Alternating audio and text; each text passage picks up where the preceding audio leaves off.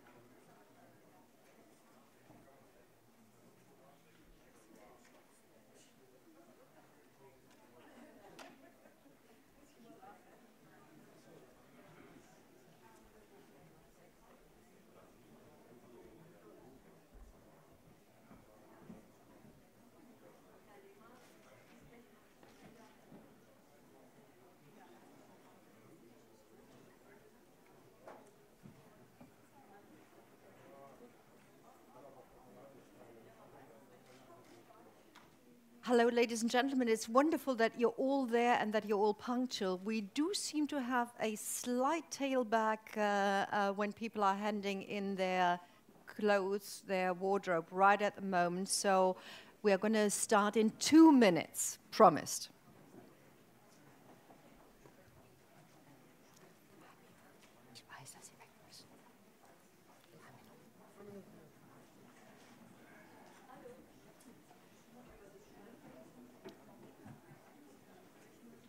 Die setzen sich nach vorne. Komm, je mehr vorne, ja.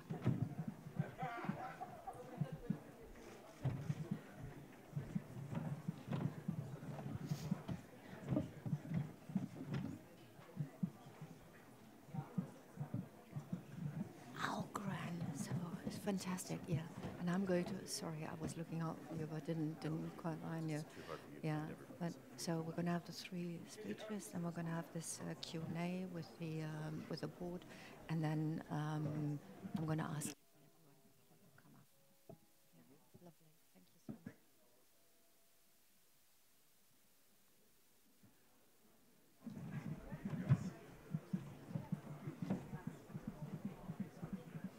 Marco?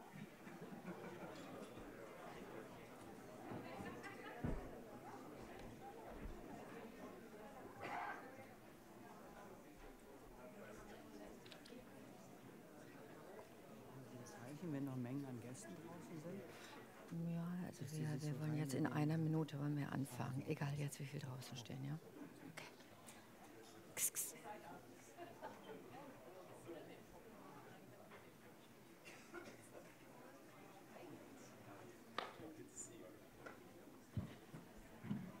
Hi, hello, and welcome, ladies and gentlemen. It's wonderful that so many of you have come here to Berlin to participate in the 4th European Resources Forum. And I think more or less it's actually a venue, it's almost a mecca for everybody who is interested in European resource efficiency ideas, ideals, and of course in programs. And sharing best practice. My name is Conny Schimmer. I'm allowed to be with you this next day and a half. So let's just have a quick look at where we are. A couple of months ago, all of you have probably read it, the 1.5-degree report by the IPCC. So that's sort of a thing standing out there. If we only get our act together, we can actually do it. However, we do actually have to act. The World Resource Council it has just met. It's just before COP24, where I assume quite a number of you will be convening again in Katowice. And we are having the handover of the G20 from Argentina to Japan. And the G20, of course, being an organ that has pushed forward the idea of resource efficiency in the last couple of years. Let me just sort of remind you, I'm quite sure that all of you have all these dates present, but we had something called the Earth Overshoot Day on August the 2nd. Now, until then, we had used our materials, our land, soil, water, sustainably. Since then, that is almost 4 months, we are already borrowing from the future. Then we already know that 4 of 9 planetary boundaries have already been surpassed. So we really need to get our act in order. And one of the issues today and tomorrow will, of course, be this nexus between climate change action and also resource efficiency and the necessity to act there. So I just see that there are a couple of people still standing up. Why don't you sort of migrate over to your left, and you will find seats, because it's going to be a grand opening, and with grand speeches, it would be lovely to have you seated there. So all of us know that we're in a transition phase. And the reason why we're in a transition phase is quite obvious. We have already noticed that things aren't the way that they should be. And I would think that 90% of you are already engaged in policies, in structures, in projects that are enhancing our resource efficiency use. And it's wonderful to be here in Berlin on behalf of the German Environment Agency, who for now, for the 4th time, i.e. sort of starting off 8 years ago, now for the 4th time is convening the European Resources Forum. So, ladies and gentlemen, just 2 quick remarks as sort of housekeeping. One thing is, you can rest assured this event is climate neutral.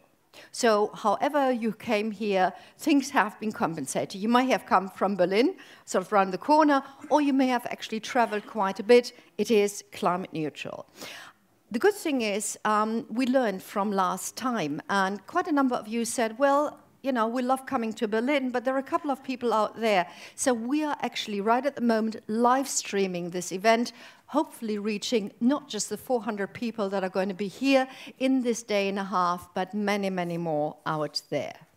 Now, ladies and gentlemen, it's a great pleasure for me to actually roll out the red carpet for the lady actually opening this event. And of course, she is the president of the German Environment Agency. She's been the president for the last 4 years, Maria Krautsberger. And you, a little bird told me, have a particular interest, apart from, of course, pushing forward a number of initiatives, both in climate action and also in resource efficiency. But somebody told me that you're particularly engaged in transmission and transforming the urban environment, especially transport, and had done that certainly in your life before the German Environment Agency. So, my ladies and gentlemen, please give her a big hand.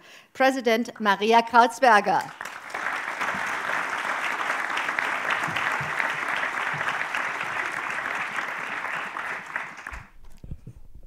Thank you very much for this really nice introduction.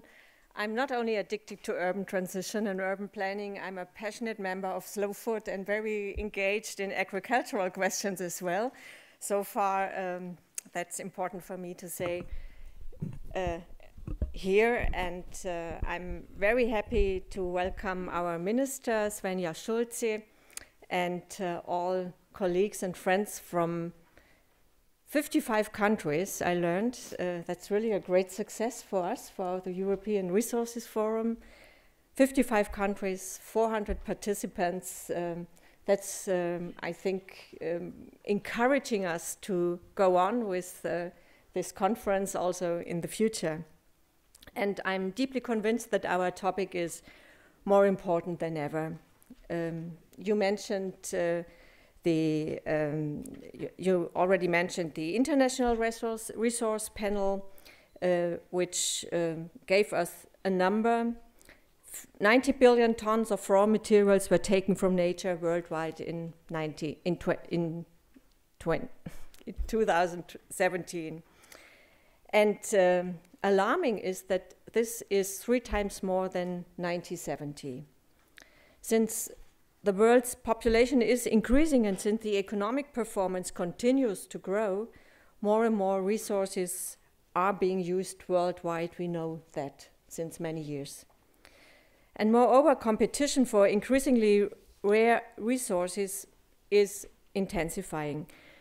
Rising resource consumptions worsens global environmental problems such as climate change, land degradation, and loss of biodiversity. If 9 million people, our future world population, will continue with the current production and consumption patterns, our planet will exceed the natural limits to a major degree. But, and this is alarming for me, different from, for example, climate protection, we are still lacking a public debate about the really alarming development.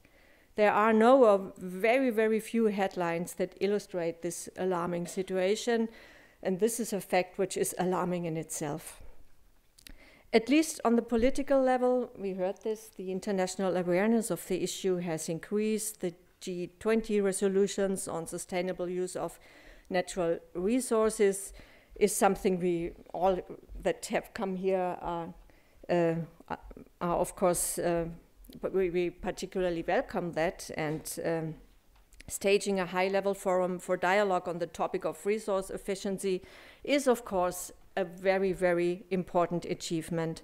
Before the G20, the G7 in 2015 also picked up the topic, and in addition, a G7 alliance on resource efficiency was created. But about how the future summits will continue this path, we don't know.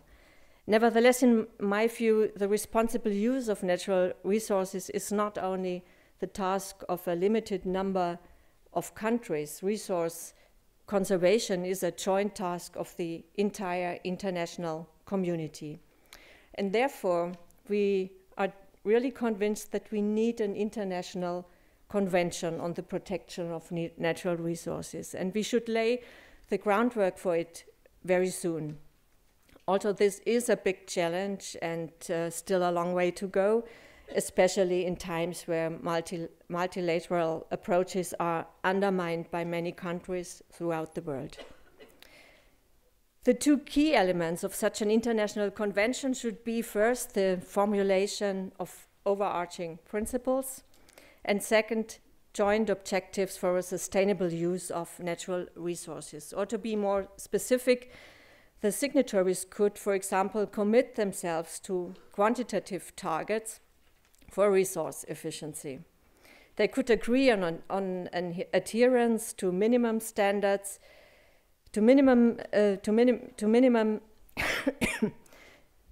standards, and they could also to minimum standards for raw materials and an avoidance of the use of raw materials from conflict regions, which is a very important aspect as well. And why should such a convention not also foster the notion that all natural resources should be understood as a global common good? We could build our discussions about the resource convention upon the successful G7 and G20 processes, and additionally, we should include the already existing experience from processes related to the Agenda 2030 and the SDGs. Today, we are staging the European Resources Forum. Thus, I would like to take a closer look at the European situation in terms of resource conservation. In recent years, the European Commission has provided important impetus aimed at reinforcing the sustainable use of natural resources in Europe. The Commission has formulated a strategy for a circular economy and has also developed a corresponding action plan. As a result, the sustainable use of natural resources has received more attention in many, many member states. And according to the European Environment Agency, 16 EU member states are planning activities for the development of national policies, of strategies and roadmaps for a circular economy, and this is a remarkable result. According to Eurostat, the raw material consumption in the EU decreased in the period of 2007 to 2016 by about 20% per capita, and I think this is good news. And over the last years, the European Union has made good progress in its legislation to protect natural resources.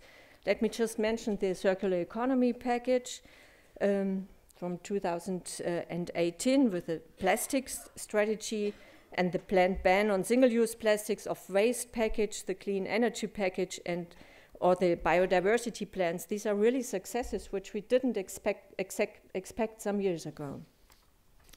But other policy areas, and in particular the issue of resource consumption, have not yet been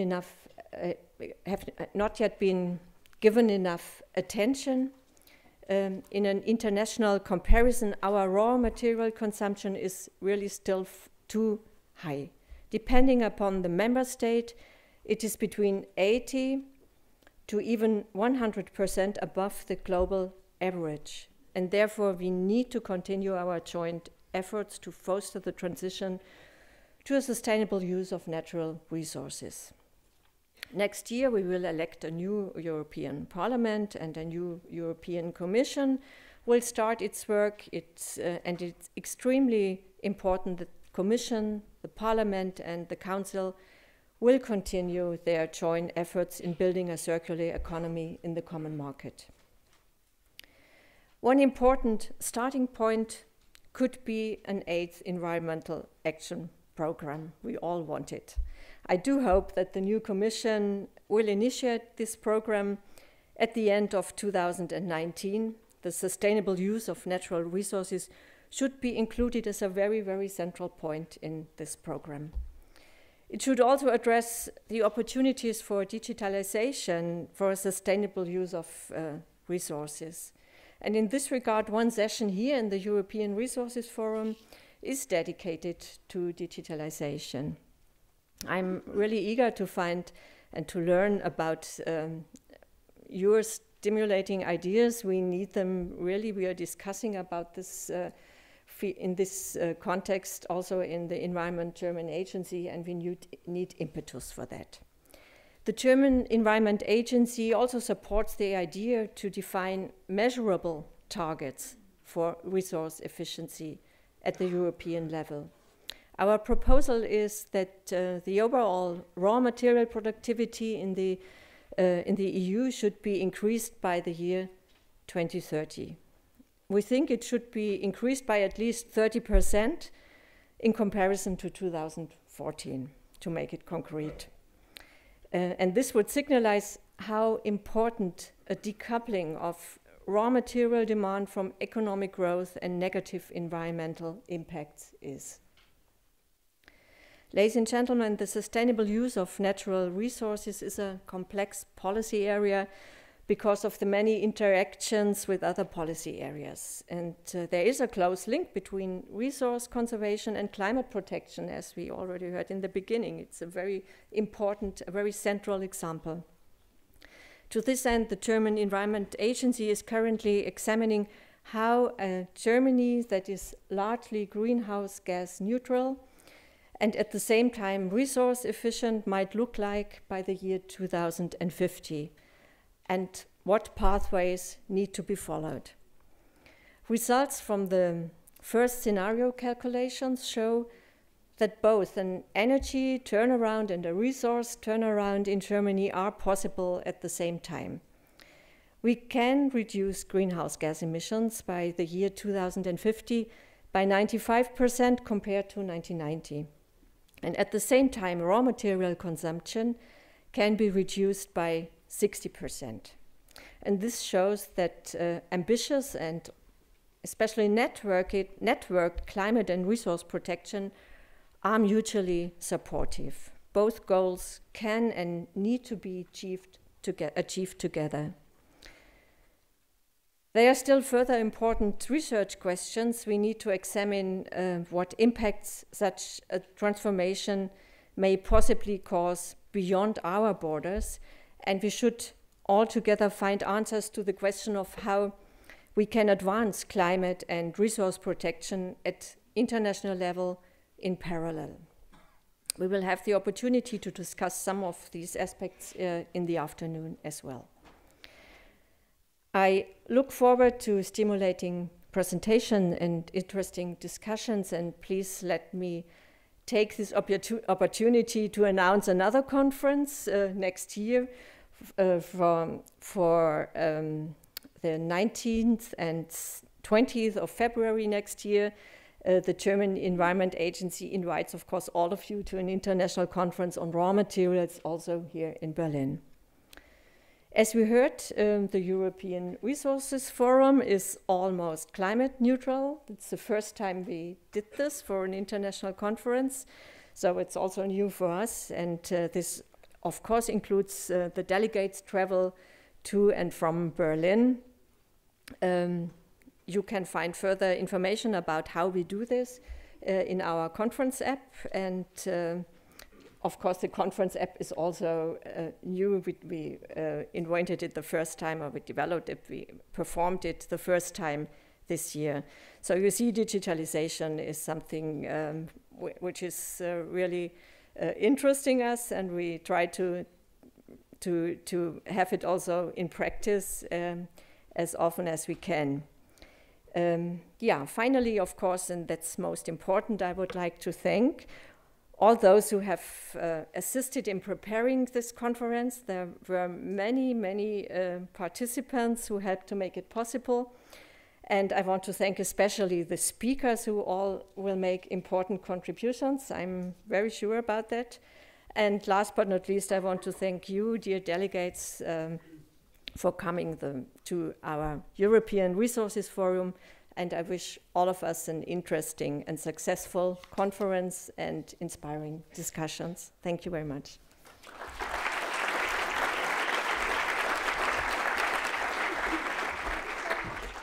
Madam President, Mrs. Kratzberger.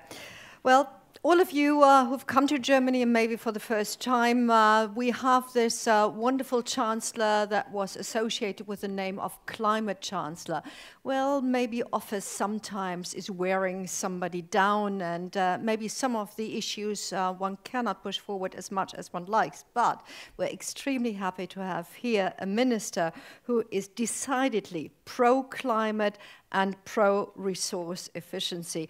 And a lot of you might argue with Svenja Schulze, well, that comes with a job, but to me, it doesn't necessarily. That might be the job description, but it's a question of what you do with it. It's a question of how much heart and how much engagement you actually put into it.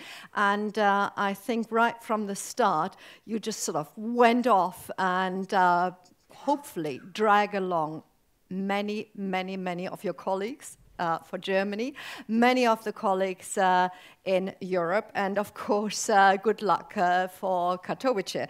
Now, ladies and gentlemen, we are almost here in Germany on the brink of having a law introduced to enforce climate action by the minister in the next year, in order to achieve the climate goals of 2030. Svenja Schulze was also fighting for a bit more tough regulation on diesel. Then she sort of went along with everybody else in Europe and said, okay, fine, 30% is okay, but you know, at least we can live with that. And yesterday, you actually put forward a 5-point plan in order for us to have some guidelines in order to reduce the use of plastic and to increase recycling. So, ladies and gentlemen, having told you many good things, here she is, the lady who is at the helm of the Ministry for the Environment, the ministry which has already successfully introduced a pro-resource efficiency program many years ago. Progress will be part and parcel of this conference as well. So give her, please, a big hand to take the time to have come here to the European Resources Forum. Svenja Schulze.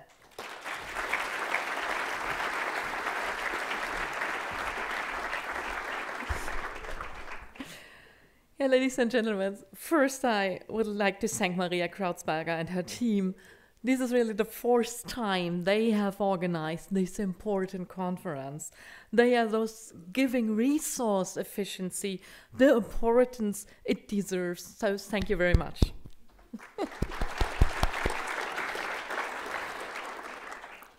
While for years climate change has quite rightly been the predominant environmental topic, any talk about climate action must also be about resource conservation. For our consumption of natural resources is, to a large extent, responsible for our excessive greenhouse gas emissions. From raw material production and processing and the transport and storage, use of resources also means the consumption of energy. All these activities produce greenhouse gases.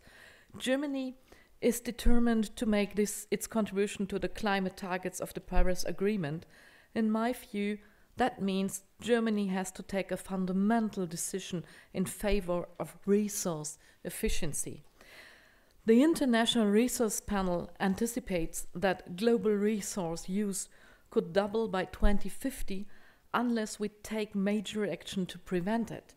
From the current 90 billion tons and over 180 billion tons, if we convert that into greenhouse gas emissions, the magnitude of the problems becomes very, very clear. It would make combating climate change a great deal more difficult. Germany is one of the most material-intensive industrialized countries. We are currently using 10 times more raw materials per capita than low-income countries. While we have already done much, we have to admit we are still living well beyond our actual ecological means. Moreover, our high demand for raw materials lead to economic imbalance. For many raw materials, our industry is almost completely reliant on imports, while the lion's share of value added is created in Germany. The people in the resource country of origin are disproportionately impacted by the environmental damage. Our imports of raw materials should benefit not only our own economy, but also people in the export countries. That is why, in my opinion, raw materials extracted in a way that is socially or ecologically harmful should not be used in Germany. That is our fundamental principle. To comply with it, we still have a lot of work to do because it requires globally accepted environmental and social standards. And even good standards can fail if their implementation is non-existent or deficient. That happens when state scrutiny is lacking and sanctions are not imposed, or when environmental standards are used as a bargaining chip. It takes a strong government to ensure that the applicable law is observed. What do we need to do, ladies and gentlemen? We want to enable as many people as possible to enjoy prosperity, but with lower resource consumption. A task of mammoth proportions, but one which can certainly be accomplished. The necessary strategies, instruments, and technologies are already available. We need the determination and the strength to consistently use these tools. With our National Resource Efficiency Program, we call it Progress, we in Germany are on the right path towards careful management of natural resources. Work is now underway on the third program, Progress 3. Our goal is to decouple prosperity and economic growth from resource use. And we firmly believe that this will make us not only more environmentally sound, but also economically stronger, more competitive and more innovative. Examples of progress include more efficiency consultations for SMEs, support for environmental management systems, a greater focus on resource-efficient products and services in public procurement, better information for consumers, and more technology and knowledge transfer for developing countries and emerging economies. Progress is not limited to activities within Germany. Our global responsibility is a central element of our national resource policy. For me, the international dimension is crucial for another reason. The world cannot consist solely on free exchange of goods. It urgently needs global answers to global questions, and they do exist. Climate action, conservation of biodiversity, combating marine litter. For that is reason enough for us to meet here to discuss. For the discussion we can and we must learn from each other. That will make national environmental policies more effective. That was one of our motivations for using our G7 presidency in 2015 to promote resource efficiency. The G7 Alliance on Resource Efficiency, which we launched, has evolved into an excellent platform for exchange. Subsequent G7 presidencies have developed it further. Canada is currently making resource efficiency a focus on its own G7 presidency. We, the G7's environment ministers, decided to launch an innovative challenge for more sustainable management of plastics and to tackle marine plastic litter. The concept of improving plastic management is also a part of the EU plastic strategy. That is why I welcome the Commission's draft directive. It aims to restrict the negative impacts of some single-use products. For me, it is important here that single-use plastic products are not simply replaced with disposable articles made of other ecological detrimental materials. Wherever possible, we need reusable alternatives. My ministry is currently very active in this area as well. Yesterday I presented the campaign No to the Throwaway Society, which we will promoting across Germany in the coming weeks. Everybody here in this room knows that it's not plastic per se that cause environmental problems, but their non-sustainable management. So we are not trying to demonize plastics themselves, but we need to move towards more sustainable low waste consumption. That is why we are launching a range of measures to reduce packaging waste, ensure less plastic enters in the environment, and to step up recycling. Among the measures is a packaging roundtable, which we will establish with the retail sector. We will initiate a recycling initiative with the plastic industry and continue the dialogue with the cosmetic industry aimed at stopping the discharge of microplastics into water bodies. These measures will be complemented with a national poster campaign and a raising public awareness of plastic waste. Ladies and gentlemen, it was a particular success that following the G7, we also put resource efficiency firmly on the agenda of the 20 major industrialized countries and emerging economies during the G20 presidency. In Hamburg, the G20 leaders agreed to establish a G20 dialogue on resource efficiency, which was launched in November 2017. This year, Argentina has continued the dialogue and Japan will take it further in 2019. However, a quick reality check makes it clear that our work still is not finished, neither in terms of circular economy nor with regards to resource efficiency. We must therefore remain resolutely committed at European and international level. In that context, alongside promoting recycling, I would like to see priority given to the useful life of products, Durability and reparability and the keywords here. It needs to be easier to repair products. That is better than throwing them away. Ensuring a longer product life is one of the most efficient approaches, and it has to start with the design stage. Deficiencies in design can often only be compensated later at very high cost. That is why products design is so important for resource efficiency, climate action, and environmental protection.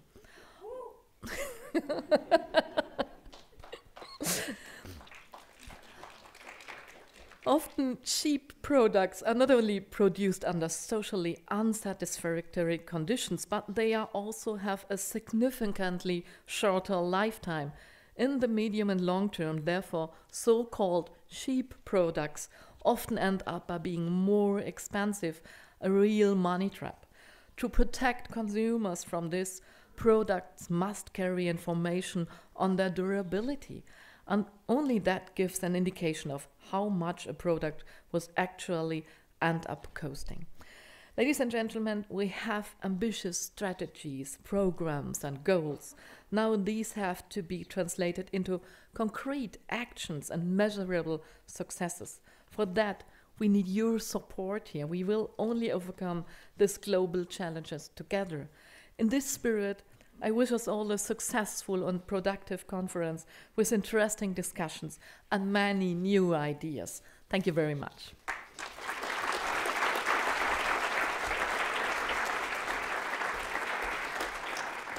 Minister, thank you very much for these encouraging words. And may I just sort of quickly look behind you, a young lady putting up a sign saying, we actually want the right to have products repairable. And I think there are some extra conferences going on that issue. There was a sort of second time round a conference in Nijmegen just a month ago called Reuse. And I think that's the forum where we can push forward.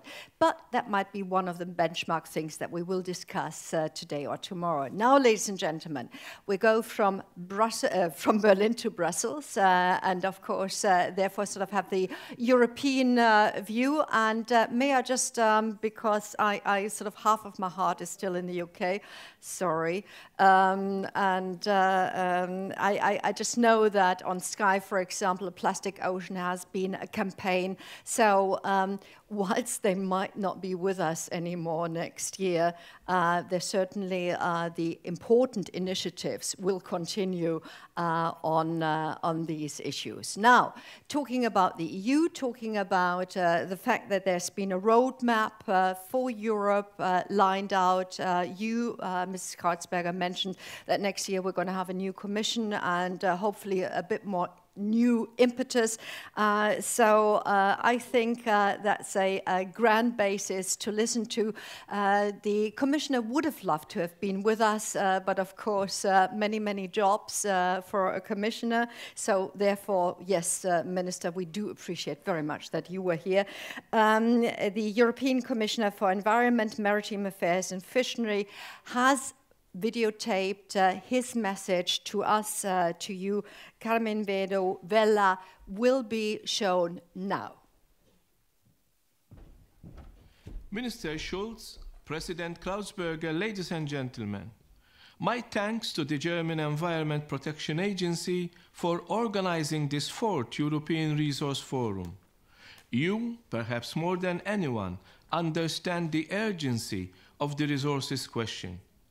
According to the International Resource Panel, in a business-as-usual scenario, the global use of materials will more than double by 2050. Annual resource use per capita will grow by 70% by mid-century. By the same date, demand for food could increase by 60%, for fiber by 80 to 95%, and for water by 55%. These trends are unsustainable. They jeopardize the carrying capacity of the Earth. They illustrate the need for a change of direction where we, decouple resource use from economic growth. Because what we need is a resource-efficient society focused on sustainable development. That's the direction the European Union wants. The Circular Economy Action Plan is a roadmap to get us there. It will take us from a linear production system to a different model where the value of products, materials, and resources is maintained for as long as possible, creating minimal waste. To get there, we need widespread support, including financial support. And that is why last March, the European Commission adopted a plan to financing sustainable growth. The aim is to re-engineer the financial system to improve support for sustainability. We will get there by channeling private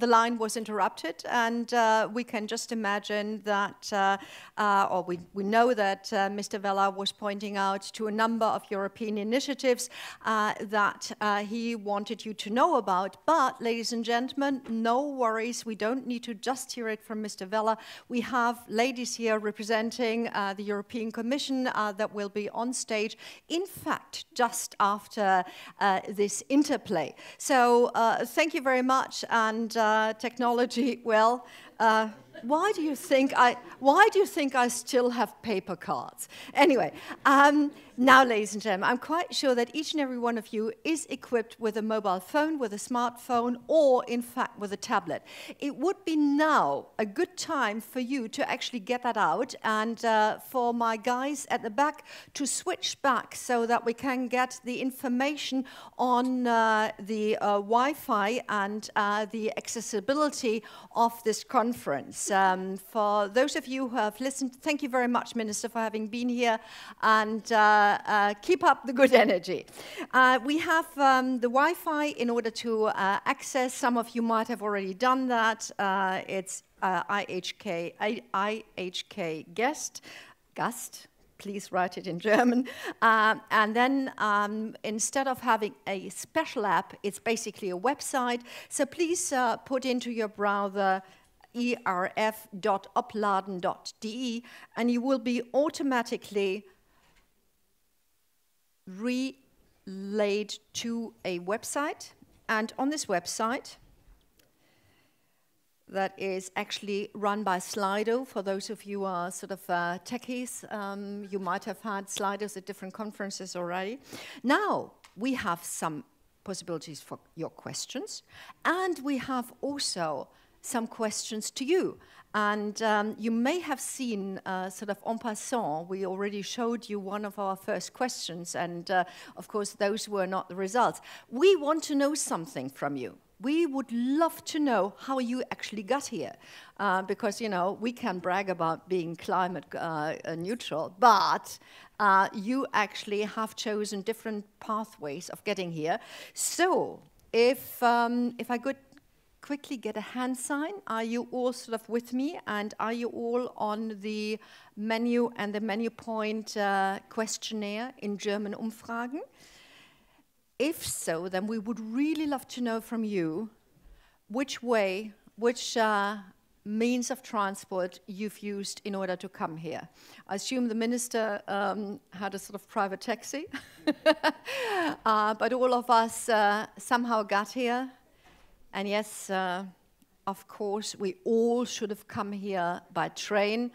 However, some of us might have taken a long time getting here by train, so you actually did have to fly. I would just like to know if you have voted, and I give you another 10 seconds. 9, 8, 7, 6, 5, 4, 3, 2, 1, and can we stop the voting now? So it looks like all of you were really good. Like more than half of you have arrived here with public transport, a couple of you necessarily using trains. By car, not so many, so that's really good, on foot or bike. Not just sort of doing something for the environment, but doing something for your own body is fantastic. And co-riding is also good. Now, the next question that we have is more specific to your particular way. Can we see the next? This is finished now.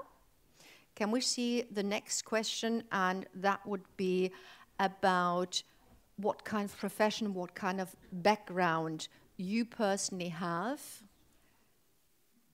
And we're going to switch over to the next question before we start the questionnaire. By the way, en passant, this is just sort of, for you to listen to, for those of you who are the faster, how far have you traveled is an in-between question, which we can use. Okay. Let's quickly see.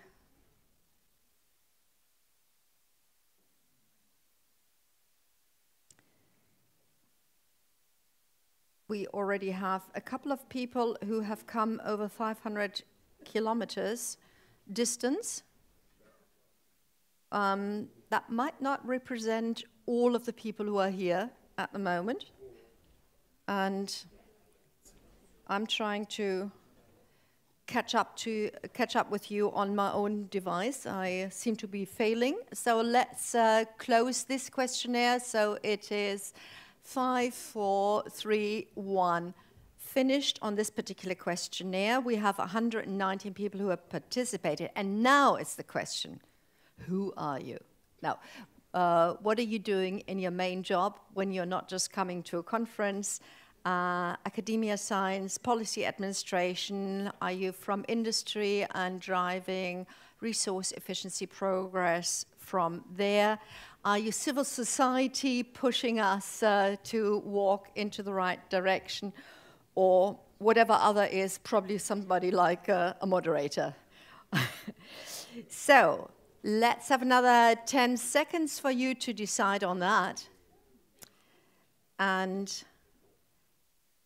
5, 4, 3, 1. Well, 3, 2, 1, right? And finish this particular questionnaire. How many people have participated? I can't see that anymore. Okay, we leave this question for a moment, simply because you have to have... Oh, all right, you vote if you want to. Right, I'm just a moderator. Who the hell cares, right? No problem. So another 10 seconds of how many times you've been at the European Resources Forum. And we seem to have quite a high number of first-timers.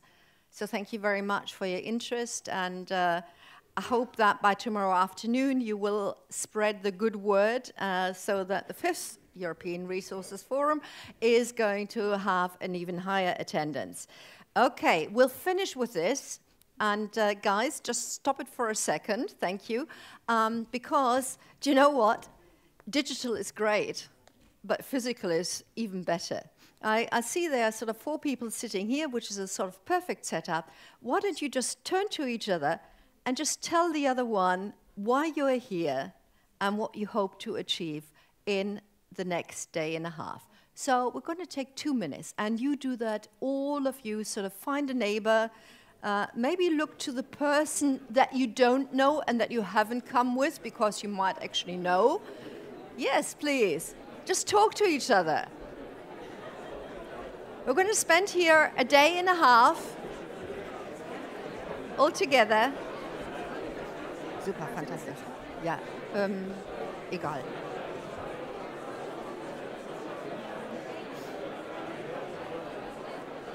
Scoremaker here? Yeah? Yeah. Good. Okay, super, danke.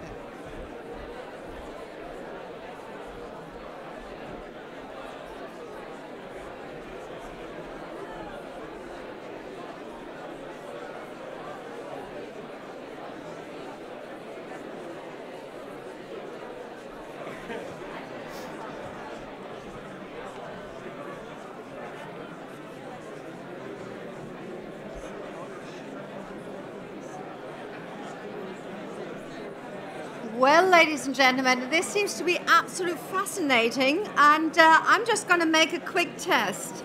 So, can I just ask you, what are you expecting in the next day? Next day, Yeah.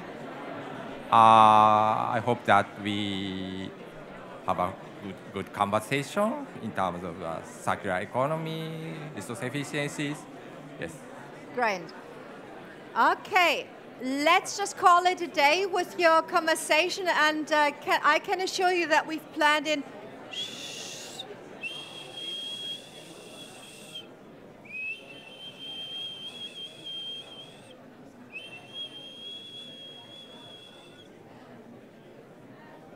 I know that I've asked you all to talk. Maybe we can just for a moment now come to an end with your conversation, and just let's concentrate on the panel that we're going to introduce now. Let me just quickly ask Birte, why did you come here and what do you expect? One sentence.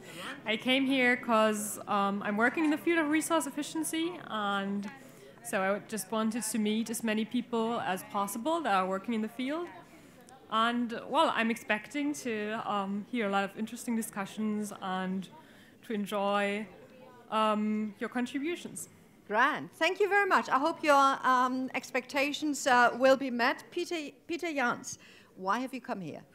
Oh, I come to look for new information from the other countries, or for India, for Japan, and something more. You're going to get that, definitely, that I can introduce, especially seeing that Japan is taking over the G20 and has been engaged on resource efficiency for quite a number of years. Madam, you have come here not just to participate, but... Yeah, to give a speech on the behalf of the European Commission on the taxation side. Fantastic. So financial aspects are, of course, very important. And a last person, Matthias, that's the bad problem when one sits sort of, at the end of a row. From the Federal Environmental Agency, so part of the team who's organizing this part conference. of the team. I'm here to meet all the fantastic people here and to learn a lot about things going on in other countries. Okay, and you've noticed that I try to avoid asking Mr. Lehmann why he's come here, because, of course, he's known to each and every one of you. And with that, ladies and gentlemen, I really do hope that you're going to keep up the conversation that we've just started and that we've made you get into. And you meet people that you haven't met before, because I think that is part and parcel of conferences, that you actually have that one-on-one exchange and that you learn about projects in other countries. Now, ladies and gentlemen, having sort of gotten to know each other, I would now like to, A, grab the right paper, B, I would like to introduce my panel that is going to discuss with you ways forward from a European point of view. So, please, could I ask Brendan Edgerton to already take his place? He's the Director of Circular Economy, World Business Council for Sustainable Development from Geneva, Switzerland. I suppose you've taken the plane to come here. Good. Please have a seat. Astrid Skomaker is already with us. She's the director of the Directorate Global Sustainability Development, DG Environment, from Brussels, from the EU. Thank you so much for having been here. Do you know, yes, that's very good. I think that movement is brilliant. And last but not least, Jeremy Waits is here. He's the Secretary General of the European Environmental Bureau, and we will get to know in a moment what a great organization that is. Yes, and he also needs a round of applause. Okay. Now, ladies and gentlemen, the microphones are to your left or your right. I think you don't have to share. Each and every one has one available. I just tell you the rules of the game. We've asked each of them to actually prepare a statement in order to take us along on their organizations, on their particular outlook within an organization, if we talk about the environmental part of the European Commission, and in Jeremy's case of the NGO side, and I'm talking about a lot of them in your case. So their particular outlook on what we are talking about. We're talking about transition. I've mentioned the challenges that are out there. Numbers have been reused quite a bit, recycled quite a bit. New numbers are added. But basically, Brendan, how do we actually come to grips with the transition that is a big challenge to each and every one, that is a societal challenge, and it's also a question of survival? Yes, well, okay, great, it's working, thank you. Thank you for having me. Everyone, my name is Brendan Edgerton, Director of the Circular Economy Program at the World Business Council for Sustainable Development. Just perhaps for those who may not be familiar with WBCSD, we're a nonprofit organization headquartered in Geneva, Switzerland, with around 200 member companies, all collectively working towards sustainability. So as for this conversation, we have a program within our circular economy work called Factor 10, actually based on some of the work that individuals in this room have done through the Factor 10 Institute. And through that, working with around 35 companies on different challenges that they face within the circular economy. These companies range from 16 different industries and from over 12 countries. And they see the circular economy as an opportunity that has two prongs, if you will. So one is, of course, the environmental benefits that taking a more circular approach to business can offer. Obviously, they understand that that's not going to be the case for every circular project or solution, that life cycle assessment needs to be done with that. But they also, of course, recognize that there's economic opportunity in rethinking how business is done. And this goes back to a report that we released last year that we did with Ecofis, where we analyzed the 8 largest material flows through the environment and looked at, for just those 8, what would be the environmental impacts and where were those resources flowing into. And what we found is that for those 8 resources, wood, metal, everything through biomass, including cattle, this is all available on a report on our website, that they were responsible for 20% of greenhouse gas emissions, 95% of global water use, and 88% of land use. So the next step is that it was finding what are these resources flowing into. And we found 1/3 of them are flowing into the built environment, 1/3 of them are flowing into the food system. And so what this told us is that if we could start taking a more circular approach within these sectors specifically, that there would be a massive opportunity for reducing some of the environmental consequences of those sectors. And as far as the concepts that we talk about within circular economy, resource efficiency, bioeconomy, those are all adopted by businesses in different ways. Obviously, some are more material to certain companies than others, but nonetheless, what we try to do is get companies to start thinking about how they can adopt circularity and resource efficiency through the different departments within their organization. So how can they improve their design, manufacturing, procurement, end-of-life recovery, even through finance, and implement some different practices that move them from the conventional linear model we have to the circular. All this to say, it's a journey to get them thinking about this. We have some companies who have, like a Philips, who you hear, one case study after the other about, who've been thinking about this at a strategic level. And then we have some other companies that are just starting to get familiar with the concept. And for the most part, talking about things around recycling, where we try and say, okay, that's great, but that's the first step of what needs to be done. And so trying to move the concept right now of circular economy in the business community from one that's relatively held across kind of leading minority and share that with the fast-moving majority or close followers that are ready to pick up the concept and see the opportunity in it. I think one of the challenges that they face is with civil society or with consumers. Consumers say they want green goods, but often don't buy them.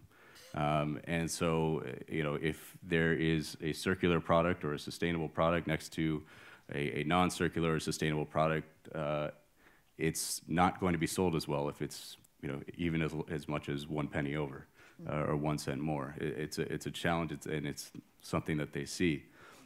And so, again, what we try and get them to think about is how can you create additional value for the consumer other than the product that you're giving them. Perhaps you're giving them access to something.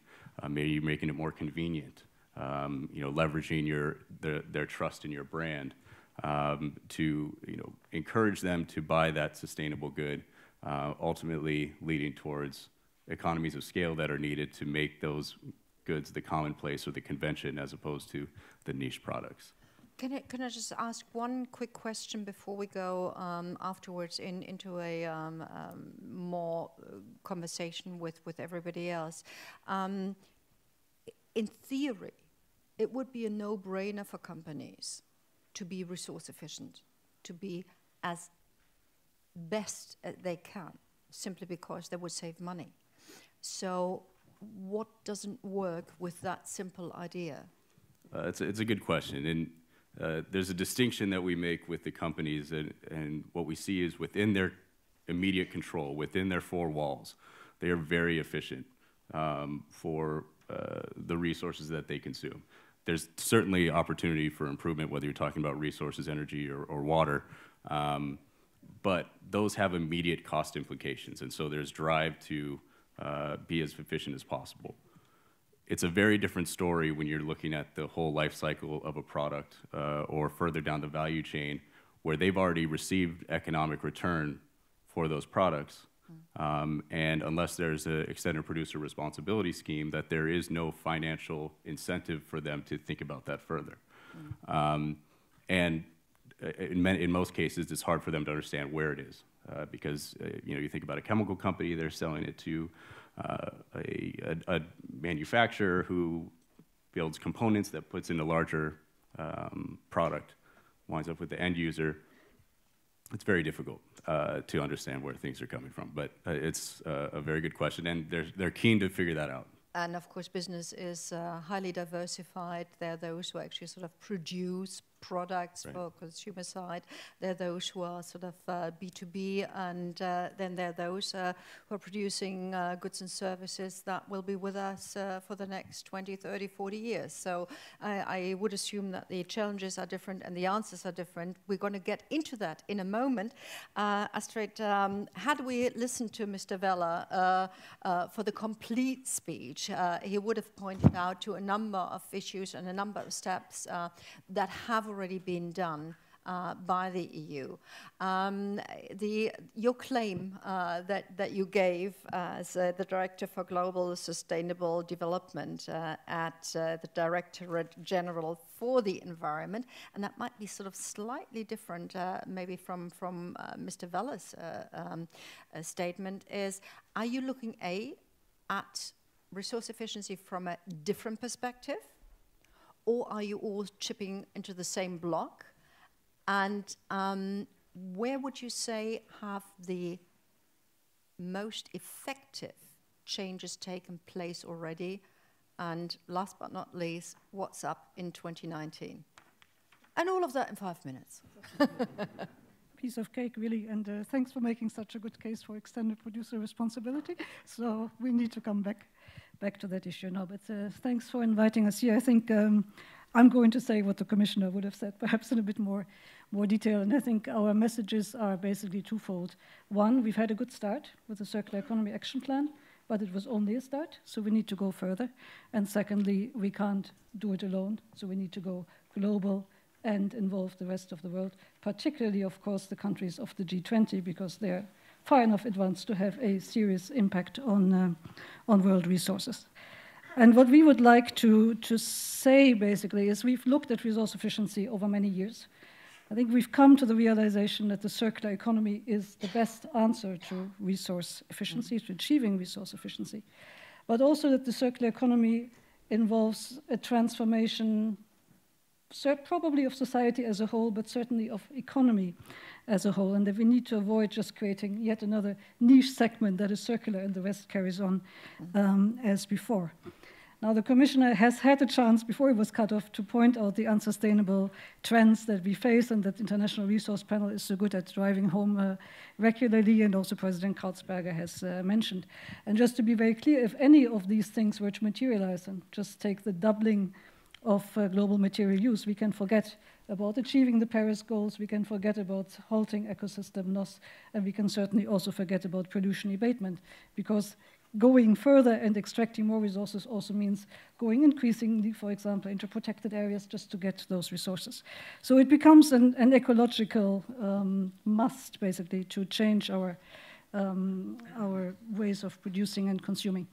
By the way, I've copied you. I've seen that it looks so cool to hold these little pieces of paper, so I'm trying to do the same. So you said, what has already worked? I think we're actually quite proud of our Circular Economy Action Plan. 85% of the actions have been implemented. We didn't think we would manage to do that quite so quickly. But it would be then a mistake to believe that 85% of our economy is actually circular. So that by far is not the case. So we have to do more at all levels of governance, but also involving all stakeholders. And in particular, and maybe that's then the difference to your perspective, not so much looking at the consumer and not really saying it is the consumer's responsibility, but thinking more about polluter pays and saying in the first place, it is production that we want to look at. And there we believe as governments we can do a lot more to have, to incentivize circular products via having, let's say, a more coherent product policy than we currently have. So we have a lot of tools that we're using increasingly also as part of the action plan, so be it the eco-label, be it eco-design, be it green public procurement. But we need to see how these work together, also for specific product groups. And we have worked a lot over the past years to develop new methodology. We call it product environmental footprint. And we need to see how that better knowledge that we have basically elaborated together with companies can be used in order to inform eco-design and inform eco-label, etc. And we should probably not forget that with all of that, we need always to bear in mind that circularity is really largely decided at the design stage, not by the consumer. It is the way that the things are being produced that decide whether they can be remanufactured or repaired or ultimately recycled. So if we want to promote that further, apart from doing more on extended producer responsibility, just to drive it home to companies that they are responsible for the products along the whole life cycle, I think there's a lot to be done in terms of education. If we look at how engineers are being trained, we need the programs to train them for circularity so that they know that there are different design parameters that today are decisive. And of course, we also need to do a lot more in looking at the chemical composition of many products, because that will be also decisive in terms of recycling and in terms of keeping toxics out of our supply chains. And beyond that, we often think circular economy is recycling, but it's much more than that. And it's not just having nice new recycling targets that the EU has just adopted, which was really a breakthrough and a very good success. But now we need to look at the quality of the recycling as well. And if we want to have good quality recycling, we need more effective separate collection. We need more sorting and better sorting technologies. And we need, of course, investment in these technologies and looking at both mechanical and also chemical recycling where nothing else is possible. And beyond all of that, really also look at the sectors that are very resource intensive. And I think we've been quite successful with the plastic strategy. It has had very good feedback from society, also from plastic associations. Of course, now that we discussed the details, the hesitation comes a bit more. If you've been producing plastic cutlery, you're not so happy, that's clear. But we need to look at other sectors as well that are resource intensive. You've mentioned construction, that's very important. There's IT, there's certainly textiles, maybe textiles as the next plastics. And dare I say it in Germany, there's automobiles. We should perhaps also look at the circularity in the automobile sector. And in all of that, but that's been mentioned before, really better understand, learn about, and then use the potential of digitalization. Blockchain by itself, for example, just to understand better what is in a product, to have a digital product passport would be really decisive to see at the end of its use what can be done with the product. So all of these are some elements of a circular economy 2.0, and none of this can be done by ourselves alone, but maybe that's getting a bit long, and I speak about that later. So we really have to reach out and involve, I think, all UN agencies that are relevant and use the opportunities that we have in the G7, that we have in the G20, and that in particular we will have in March also at the UN Environment Assembly, which will look inter alia at sustainable consumption and production. Thank you very much. And on the way to Jeremy, can I just say that after this round, we would love your questions to the panel. For that, we do have both the microphones here, and there will also be assistants to bring the microphone to you, especially if you're sort of sitting in the middle. And don't forget that we have our tool, our IT communication tool, where you can actually put questions to the panel if you don't necessarily want to get up and put those questions to up. Now, Jeremy, your organization actually is massive. 140 member organizations, 30 European countries, i.e. beyond the EU. Somewhere I have in the back of my mind like 30 million people behind you. I had read that. So your organization actually has an enormous amount of power to bring about that change, that transition that we need in our minds, not just to go for the cheapest, but maybe for the longest lasting products. How does your organization do that? What is your goal?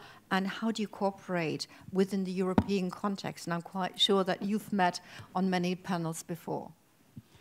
Thank you, Connie. Good afternoon, everybody. It's a real pleasure to be here. Well, of course, yeah, we have more than 30 million citizens, individuals behind our 140 member organizations. I don't know if it gives us the power that we sometimes wish it would give us, even influence, but we're certainly very much engaged at the Brussels level, but also throughout the member states and beyond the EU as well, to try to influence policies in a kind of greener direction. And the circular economy is one of the key focus areas for us in the last years. And I mean, often in discussions on the circular economy, you have these discussions about just the gravity of the challenges, just how huge it is, a bit like the 1.5 degree challenge. And sometimes, you know, you get very kind of high-level aspirational statements about the systemic changes that we need. And I absolutely agree that we need to transform the way that we do things in society in a very fundamental way. But I don't think that recognition should stop us from looking at quite immediate policy changes that we can make. And I tend to think, you know, that enough incremental changes in some areas can add up to a systemic change. So, you know, let's not shy away from the immediate challenges. And I'd like to kind of pick out 4 issues. This is selective rather than comprehensive, but just 4 areas where I think we can do a lot to shift our economy in the circular direction in a very practical way. And I'm going to start with the first one as eco-design, because as Astrid just said, you know, a lot of it begins with the product design stage. That's where I think 75 to 80% of the impact is determined at that stage. So it's absolutely key to get that right. Now, we have one of your questions ahead of this was background questions is, are the existing concepts for a resource-efficient Europe in a circular economy sufficient? And, you know, I think many of the concepts that we have and many of the tools that we have are actually great tools. They're just not used with sufficient ambition and also, in some cases, with sufficient breadth. And I think eco-design is a classic example of a really excellent tool that needs to be used with more ambition and with more breadth in terms of taking in other sectors, going beyond the energy footprint to the resource footprint and so on. Who are you, just quickly, just to specify, who are you looking for to actually do it? Well, right now, there's an opportunity sitting right in front of the member states, because in December and January, the member states will have the opportunity to vote on a proposal from the Commission for covering 5 product categories which are, let me see, lighting, displays, that means TVs and computer monitors, washing machines, dishwashers and fridges. And this is, I know this is really nitty-gritty stuff, and you think, well, this is a high-level conference. Why are we talking about dishwashers? But actually, that's where the rubber hits the road. That's where, you know, the CO2 emissions, but also the other resources are actually saved with the provisions. And unfortunately, what we've seen, there was a really quite a good proposal that came out earlier in the year from in the Commission. But when it went through inter-service consultations, a lot of the requirements on repairability were stripped out. And so I have a very concrete request, not just to Germany, but to other member state representatives here, if there are. You know, please put those provisions back in. Because, you know, this is where you can walk the talk. I mean, we all know that we want to move to a circular economy, but you actually have a chance to do that. The second issue I want to look at is the role of consumers. And I want to pick up on the comment from Brendan, who quite rightly said that there's a gap between the willingness of consumers and the actual engagement of consumers. But last month, in October, a very interesting study was done by DG Justice and Consumers, which not only looks at this gap, but it looks at the reasons behind the gap. Because if you just leave it, as you did, Brendan, it sounds a little bit like, well, the consumers are just hypocritical, aren't they? But actually, there's two very fundamental reasons why you have that gap. And one is because consumers don't have the necessary information. And this study shows that when you provide consumers with the information on the circular economy aspects of the products, it shifts the purchasing decisions in the circular direction. In other words, towards more durable, more repairable products. And the second factor is what effort do consumers need to go through in order to make the circular choice rather than the linear choice? And this is fundamental in affecting how consumers who actually want to do the right thing, and that's what this study shows, consumers by and large do want to do the right thing. It's a huge effort to do so, they're not going to do it. And so the key drivers to produce more circular economy friendly behavior among consumers are providing that information. And we have some very interesting tools and talk about even more interesting tools like product passports. Product passport, like it can be a QR code which shows the energy footprint, but also the critical materials extraction footprint, the hazardous content, the repairability or disassembly possibilities, and so on. I mean, all of this, the technology is there. Your minister said it this morning. The technology is there. And you made or you said you wanted to talk about 4 points. Can I ask you to sort of, just sort of? I will, and I'm happy to come back to that if needed. The third point I want to make is in relation to the fiscal encouragement of the circular economy and the fiscal discouragement of the linear economy. It's not enough to start promoting the circular economy. We've got to get rid of the linear economy. And too often we see businesses who like to add a circular economy branch, but their main operation is linear economy based, and they're quite happy to do that. Why are they happy to do that? Because the bottom line for businesses is that they need to make money. Governments have a unique, distinctive and crucial role in setting the economic framework through binding legislation. Don't expect businesses to stop needing to make a profit at the end of the year. You need to change the fiscal environment. And there are specific problems, but I'll skip over those. And the last comment, because I'm running out of time, is the last point is that we need to get toxics out of the circular economy, because toxic, even banned chemicals are increasingly being found in consumer products that are made of recycled materials. And this obviously undermines the circular economy. This links to the transparency point. We need legally binding requirements for full transparency on potentially hazardous chemical contents of products. And we can use the digital economy to promote this. I have more to say on that, but I'll stop at that. Thank you. Thank you so much also for shortening your probably very, very good additional inputs. Yes, you may well give a round of applause for the introductory statements of all of them. And from now on, ladies and gentlemen, you can chip in, and I will revert to the role. So I can't see our ladies, but if you could just get up, seeing that you're at the corner of the row. There is a microphone already there. Would you mind getting up? Just very quickly, thank you. Alternatively, we have this wonderful host to hand over the microphone.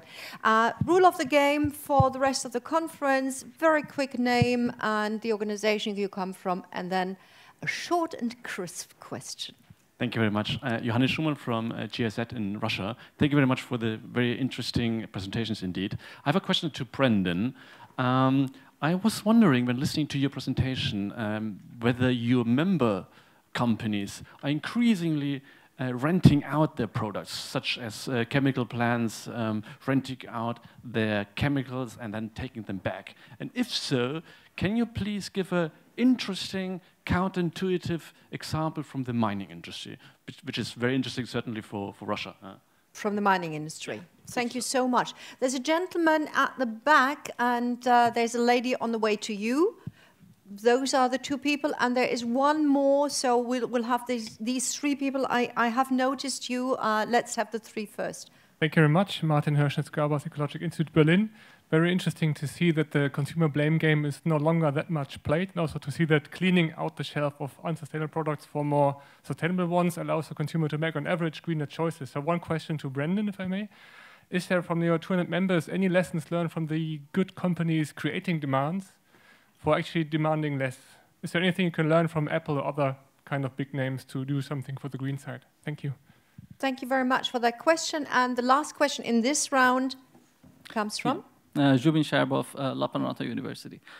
Thank you for the nice, inspiring speech. My question is related to jobs and durable products. We're encouraged to buy durable products, but then if we do so and those products are durable, then lots of jobs are going to be lost of the people who are making those products. Has this issue been addressed by anybody, and what can be some solutions to that? Thank you. Thank you very much for your questions. In this particular round, we were going to have another one. Brendan, you were very much sought after, so please start off by answering, and I'm quite sure that the others can chip in with their ideas. So should I go through the first two questions, or just give the first and then maybe open it up to see who else wants to chime in?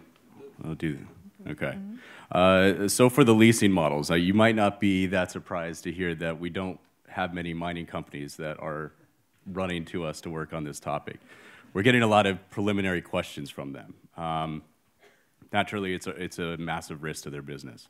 And we're seeing, with the plastics conversation, that those chemical companies have, in the last 18 months, that whole value chain has jumped up and looking for ways to solve the problem. The extraction industry is a little further behind. But at some point, we anticipate that they'll come knocking, and naturally, we'll be willing to help them think about it to the point of the jobs. That's an aspect that we think about as WBCSG as well, the social side of things. There was a study, actually announcement yesterday that General Motors in Detroit is letting go about 15% of its workforce because of the shift that they're making in strategy to electric vehicles. So, while we have, it's good that we're getting movement from these large corporations in the right direction that are, moving towards sustainable mobility, nonetheless, there's always going to be consequences. So trying to get the companies to think about that as that's happening. Similar conversations also happening around AI at the same time. So. Very quickly, and jumping onto the wagon of the extractive industries. I mean, there is sort of something out called EITI, which is sort of more on the transparency issue. But could you maybe sort of earmark some of the projects and sort of say, we want to get into the circular thinking, into the resource efficiency thinking?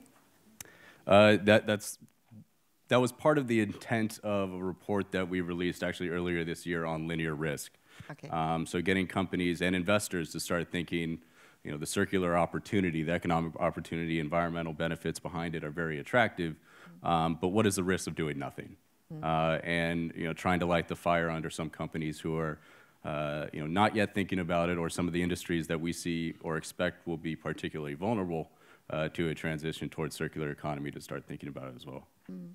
Astrid, maybe may I pick up one of the aspects that we've heard from Jeremy, the fiscal incentives.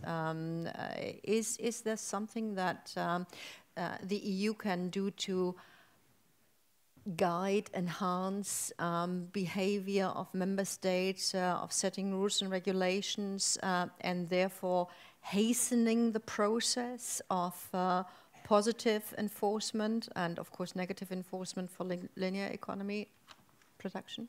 There is. It should be working, unless it was switched off. Maybe it switched. Maybe it was resource efficient and switched itself off in the meantime. Can I also answer on the other question? Please, of course. Yes, okay. yes. No, but to start then with the fiscal, absolutely. I mean, the commissioner was trying to mention, I think the moment he was cut off, he was supposed to come to our Sustainable Finance Action Plan, and that is indeed, part of it is indeed trying to direct investment towards more sustainable activities. And of course, if we look forward, we need to link the word sustainable and circularity and try and see how can we identify more circular companies and direct investments to them. There's work going on in taxonomy, but I think there's a lot more interesting work that we need to push over the next years, and that's about transparencies, companies' footprints. Again, we've done work on that, on the organizational environmental footprint, and then making sure that investors in particular also know what is the footprint of a company, thus is the company circular, and should we invest in them. But I also wanted to say something on the labor issues, because that's it's very important, and it's very clear that the circular economy, if it becomes reality as envisaged, will be disruptive and will have labor impacts, and we need to be very clear and transparent about them and not just say everybody will be a winner. I mean, if we have automatic cars and you're a taxi driver, you have a different perspective from somebody who's sitting here. So clearly, what we need, however, also to, I think, better explain is that repairability that comes with durability, because nothing will last forever, things will need to be repaired, upgraded, etc., offers a lot more job opportunities and often also both high and low skilled opportunities than the current linear model. And we have studies on that. We need to get better at showing that. I don't want to always belabor the International Resource Panel, but again, they've done great work, and we can always turn to Hans Breunings, who's sitting there, who can also help me explain in what they're doing. But they've done, for example, a study on remanufacturing and other value retention processes in a number of product categories, and there they show very clearly also the positive employment benefits linked to these practices.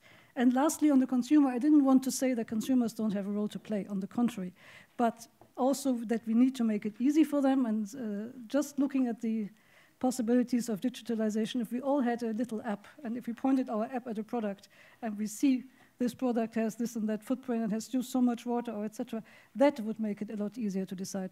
But the other thing, always, I think, to remember, whatever the studies say, most people, and for good reasons, also need to look at the price. And if a circular product is more expensive, well, then it's a difficult choice to go for the circular product. Talking about apps, of course, we have a plethora of apps already out there, and my hobby, anti-human trafficking, there are probably 5 different apps I could use to see whether a product has been done under slavery conditions with problems in the supply chain, but I'm not quite sure whether I would spend so much time looking at a product with 5 different apps to see whether I can actually buy it. So with all the advances in digitization, there are also some drawbacks as yet, but we are in a place of transition, and that's always a difficult issue to be. Let's talk about the labor issue, because, of course, people who are working are also consumers. Are they sort of, is that like a cat biting into its own tail, or a snake biting into its own tail? Like, if I buy the more sustainable product, I might not have a job anymore? Well, I don't think that's what the studies say, actually. I think Astrid has put it very well, saying that, you know, the circular economy, yes, it's disruptive. And indeed, I'd go further. I mean, I think there are certain kinds of activity that simply should not be existing in the next 5, 10, 20 years. The fossil fuel industry it should be phased out. That's clear to everybody, I think, at this stage. And yet, sometimes we don't like to say that. Well, I'm going to say it. It does need to be closed down. And yeah, mining is maybe not quite in the same category, but there are similar considerations there. So I think we have to be clear that, you know, some jobs in some sectors are going to be lost, but many other jobs, and according to the studies as I've seen, and the Commission has done some very good studies as part of its impact assessment processes, which show that actually you'll get more jobs through a circular economy. So yes, we need to think about retraining, we need to think about a just transition, but I don't think overall that we are looking at less jobs. I mean, on the issue of leasing, I think as a consumer, we shouldn't see leasing as an inferior option because it means you're getting the latest product, the best product, you're using it, and not the one that's been in your shed, hardly used for the last 15 years and isn't up to date and so on. And on the issue about that you've just mentioned about, well, how much would you be motivated to use this app which tells you what the environmental footprint is, the resource footprint is? I think it's going to depend on issues like price. I mean, if you're spending like 300 euros on a product compared to spending 30 euros on it, then you might take a bit of time and attention. And I think I must pay tribute to the agency as well for the Ask Reach project, which probably most of you don't know what that's about, but that's looking at the issue of transparency around chemicals in products, which we're happy to be part of as well. And I think this is, if you can get this kind of information in a user-friendly form, I think, you know, it will exert a pressure on consumer behavior and thereby on producer behavior. I mean, there are a couple of sexy products out there already, like, and I hope nobody is sort of against me actually mentioning the name. Adidas has produced a trainer, a shoe that you can actually put after having used it.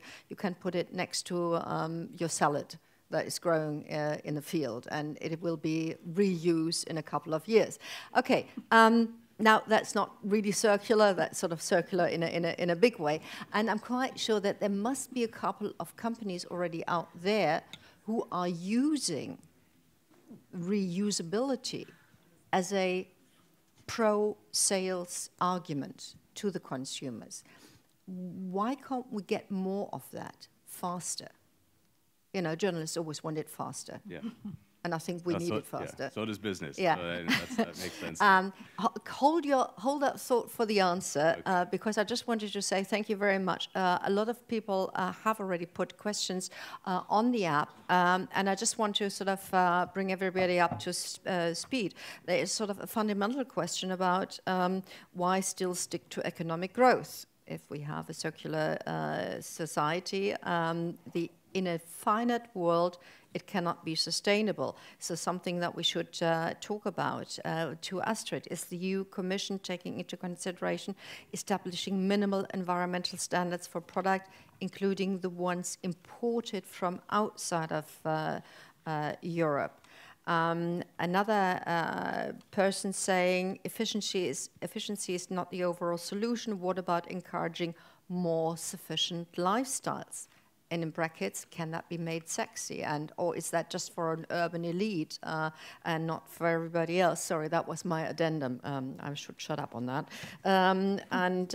Last but not least, to Astrid again, what do you mean when you say 85% of the action plan has been implemented? Can you explain about that? And maybe that's the most concrete. Astrid, would you like to answer that question first, and then we continue with Brendan, and we will do one more round with you, ladies and gentlemen, here in the room. Yeah, what I meant, the action plan was accompanied, they had an annex of 52 actions that the Commission had to undertake, and they were mixed in nature. There were legislative proposals, there were studies, there were discussion papers, etc. And out of those 52, we have implemented, we've put forward 85%. So that doesn't mean they have been implemented necessarily, but what we had to do in order to kick off this discussion on the circular economy or incentivize the circular economy, under this particular action plan, we have done to 85%. That's what I meant. Thank you. So Brendan, products are already out there, some ideas are out there. Is reusable the new sexy? So I think typically when we have these conversations, it revolves around a B2C conversation. Everything is, what is business selling to the general consumer? There's actually, I would argue, a lot more happening B2B. And that's for a couple reasons. One, companies would put additional value on circularity or sustainability benefits because they obviously have their own metrics and targets that they need to hit. And so they might be willing to pay a premium to another business, again, if they're getting additional value from it. But that being said, maybe just a few examples of what companies are doing. International flavors and fragrances. They provide the flavors and fragrances that go into your perfumes and your ice creams.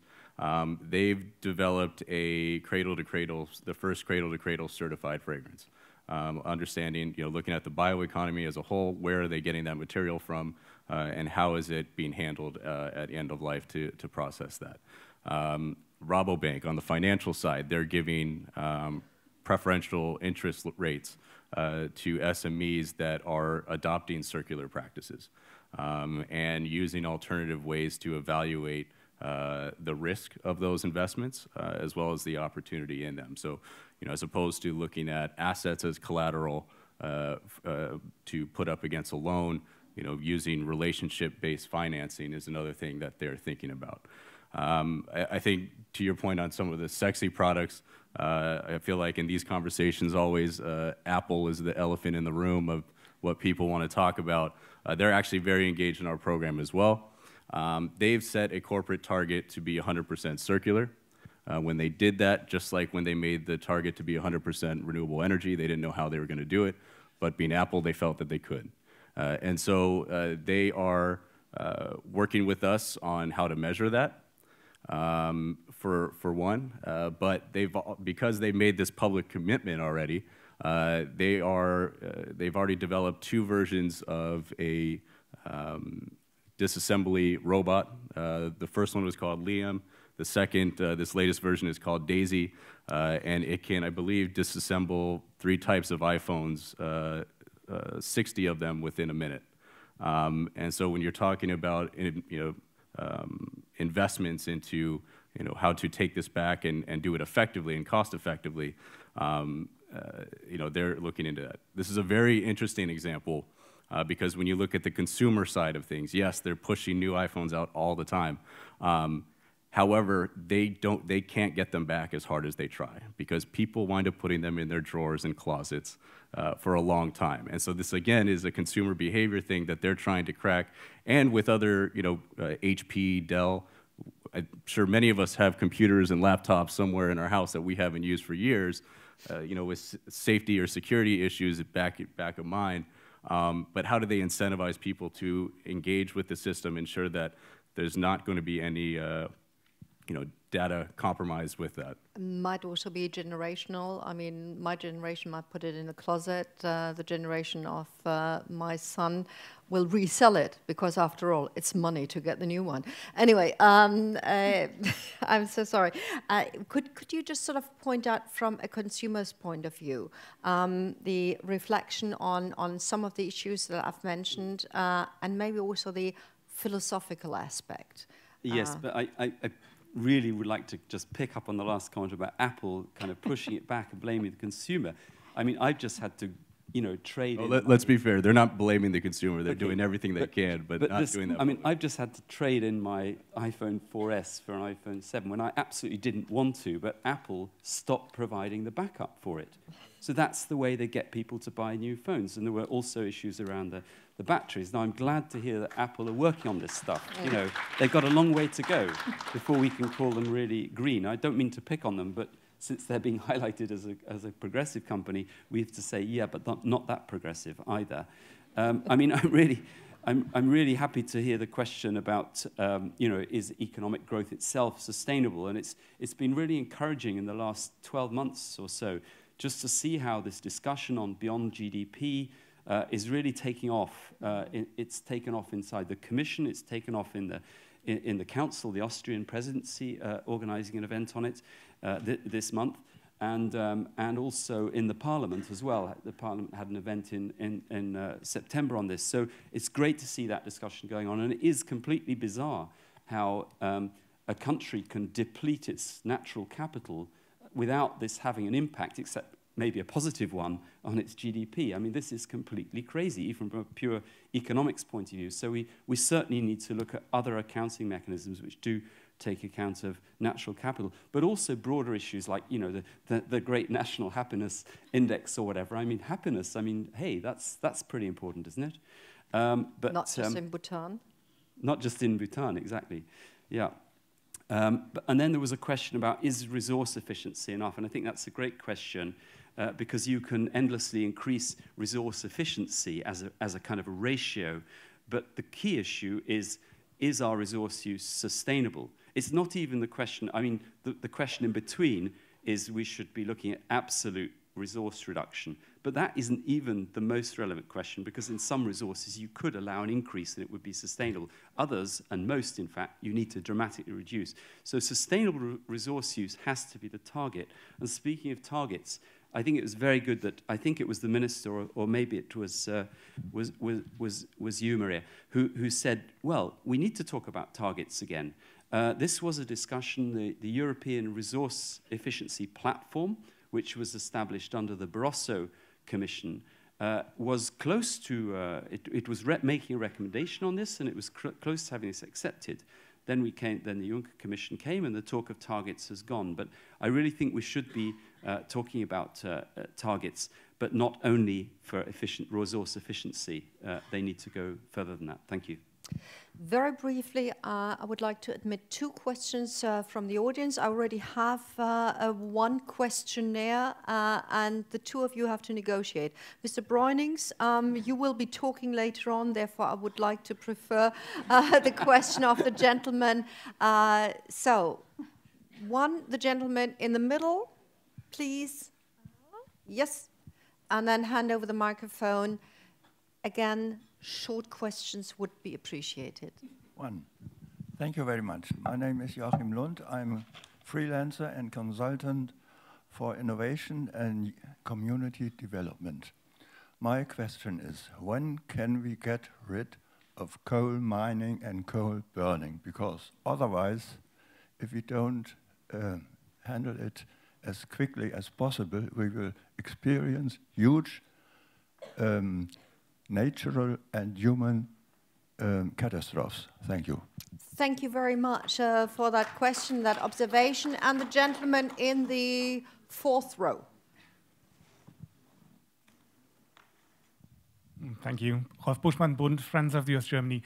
By having had the big fast-running beast digitalization in the room, I would like to ask whether you think we should be aware of all the problems we might have by the growing digitalization issues, having had 2 days, Black Friday, Cyber Monday, encouraging people to buy and buy and buy new stuff. And the other thing is, of course, looking at all the technologies we have. We need open source hardware, we need open source software to get forward with repairing and having long-lasting and opportunity, not having Apple products being thrown away after some years. Thank you. Thank you very much. Who would like to respond first? I look at Brenda, I look at Astrid. Astrid is grinning. So Brendan first. Yeah, why not? He's got the broader shoulders, huh? Yeah. On the coal question, I mean, that's we have the technology to do it today, obviously. That gets into, I feel, national politics when you're trying to actually implement that change. Of course, business has a strong interest in that as well, but we're also very keen to see a transition to renewable energy as quickly as possible. And we are working with members on a number of different topics around that to make sure that happens, from power purchasing agreements and trying to make it as accessible finance-wise to do it, even looking at microgrids in emerging markets to try and facilitate that change now. Astrid, maybe a spin on the question, how much nudging do we need in this transformation, and how much lawmaking do we need? Well, I think both, obviously, and I don't think there's a good answer to that. I think the answer for the circular economy is to always use all instruments at your disposal. So there will be some parts where nudging will work, and there will be some parts where hard legislation is necessary. I think, generally speaking, in Europe, we are a law-based society, and we generally see that legislation is the most effective tool, and we also equally generally see that business actually appreciates if the boundary conditions are clear, and legislation has the advantage of going through transparent processes, generally speaking, and setting out very clearly what everybody has to achieve. So we see a very, very strong role for legislation. But of course, we can't legislate everything. So when it comes to consumer behavior, for example, nudging is very often a better way forward. Thank you very much. Ladies and gentlemen, I would like you to get ready after the question of Jeremy to answer some of the poll questions that we've set out for you. Jeremy, can I ask you a brief answer to a very deep philosophical question? Reuse and recycling was the norm at the beginning of humanity because simply we didn't have anything, and if somebody had taken the effort of actually sort of hitting on a stone and getting into that right shape, that stone would have been reused until it split. We have come a long way. We now need to sort of get back into that thinking mode of looking at our resources all around us as things to be treated as, well, almost as holy as the stone that was worked upon with such a lot of labor. How can we get into that mode? Wow, it's quite a big question. I mean, I spent quite some of my formative years in rural Ireland and living amongst people who really lived close to the land and really, I would say, knew the value of things. And, you know, there was a classic tradition there that when you threw something away, you actually threw it in a place where it stayed for 7 years to find out if you really meant to throw it away. And, you know, it was a real recycling, reuse economy because of need. And I think, you know, that there are some really good values associated with that. I think, you know, stepping out into a bit more technocratic view, I mean, I think one of the problems we have is that sometimes some of the lower options in the hierarchy become the enemies of the higher options in the hierarchy. And to spell that out a bit more, I mean, I think you can see how businesses pushed in, for example, the drinks industry pushed very hard for recycling, even though everybody knew it was not the environmentally best option. And they managed to block governments going for reuse options. And so I think there is a kind of question about how rigorous we are and how rigorous the policymakers are in imposing something that really does reflect the hierarchy. I will still put a last question to you, which I'd like you to answer quickly, but thank you very much for having already started giving your opinion on our poll. However, I see it's only been 10 people who got out their either mobile phones or tablets. So maybe a couple of people more would like to chip in, and that, of course, Astrid, is a question that looks at the EU in particular. So which European initiative promises to give a really resounding boost to the reduction of resource consumption? And I think the roadmap is high in the estimation of the audience here. A number of people are skeptical, and I just give you 5 more seconds. So we're going to come to the end in 5, 4, 3, 2, 1 seconds, and stop now. And yeah, the European strategy for plastics gets to a fifth of the possibility. So thank you very much for your answers on that. I would like to continue with another question, and the next question is again about the organizations. So what is your affiliation? Are you invested in any of these organizations, European Innovation Partnership, European Circular Economy, Stakeholder Platform, or the European initiative or body dedicated to resource conservation or resource efficiency. So it seems quite a number after a first impression. Now, either you are skeptical using the app, and I tell you what, it's anonymous if you choose the anonymous mode, but seeing that we have around about 300 people here in the audience, the turnout of 4750 is not that high. It might give an indication, though. So thank you very much for having made use of your maybe Apple, maybe other phones, and I'm grinning on that.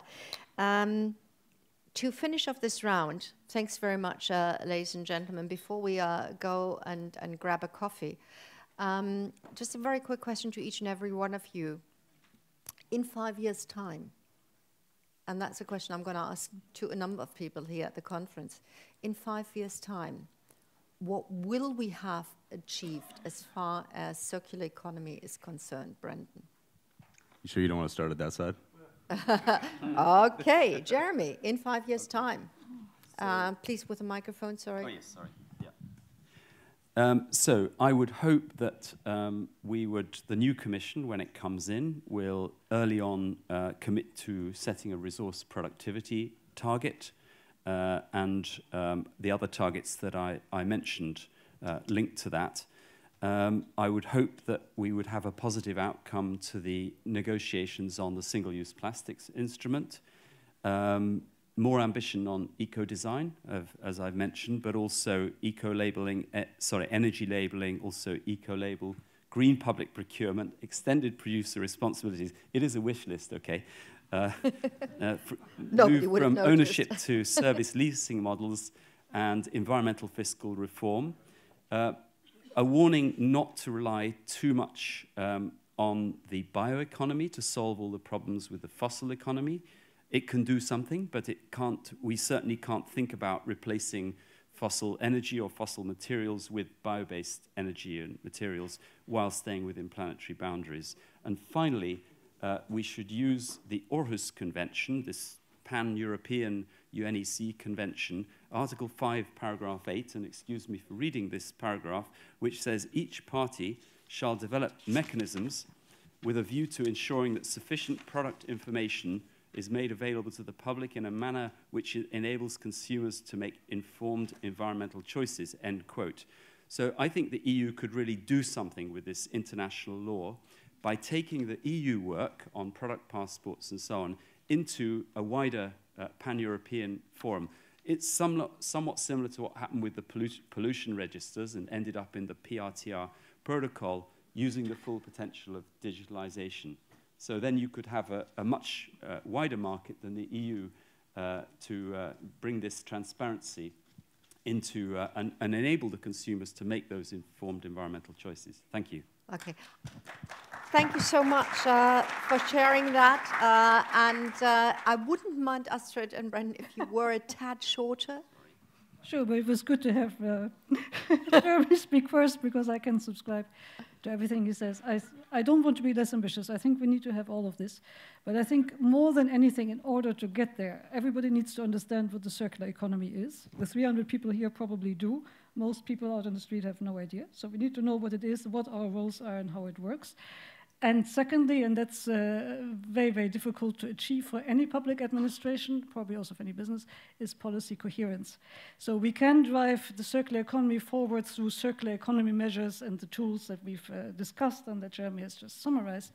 But what we really need is the flanking measures, be it beyond GDP, be it labor markets that are flexible enough, or be it the global conversation about it so that the circular economy is not a closed circle, but becomes the global economy. And to answer the question that wasn't answered, if we are legislating product requirements and standards, yes, I mean, everybody who wants to put things on the European market has to comply with European standards. So they must be standards in such a way that they are not closing our market, but that we have a conversation with other countries so that they are aware of these and can comply with these as well.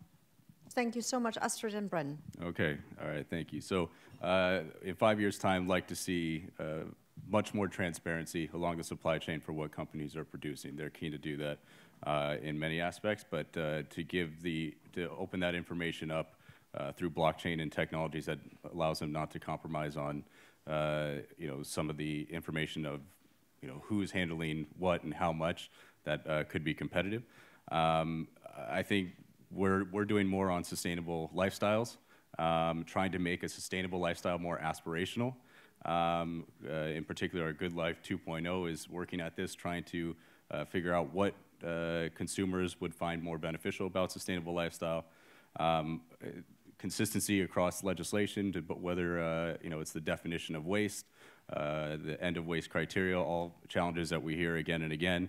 And ultimately recognizing that this is going to take collaboration, that business isn't going to do this alone, government's not going to do this alone, consumers aren't going to do this alone. Everyone has a hand in it, but we need to be able to come to the same table and work together. And I would like to say in 5 years we have the plastics situation kind of turning the tide on that. Unfortunately, I think e-waste is waiting right behind it. So something to keep in mind. Talking about recycling, thank you so much, Brendan. And I'm not going to release you yet, ladies and gentlemen. If we take the coffee leftovers of London, you can actually and put it into energy, which can be done already. The technology is there. You can actually do a hell of a lot with it as far as energy is concerned.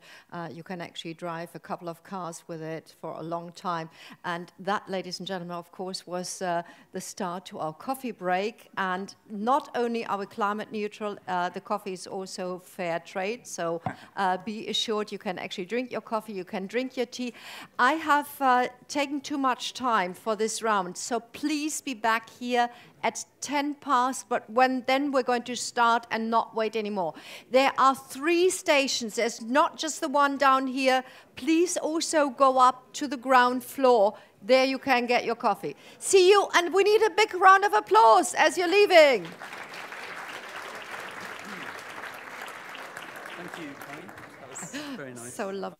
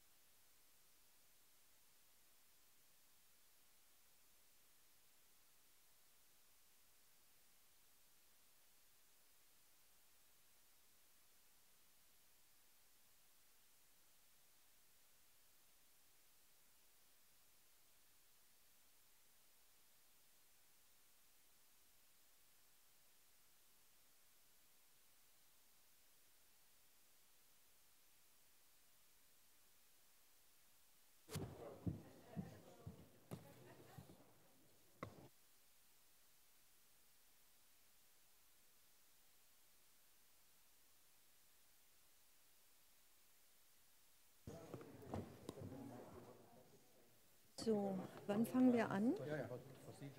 Draußen ist schon die dritte Glocke. Okay, okay, gut.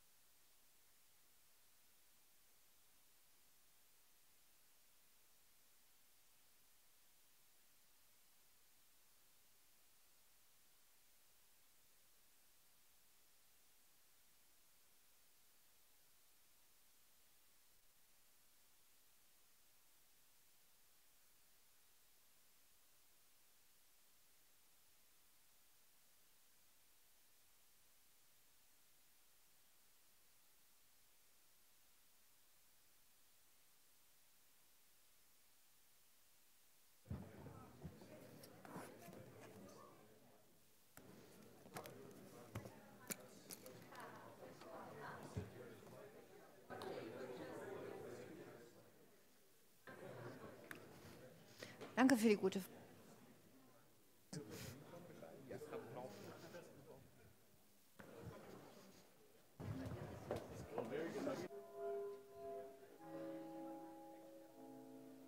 Can you please come back into the auditorium who would love to start right now? Thank you.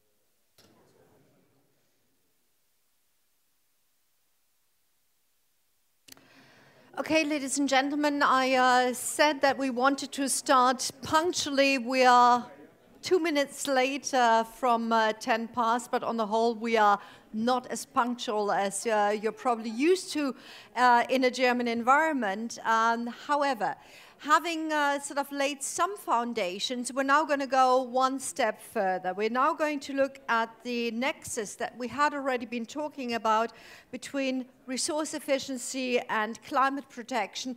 You remember both the minister and also Ms. Krautsberger have mentioned the point that these two things are actually interwoven, and in fact, I think it is common knowledge that we won't match and make any of our climate goals if we are not a bit more efficient. However, of course, a couple of more aspects are needed. I would like to invite all my panelists to come up on stage, and then we will one by one have the presentations. So first of all, I'd like to introduce to you the gentleman who is sort of, as we say in German, the spiritus rector behind it all, the gentleman who has been standing behind the idea of the European Resources Forum also right from the beginning. Dr. Harry Lehmann, he is a General Director of the Division of Environmental Planning and Sustainability Strategies in the German Environment Agency. And maybe, sir, it's very good we can actually sing together, but it's very difficult if people are speaking relatively loud in the audience and somebody tries to hold against that. I'd like Dr. Hans Breunings to join us here, Executive Director of the European Environment Agency, Denmark, a very convinced speaker, and you will hear him with his thesis in a moment. Professor Dr. Helga Weiss, Professor of Industrial Ecology and Climate Change, will join us now as the Head of Research, Domain Transdisciplinary Concepts and Methods of the Faculty of Humanities and Social Science. You now know why I need to read this off, at the Humboldt University here in Berlin. And she's also, and that's quite notable, a member of the UNED International Resource Panel as representative from Germany. And we're going to have Mr. Potocznik here later during the conference. Last but not least, Professor Sang-Wen Su from the University of California, so probably traveled quite far. I've seen some Indian representatives, so probably equidistant. You are the professor for corporate environmental management, industrial ecology, life cycle assessment, and of course, representing the US. Thank you very much for being here. Let me just say two more things. Meanwhile, I can also sit down. Thank you very much, all of you who've come back. Maybe we have sort of a little bit of a drag moment whilst the rest are filtering in. First of all, I've noticed that a couple of people had problems with the app. Maybe for just one moment, gentlemen, Simon, we can turn back the way to access the app up on the screen here so that everybody can have another look at it. Please refresh your browser if you've had problems either accessing the app or participating in the polls, because it's quite a lot of fun, and the more people are participating, the more representative of your opinion the results are, of course. Okay, this is the alternative that you may enter and participate in the polls, which will be at the end of our session. Also, there are around about 30 students here that are doing interviews en passant with some of you, some of the participants here, and some of the speakers up here. And bit by bit, they're filling up the blog, which is also easily accessible via that particular app. Now, having talked about the app, let me talk about the rules of the game. This is more about learning. It's not so much about debate. The debate will happen later on afterwards, but we've actually given each and every one of these gentlemen and ladies here 8 to 10 minutes, not 18 minutes, Mr. Lehmann, 8 to 10 minutes to put down the most important concepts and ideas. And now, Harry, we've said that resource conservation is the central element of sustainability. That's certainly something that you've given us, and you've written down on my card. And you've actually been working with a number of people at the UBA on resource efficiency in climate neutral Germany in 2050. So we've already heard it can be done. The question is how.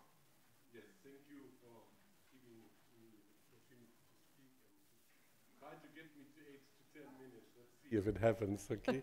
So is it working, the microphone? So good, thank you. And yes, let's start. It's the presentation is about designing a resource-efficient pathway towards a greenhouse gas neutral Germany. The actual situation of our resources in Germany are here in this new report, which we published here on this European Resource Forum. It is available outside. Let's start. If we look into the future, and scenarios is a typical way of trying to solve problems, so to see into the future and to learn what are the measures and instruments we have to do today or in the next 10 years to reach certain goals.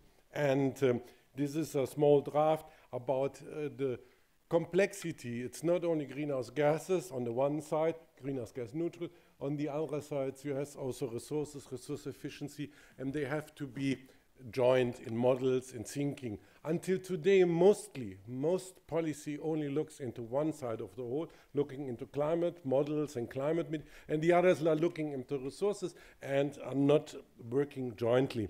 We started in 2014 after having had a scenario about minus 95% greenhouse gas emissions in 2050.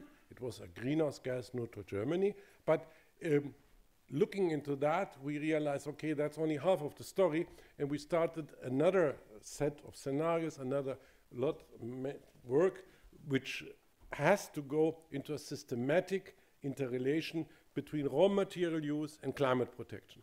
So you have different sectors of the society. You can draw this picture over differently. The important thing is that all these different sectors are interconnected, are overlapping.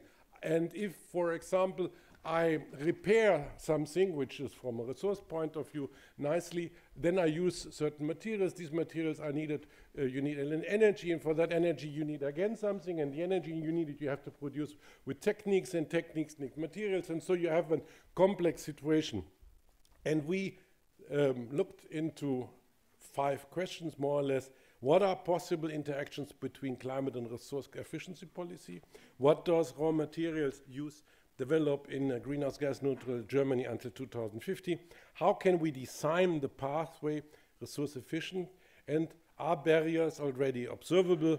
And do we have resource efficient approaches to achieve a greenhouse gas neutral Germany? We have different models. People who like systems analysis, we have also models which have a complex system analysis models putting all these bits and nits and things together. This is a very simplified view of that. So we have behind that more and more. We have models on a German level, we have models on a global level, and that what is now getting through in a few minutes are results of that. This project is, I already said, is also based on research projects conducted by these 4 institutions, which are helping us in researching these questions, this interlinkage between resource use and climate change. We have 5 scenarios, which first one, Green Air, is already published in last month, and 4 more which we are working, and we will publish, or we will have a conference in November 2019 where we will show all the results of these things. The basic assumptions we have is more or less Germany is still rich, is still growing, it's still enough people in it, and we are an exporting industrialized country. It's clear. Without doing that, no one would believe that it is possible to change an industrialized country so rapidly and so completely. You need that. I think we have also some of the scenarios where we are looking into behavior change and we are looking at other things. But starting point was we are still growing until 2050 and have 72 million of people. So if you look at the results, which from a greenhouse point of view is more or less the recalculation of the greenhouse gas neutral Germany study, is that we can lower the greenhouse gases by -95% until the year 2050. And this is done mainly via transformation of the whole system. We have a sustainable energy system without CCS, without nuclear energy, crop-based bioenergy. We don't want to have it, and there are a lot of arguments for that, land use, water, and all these other things. We have an increased development pathway for renewables and an efficient sector coupling. And what you see here is our situation at the moment. We have a fossil fuel sector coupling, and what we do is we cut this, that has to be disappeared until 2050. Then we have electricity with heat, called different ways. We connect electricity with gas and heat and put it also in gas turbines for the electricity. We produce power to gas and power to liquid for fuels, and for example, power to liquid is the only way to solve the problem for air transport. And then we use again electricity and other chemical voodoo to make raw material for the chemical industry like glycerin and such that, hydrogen. So that's what the transformation, and this transformation can be done until 2050 in all 7 sectors we have in Germany. To reach that, we have to build up a huge amount of renewable energy production, national and also international. The international is mainly based for air transport, sea ships and other things, because until today, most climate strategies don't also solve the problem of air transport, but we thought if we do that, then we also have to find a solution for air transport and aviation. So that And this means that if we do as much as possible in Germany with renewable energy, we also have to have a lot of imports which we have to build up in other parts of the world, or in other parts of Europe. So, but then looking on the material sources, if you look at this is the possible path coming out of our models if we have used a lot of the already discussed and showed instruments and measures. It is in principle possible by increasing lifetime, by closing loops, by making shared use of product, by changing the way industry is working, and also, don't forget, by killing fossil fuel, which is more or less 60% of the resource input we have. So all these measures together lead to decrease of the resources until 2050, minus 60%. On the path, looking on that, we see some small problems. The first one is this one. This is the so-called rucksack you have on your renewables. Today, wind energy, if you have 1 kilowatt hour of wind, you have something about 100, more or less, 100 grams of resources used. If you have 1 kilowatt hour of photovoltaic, you are above of the 300, yes. No, it's 250, it's okay, but it's high. You have to lower it. You have to lower the amount of resources you need if you build up such a renewable energy system. To make it very easily, at the moment, 1 megawatt wind energy is 1 ton of copper, for example. So we started to look into the things on a global model and use different global models to look into it, World Energy Outlook models, new policies, and all these things. And what comes out is that clearly you have a nice story that the resource efficiency goes up if we change. But if you have a more detailed view, then we have a problem. Not a problem that there is not enough copper, but a problem of having enough copper at a certain time. If you look at the simulation, which is this global system analysis simulation, you see that the copper production has to increase in the time we want to shift to renewables by a factor 2, 3, and 4. So that means, in principle, it is possible, but we will only reach the climate mitigation goals if we are resource efficient. Or if we are resource efficient, we have it easier to reach the climate. Even it is prohibitive the way we are using today technologies and things. So the good story is this is possible. The bad story is we have to start now to talk with the people producing renewable energy technologies and also our industry to shift to a resource efficient path. Without that is no climate mitigation possible. Thank you.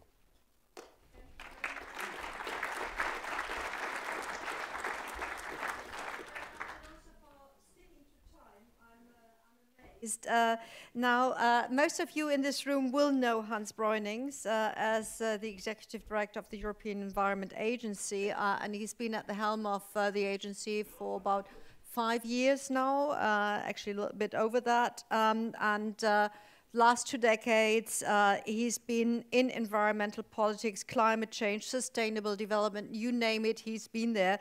And of course, he's brought along a number of facts and figures that he's going to share with us from the European point of view, also looking at the global situation. And I hope your charts are up now. No. No. Okay, they're almost up. On the way of getting the charts up, ladies and gentlemen, we are going to repeat the video streaming of Vella's speech at the end of this day. So for those of you who are interested of actually listening to everything that the Commissioner has recorded, you can still do so. Mr. Breunings, take it away. Thank you, and thank you for inviting the European Environment Agency to share some thoughts with you. I will start from the most global perspective, because we're not into this for materials or molecules, we're into this because of people. And in 2050, we will be 10 billion people on this one little planet that we have, and all of us will want a good life, education, health, food, housing, safety, everything that constitutes a good life. but in the 21st century we will have to organize that within the limits of the planet, which means with the natural capital that we have, but also with the other resources that we have. And it means that we can no longer follow the story that we've been told in the 20th century, where first we all get rich, we pollute and use a lot of resources, and then we start to organize ourselves, we change our technologies, and we will go down. It's called the environmental Kuznets curve.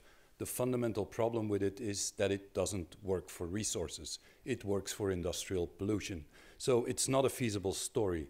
In addition to that, if we first want to move 6 billion people into the living well but highly consuming part, the green part, which is where we should end up, will be gone.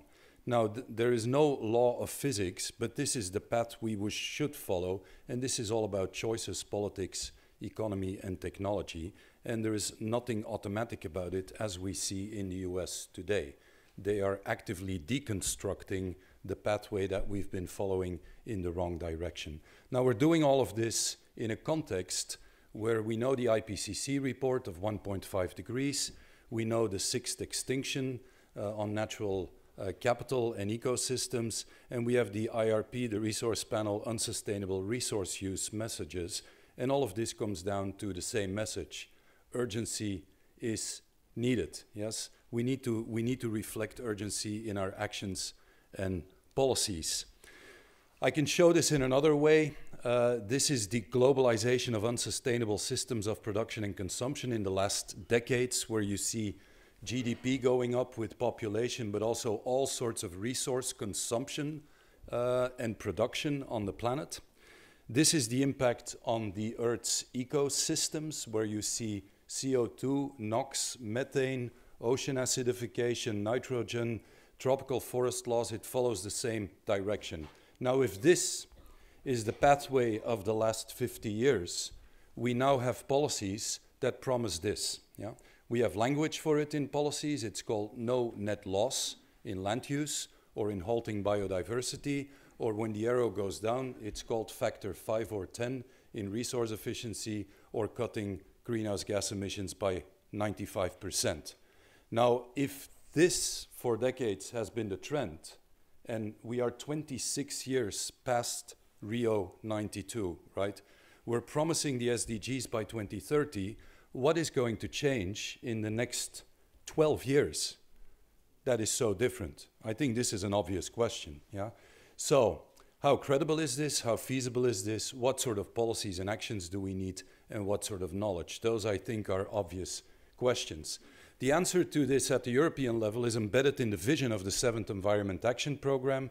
3 fundamental changes. They talk about the nexus, going to a low-carbon economy, a circular economy, and protecting natural capital, which is the often orphanaged third leg of this chair. Yeah? Now, if you think of conceptualizing this nexus issue, these are the 2 big economizations of this problem that we have in European policies. And here, of course, the focus is on decarbonization if we talk about low-carbon economy. And the focus is traditionally on the currency of it, greenhouse gases. Yeah? If we look at circular economy, it's mostly translated into resource efficiency, and we look at materials. Yeah? Now, we know by solid scientific work, that the 2 are closely interconnected. But more than that, they're also connected to land. Yeah? Europe does not have a land policy. Its land policy is now sneaking in through LULUCF and actually the climate policy. So, I mean, we have that sort of connection. And then we have the water issue, which is another nexus issue. This is where we expect resilience in ecosystems. But if we look at the systems, and Harry focused on them as well, that drive the economy, we're talking about the energy system, the transport system, the food system, and the housing and built environment system, which is where we want well-being. And so it's about connecting the policies that are related to those issues where we need to go. Now, Europe is producing macro-integrated policy approaches to this. The Energy Union and the low-carbon economy trajectory, the circular economy, the bioeconomy strategy, and the oft-forgotten nature, people, and the economy, which, again, natural capital, biodiversity, we tend to underestimate that part of the resource discussion. all of these policies have a number of characteristics. They're more long-term, they're integrated, and integrating. The litmus test for the common agricultural policy is not whether we will keep paying the farmers. The current litmus test is whether it will integrate climate change, biodiversity, the bioeconomy idea, the forest part of it. They're more systemic. They're developing an iterative, which means we need to revisit them and see whether they are in line with the long-term objectives, and they will require different governance. And on top of that, that's our core business. We need to construct better knowledge around them. Is this in the direction of a new paradigm? Because we will need it if we credibly want to reach 2030 and 2050 and become more sustainable. Well, this is the title of a talk that I've given a number of times. It's called Europe's Emerging Transition Agenda, Making Sense of the Green, Blue, Circular, Resource-Efficient, Low-Carbon, Bio-Smart Digital Economy. And if these are all the terms that are used by people giving speeches about where we are going with the economy, and in the last 3 years, you can pour a sauce of big data, artificial intelligence, and blockchain on top of that, and you've ticked all the boxes, right? The real question is, of course, how does all of this make sense? How does it relate? This is the policy coherence that we've already mentioned, and that is not so obvious, And we can illustrate that by giving you a couple of brief examples in the interest of time. This is a slide which talks about the potential to go to a more circular economy in the EU's industries. And we can cut the emissions just by focusing on resource efficiency by more than half in the time period that we're talking about. And I'll give a couple of slides to illustrate you where we stand in the debate, in the monitoring, and in the knowledge as well. This is from a circular economy process in the Netherlands, an official strategy that is being developed. They focus as well on the circular economy and the link, the nexus with low emissions. They estimate that about 8% of the national greenhouse gas emissions can be reduced if they move towards the type of circular economy that they have in mind. This is from Flanders, the northern part of Belgium, where they calculate savings for business, 3 to 6 billion, an impact on GDP, which is positive, new jobs, all fine, increased competitiveness and security of supply. And all of that would mean that the national commitments to cutting greenhouse gases could be reduced. What is left over as a policy gap could be filled up for about half of it by moving to that circular economy. This is from Finland. Don't even try to read it if you're not from Finland. It will not work. Here again, this is by 2030. Again, impact on GDP, on jobs. They're a bit more conservative than in Flanders, as you can notice, and also on greenhouse gas emission reductions. Why am I showing all of that? I think we have a job to do as well in coming up with credible metrics, credible monitoring, credible connecting these things with timeframes, with clear objectives. We don't have it. This is a developing paradigm, and people come up with their own plans and ideas, linking things in different ways, with different metrics, with different measurements. I think if Europe wants to move forward faster in this field, governing the knowledge base to support this and to monitor it and to know where the real breakthroughs are will be part of the issue. The last example, France, they focus here on reduced greenhouse gas emissions from a plastics recycling, which would result in 2% of national greenhouse gas emissions. I'm nearing the end here. It is clear that what we are discussing here in this forum is that low carbon and circular economy are connected to each other. You cannot separate the two. Bioeconomy and climate are intimately connected to each other, and the circular economy and the bioeconomy are again intimately connected to each other. If we don't take this into account in how we design policies, how we monitor them, and how we push actors in the right direction, we risk to make mistakes that might push us in the wrong direction rather than in the right direction. In conclusion, I think it's clear that these policies can reinforce each other. They will require major socio-economic transitions. We will need integrated and coherent policies, and we will need the knowledge to support this. And the last point is urgency. Yeah, urgency. If when I listen to the World Business Council for Sustainable Development Intervention, and by the way, they started in 1990 with what they are doing, it was mentioned at least half a dozen times that the members are starting to think about these things. It's about time that we are starting to act in a big way, yeah? In a big way. We've been on the rocking horse too long, which means a lot of movement but little progress, yeah? We need progress urgently. This is serious business. There is no other option than to speed up and scale up what it is we are doing. So if any message is out there to wherever you are in the system, it's not about starting to understand it. We're 26 years after Rio. We had an Agenda 21. Reread it, you shape up and modernize the language, you can use it again. We have 12 years to 2030. We better get started with serious, deep action rather than starting to think about issues. Thank you.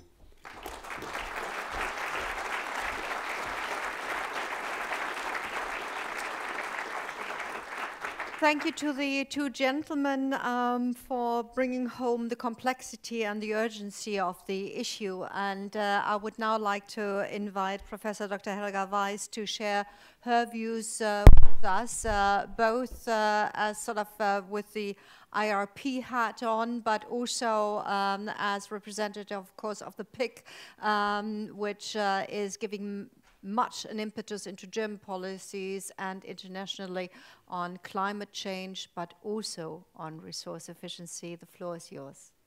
Thank you, and thank you for the invitation. I would like to apologize that I have no slides, but it has a reason.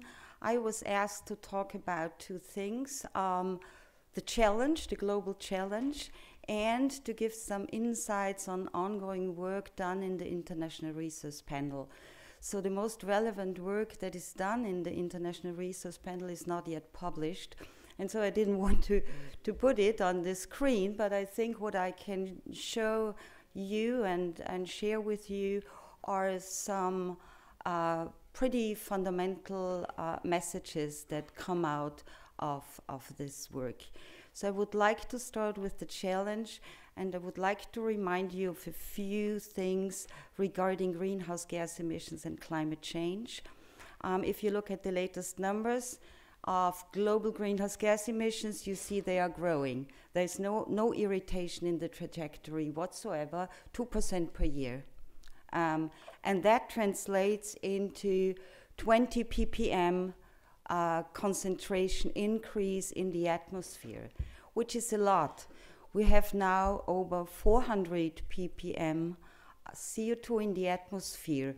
And if you go back into the Earth historical record and look when in Earth's history, as far as we know, was a situation where we were in the range of 400 to 450 ppps of CO2 in the atmosphere, it's 3 to 4 million years ago. Yes, and that was long before any human civilization were on this planet.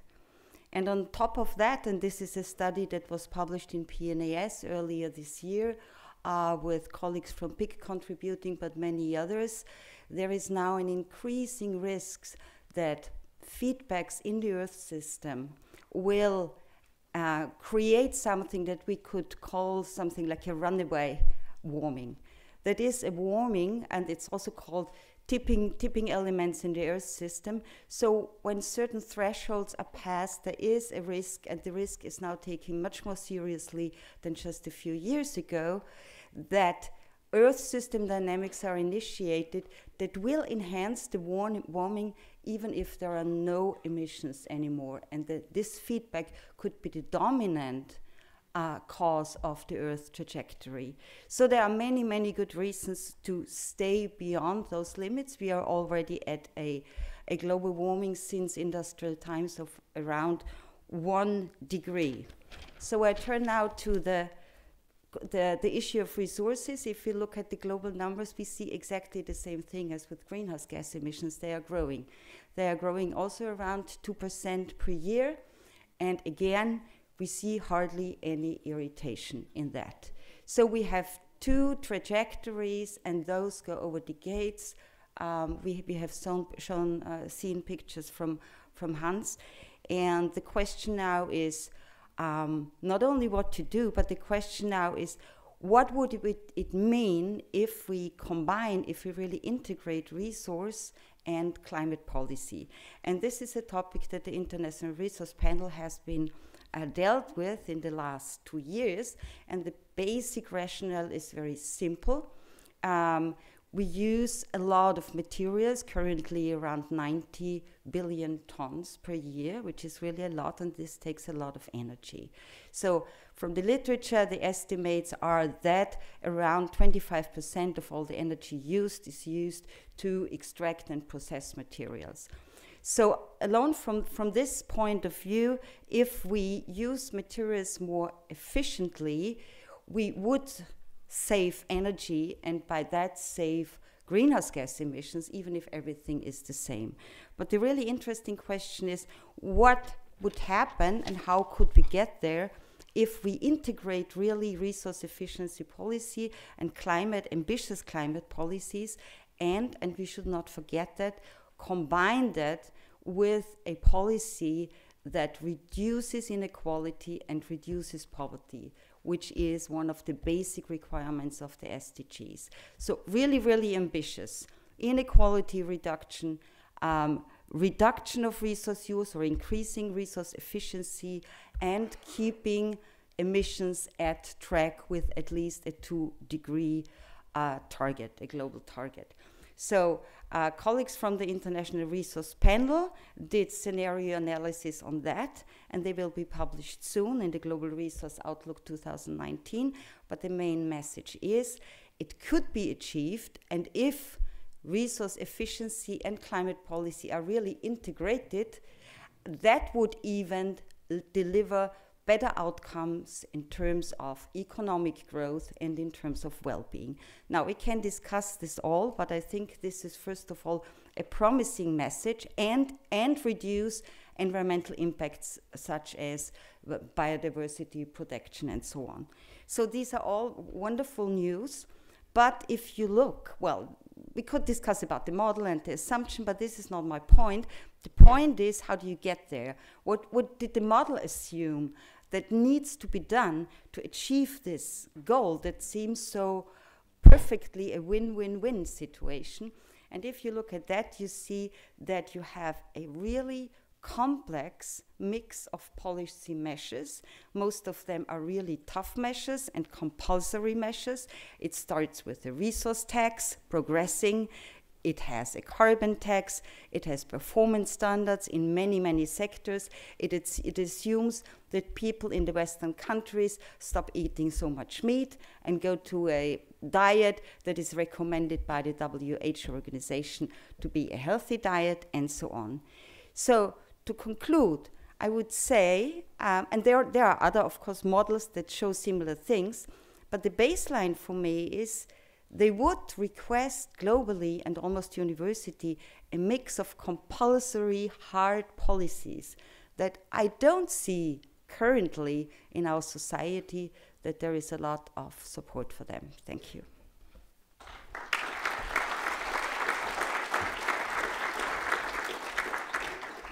Thank you very much, Helga. And we come to our last speaker in this round, a gentleman that just because he comes from the US probably has a special attention from all of us. And maybe we have watched the headlines in the last couple of days, the EPA and the White House scientists having published a report, but this time it actually took a day until President denied the findings. So maybe he had some doubts himself. So we are very, very happy that you are here with us. You yourself are running a program under the EPA called CLIC. Maybe you give us one word on Click itself. And of course, you have also been a coordinating lead author on the assessment report 5 of the IPCC. So the red carpet was rolled out. You're already behind the lectern. Please get us started. Thank you, Connie. I didn't know that I represent the United States. I just learned. And can I represent North and South America continent? Super, great. The CLIG is the government and industry academia collaborative initiative on the chemicals in products. And we have a website, click.net. You can all log in and assess human health and ecological risks of chemicals in your product. And I was also very much intrigued by what, Jeremy, you talked about, and I would love to learn more about that and put potential collaboration through CLIck. Thank you. If you are in the United States, on a cold day, you may be lucky to hear from who? Oh. Our dear president. And tweeting is his preferred means of communication, as you may know. And last week he said, whatever happened to global warming? This doesn't surprise me anymore because he did that many times, but I'm still surprised that 113,000 people liked it. And that constantly bothers me. But at the same time, 2 days later, as Connie mentioned, we have this US Global Change Research report landed upon us. Do you see this cover? What do you think this cover is about? California. Fires in California. I'm coming from where? I thought that California is paradise when I moved to California. Now I feel like it's Armageddon. And it was, I think, very provocative for them to put this into their cover page. This really is really trying to connect this dire situation in California with climate change. Very smart move. And in that report, they said, my colleagues in the federal government, these are not academicians like me who really don't care, you know, what the president says, but these are bureaucrats. And they, of course, they are scientists, but these are interagency federal government scientists. And they said evidence of human-caused climate change is overwhelming.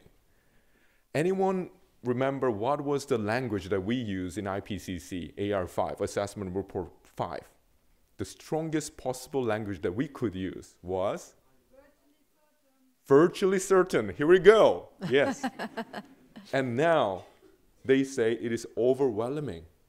This is not part of the diction that IPCC were allowed to use, but now it is overwhelming. Very, very brave move. And what is very peculiar and also I think very smart about this report was that, well, this report connects to the economic impact, which our president should care about. It says that annual losses in some economic sectors are projected to reach hundreds of billions of dollars by the end of this century. Very, very important landmark report. So how to resolve this issue? Of course, we need low carbon infrastructure.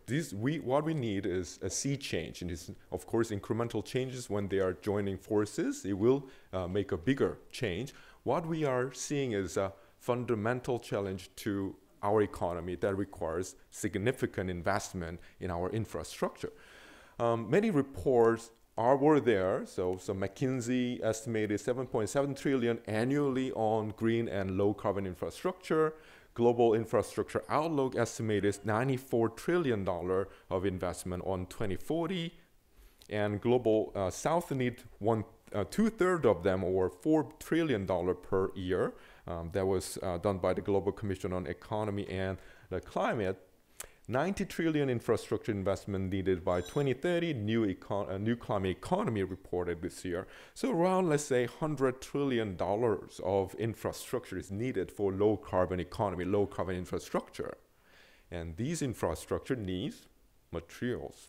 So it is not a surprise that there is a deep connection, as many of the previous speakers mentioned, between climate change and its mitigation, as well as the natural resources use. So the question was, what are the environmental and natural resources implications of low carbon technologies? This was the question given to me and my colleagues at the International Resource Panel that Helga mentioned. Before I left the International Resource Panel, I finished this report together with many wonderful colleagues at the International Resource Panel. It is called Green Technology Choices, the Environmental and Resource Implications of Low Carbon Technologies. I'd like to share some of the excerpt of this report. So this report analyzes about 60 different supply side as well as demand side low carbon technologies from the life cycle point of view on both environmental as well as natural resource implications. It is, by the way, freely downloadable. If you just Google Green Technology Choices and UNEP IRP, then you will see this report. In a nutshell, what we have found was that, well, following the trajectories of 2 degrees Celsius scenario, which is climate mitigation scenario, we will be able to reduce not only greenhouse gases, but all kinds of other environmental impacts, be it particulate matter emissions, freshwater ecotoxicity impact also going down, freshwater eutrophication impact, land occupation, water, and human toxicity, you name it. But what is the one single element that goes up?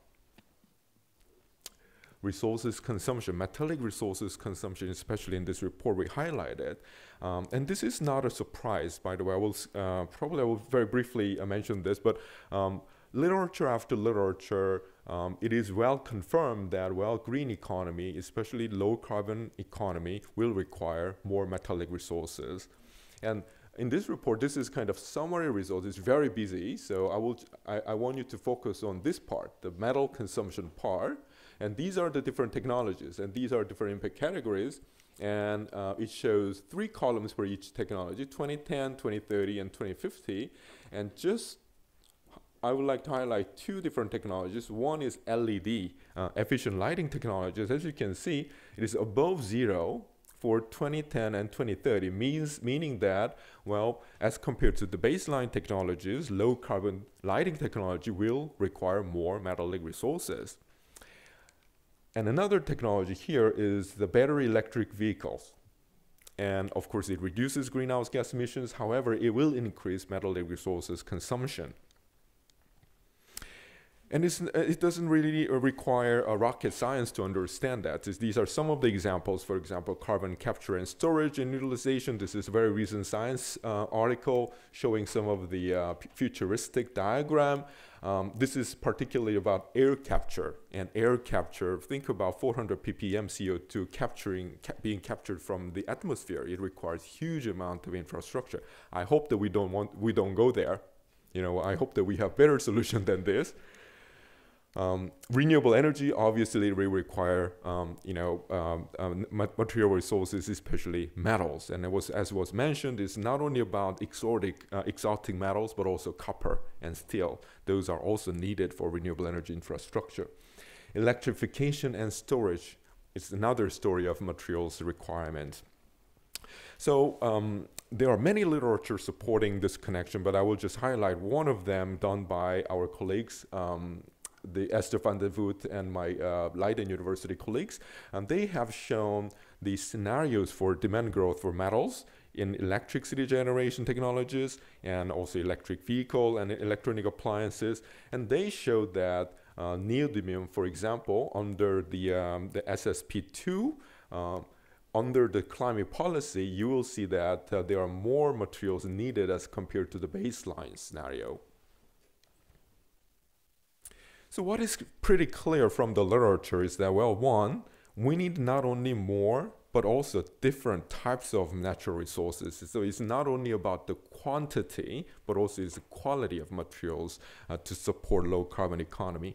Second, well, that additional materials requirement and different types of materials requirement may expose us to the vulnerabilities due to geopolitical, environmental, and humanitarian challenges. I will briefly touch upon that, some of them at least. So the picture that you are seeing here is the Republic of Congo mining the coltan as well as cobalt. And you know, as we know that the revenues from this type of activities have been flowing to the warlord, and also there are child labor going on in this region. So reliance on specialty metals is I think what we will be seeing under the low carbon economy, and it means that there will be more rare earth elements that we will need, and platinum group metals and lithium and cobalt will be needed. And it's not only those exotic metals, but also continued demand on bulk metals of copper, iron, and steel, aluminums will be needed as well. So what are the potential strategies to mitigate them? First, obviously, as previous speakers also confirmed, we need to improve resource efficiency and circularity. How we want to do that? Well, of course, we need technological innovation. And this picture that I'm showing is called company FreeWire in California. What they do is that they assemble second life batteries from electric vehicles. Normally, when electric vehicles cannot be charged more than 75%, they need to be replaced. And that means that still 75% of the capacity is remained in that lithium-ion batteries. So they are bringing them together and assemble them for other uses of second life batteries. It also involves material choices, materials efficiency, recycling, and remanufacturing technologies, much of which are also being addressed in IRP. I was very pleased that my colleague Helga mentioned pricing. Pricing, I think, is really fundamental. If we are to utilize the power of our economy, I think we have to think about how to use pricing better.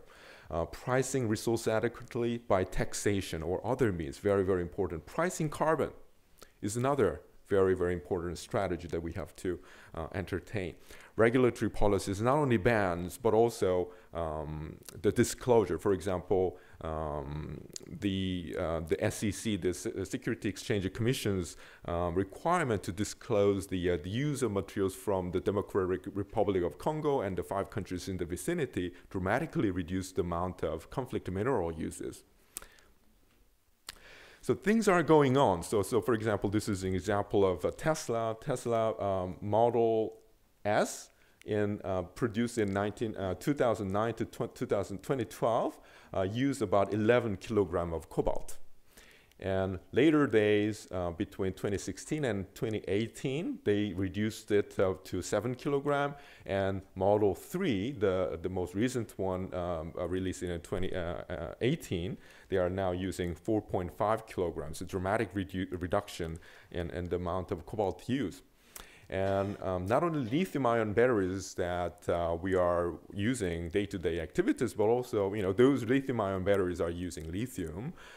And there are some research going on. This is another very recent Science article showing that the flow batteries that uses much more abundant materials can be an alternative for utility-scale storage.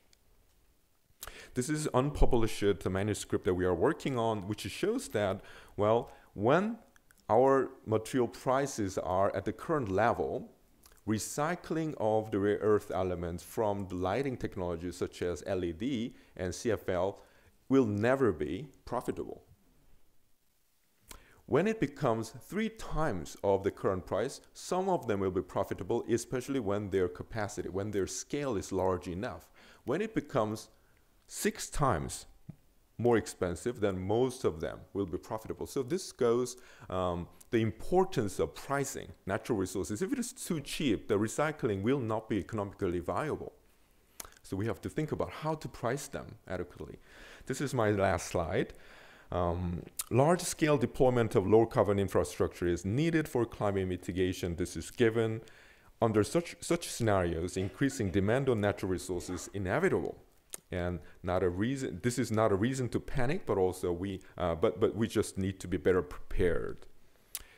We need to better understand the resource implications of low carbon economy, and we need to develop multifaceted policy, including technology, economic, and regulatory interventions to address these issues. Thank you.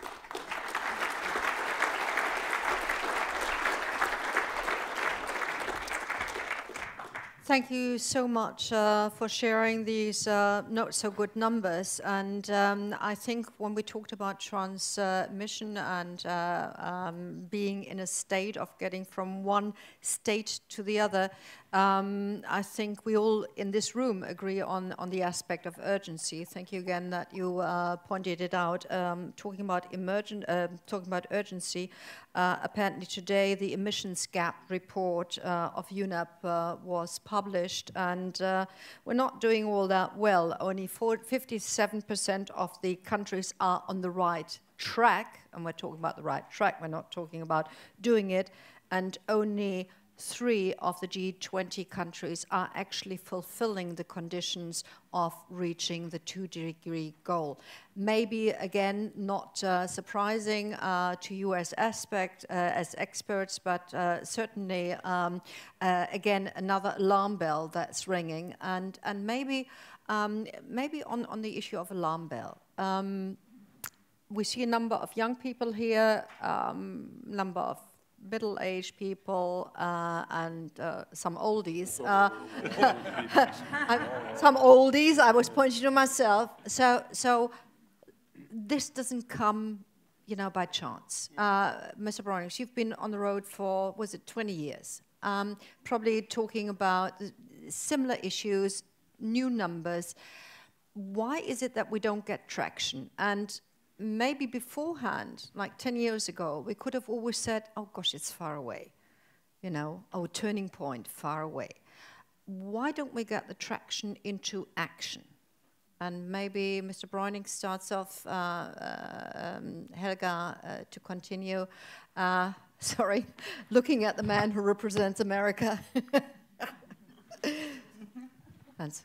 Well, that's of course it's a difficult question, but I'll try to give a couple of key issues. On the governance side, we've been talking about coherent policies, policy integration, mainstreaming, whatever term has been used over the last 25 years. And I think we really need to speed this up and do this in a much more fundamental way. That's on the governance side, public authorities. On the side of economics, I think the whole model of economics that we are using is not taking these so-called externalities, whether they are on the side of environment, broadly speaking, or social externalities into account. And that's the whole discussion about, we're now focusing on stranded assets. Well, we've had a stranded planet for some time, and we have stranded workers, yeah? So it's funny that when it starts to touch capital, that all of a sudden it's a really big problem. So we will need to shift the thinking on capitals in a very different way. The foundational capital of this planet is natural capital on which we build healthy societies for which we need well-functioning economies. That is the wedding cake model. We're still making policies as if this is upside down, or maybe not policies, but the economy is operating at that stage. I'm very glad that that Astrid mentioned the sustainable finance initiative, because we need to touch the financial sector. We live in an economy that is called capitalism. It would be really bizarre to expect fundamentally different outcomes if not touching capital. I mean, it's called capitalism for a reason. It's not called naturalism or laborism, it's called capitalism. This is not a neo-Marxist argument against the economy or against the market, but if you don't touch that key component of the market, we're not going to get there. So that is absolutely essential. Yeah? So, and then I think, and Helga mentioned that, the idea of redistribution or at least equity in the system. I mean, it's obvious where people need growth. If I did research in Congo, these people need growth badly in all the fundamentals of life. So being anti-growth is a bit naive. Most people on this planet are craving for some growth in fundamentals, but that has an impact on the planet, which is central to IRP work as well. So we will need to reflect a different sort of way of living as well, where we are. The logic of sufficiency should become more prevalent, and not only the logic of efficiency. And there is a lot to be said about that. So I think the fundamental reasons are very deep going, and we need to recognize them if we want to turn the system around. We're not going to do it by muddling in the margins or by ignoring the fundamentals, and we know the fundamentals. Helga, keeping up the question that I sort of threw to Hans earlier, and adding the one aspect, is it going to help us by acknowledging the nexus between resources and climate? Is that going to help in a public debate? Is that going to help as far as debate with policymakers is concerned? I would like first to answer to the first question, what prevents us to make progress. And I think, and I've really been in many, many discussions of this kind for over decades, and there are a few things that are typically not mentioned. And I would like to mention some of those. So we have a consistent development of increasing inequality, which probably not necessarily between countries, within countries.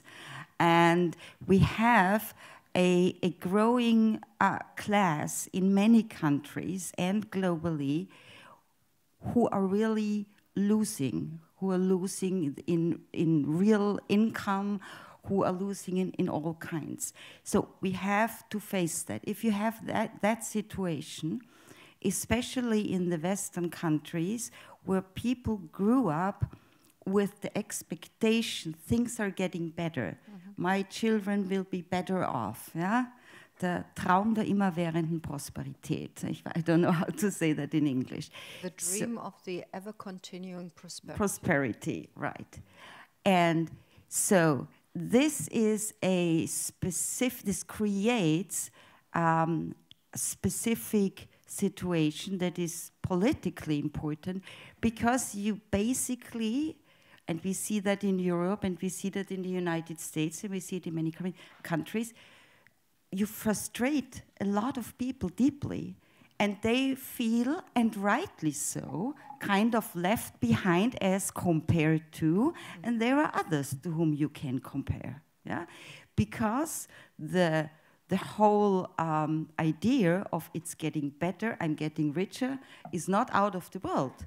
It's just not true anymore for all Western societies, but it's true for and this is what Thomas Piketty showed us, an ever smaller elite globally, in all countries, also in the developing countries. And that creates, and this elite has, of course, indefinitely more resources and indefinitely more to lose immediately the next day. And I think we should really look at the redistributional effects that a global decarbonization of the energy system would have. And this is huge. And we should also look at the redistribution that would be needed to organize this transition in a just way. And there needs to be redistribution. And then we compare that with a political discussion where redistribution is a word that is almost as suggesting we go to communism or something like that. Thank you so much. Sangwan, of course, I'm making this joke, and it's not getting better by being repeated. And we all here are very aware that there's sort of one opinion, which is the president's, and a lot of Americans are convinced by the studies that are put out. They're convinced by the fact of the Californian fires, and they are related, and people do believe in it, and therefore have concrete results already at their hands, at the fingertips, that change needs to happen. Yet, being aware of this necessity and acting upon it, there's always this gap. It's always difficult. From all your studies, and you brought us the view how much we still need to invest in green infrastructure, And by the way, Germany is just lost as opposed to France. It's much better to invest in green infrastructure in France these days than in Germany. Well, something to be thought about as well. How do we come to grips with getting both politicians and the people who need to live it to change attitudes, to change? That's a great question. I think the mere understanding the connection by and in itself will not really draw an action, because we knew this connection for a long time. And how many times have you heard in your childhood, eat more vegetables from your parents, your aunties? Do we eat more vegetables these days? I mean, some of us do, I do, but things don't change very easily. I think that, knowledge is one thing, but actually putting into an action is another. Einstein once said that we cannot solve a problem using the paradigm that created a problem, right? And I think Hans mentioned capitalism. And imagine that during the earning call, you're a shareholder, and during the earning call of a company, the company says that, well, next quarter, we decided to reduce our revenue by half in order to promote sustainability. We will sell less because we want to be sustainable. The leadership of the company will not be able to continue. The same way, if there is a politician campaigning that, well, my goal, if I'm elected, is to cut your salary by half, so that we consume less and we make our society more sustainable. I'm pretty sure that he or she will have a lot of difficulties getting elected. So in our system that we have built, kind of locks our status quo forward. It's not the lack of understanding that perpetuated the way how we operate it. It is the entire system that we have created, we evolved into, is creating and perpetuating the way how we are operating. I think unless there is a fundamental change, I think that very little can be done out of that. I think that there should be very strong leadership and much stronger government mandate needed. Of course, getting there is very difficult because the government is also relying on the voters, and it is really the fundamental problems that we are hitting at. I really don't have a clear solution to all this, but I think one hope is that, well, we all are born with the capacity, very, very unique capacity of empathy. If we think about the sustainability, the concept of sustainability, sustainability is really about extending our capacity of empathy to the future generation who are not yet even born. They are not contemporaneous generation of ours, but we were able to extend our capacity to feel for the future generation under the name of sustainability. I think that encouraging ourselves to extend our capacity of empathy probably, have a solution. I'm not 100% sure about it, but this is probably one of my hopes. On the way to Harry, Hans, with one sentence, but not more. Yes, I think it's dangerous to speak about future generations because it's actually this generation. Yeah, it's this generation that will have to make the shift. It's this generation. If you're born today, you're 82 years old. At the end of the century, you will be living in a world that is unlivable if we don't make the shift. So I get your point, and I fully agree, but I always speak about this generation because it's now that it needs to happen. Thank you. After giving Harry a quick minute and a half, to respond to the initial question in view of your studies and maybe from a German perspective, I would like to invite you to put a couple of questions. Keep in mind we want to finish at 35 at the latest for the next panel discussion to have their full run. So Harry, you pick out which aspect of my question you like. I think three aspects. First one is it's clear we have to change the economic system. We have to internalize externalities as much as possible, as fast as possible. This means that we have to have taxes, we have to have different finance systems.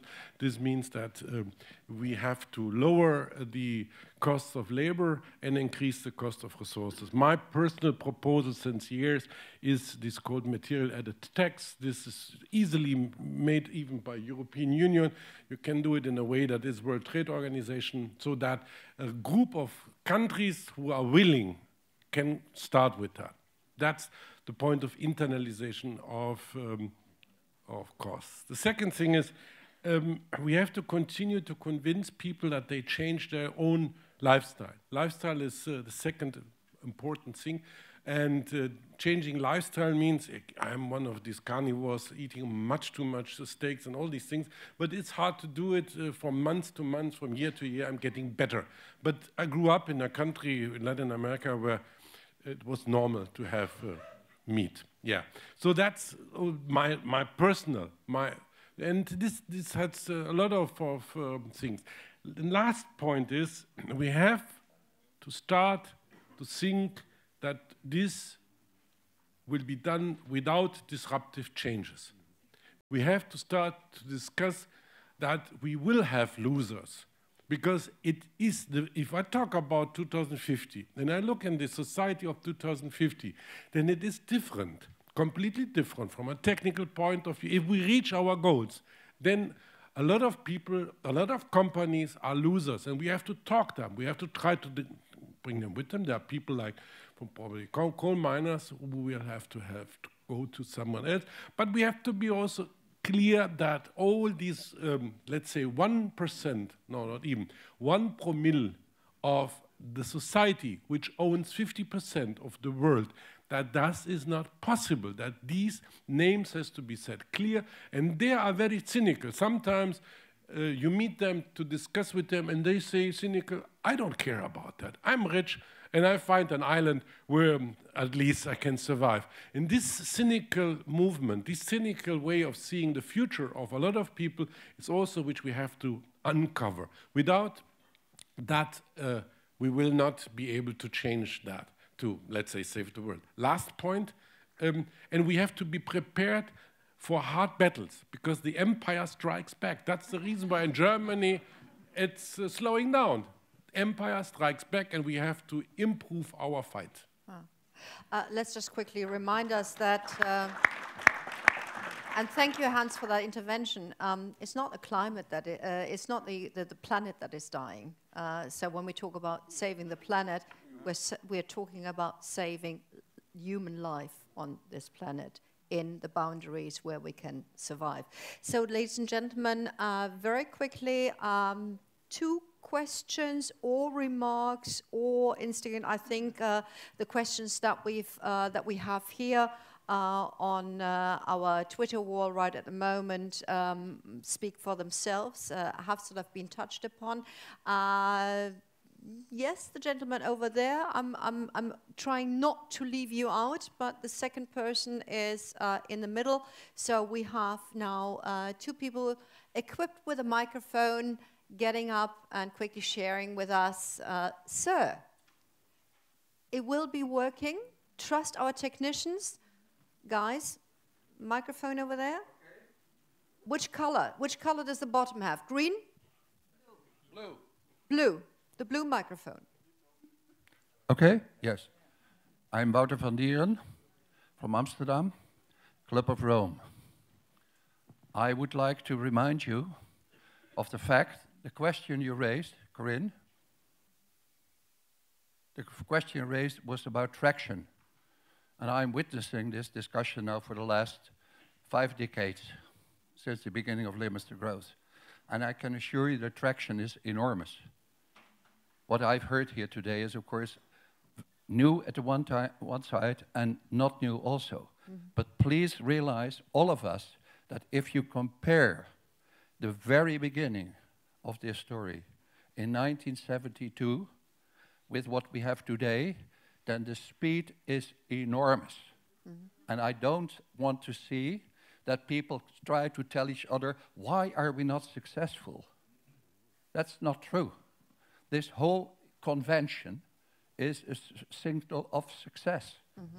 10 years, 20 years ago, this was impossible. And you can measure all this. We have designed the first wind turbines in 1974. See what's happening now. It's enormous. So please realize that progress in this terminology is enormous. And the fact that all of that is on the list with the Umweltbundesamt 20 years ago was totally impossible. So that's a statement I would like to make, Corinne. Is that okay? Thank you, sir. And I must excuse myself if the impression came around that I was of that conviction. But of course, being a journalist, I have to ask these questions. I am the witness from the first instance. I'm the eldest possibly in this room who have seen everything. Thank you very much for your statement. The gentleman has already the microphone. Joachim Spangenberg, Sustainable Europe Research Institute in Cologne. One sentence to Wouter van Dieren is George Monbiot commented on the Paris Agreement that it was an enormous miracle as compared to what could be expected, but it was a disaster as compared to what was needed. So I think we should have both perspectives, not only what was achieved, but also what is needed. What I wanted to ask, I'm so impressed by the fact that we are recycling the concept of mainstreaming, integration, and harmonization of policies for the last 25 years successfully in every round. This is bringing together resource policy on the one hand and climate. According to the planetary boundaries, the biggest problems we have is climate as upcoming problem and biodiversity loss. Biodiversity policies, however, if you look at the EU biodiversity strategy, are affected by resource policies and are affected by climate. So the question is, has that played any role? This connection between resource policy, climate policy on the one hand, and biodiversity policy on the other hand, in the formulating of strategies and in the analysis you have undertaken. Thank you. Thank you. Maybe kicking off with Hans and Song-Wen after. Okay, thank you, Joachim. I think the answer is yes in the work of the IRP. Clearly, we make the three connections. I think it's also clear that we pay much less attention to biodiversity than we do to climate change. If we would pay half of the attention to the UNCBD, the Convention on Biological Diversity, than we do to the UNFCCC, we would be much better off.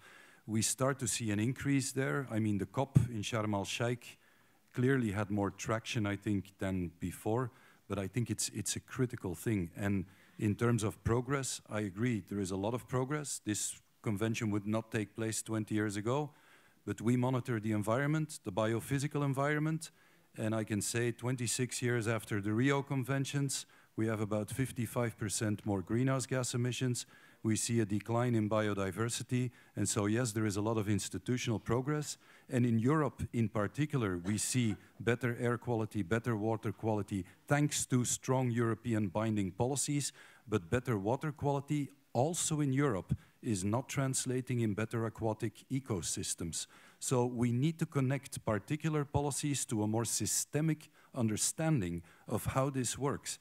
And all of that, I think, needs to be brought to the table in a joint understanding of natural capital, the climate system, and how we deal with resources. And then we can make the type of progress we are hoping for in the next decades. Song-Wen.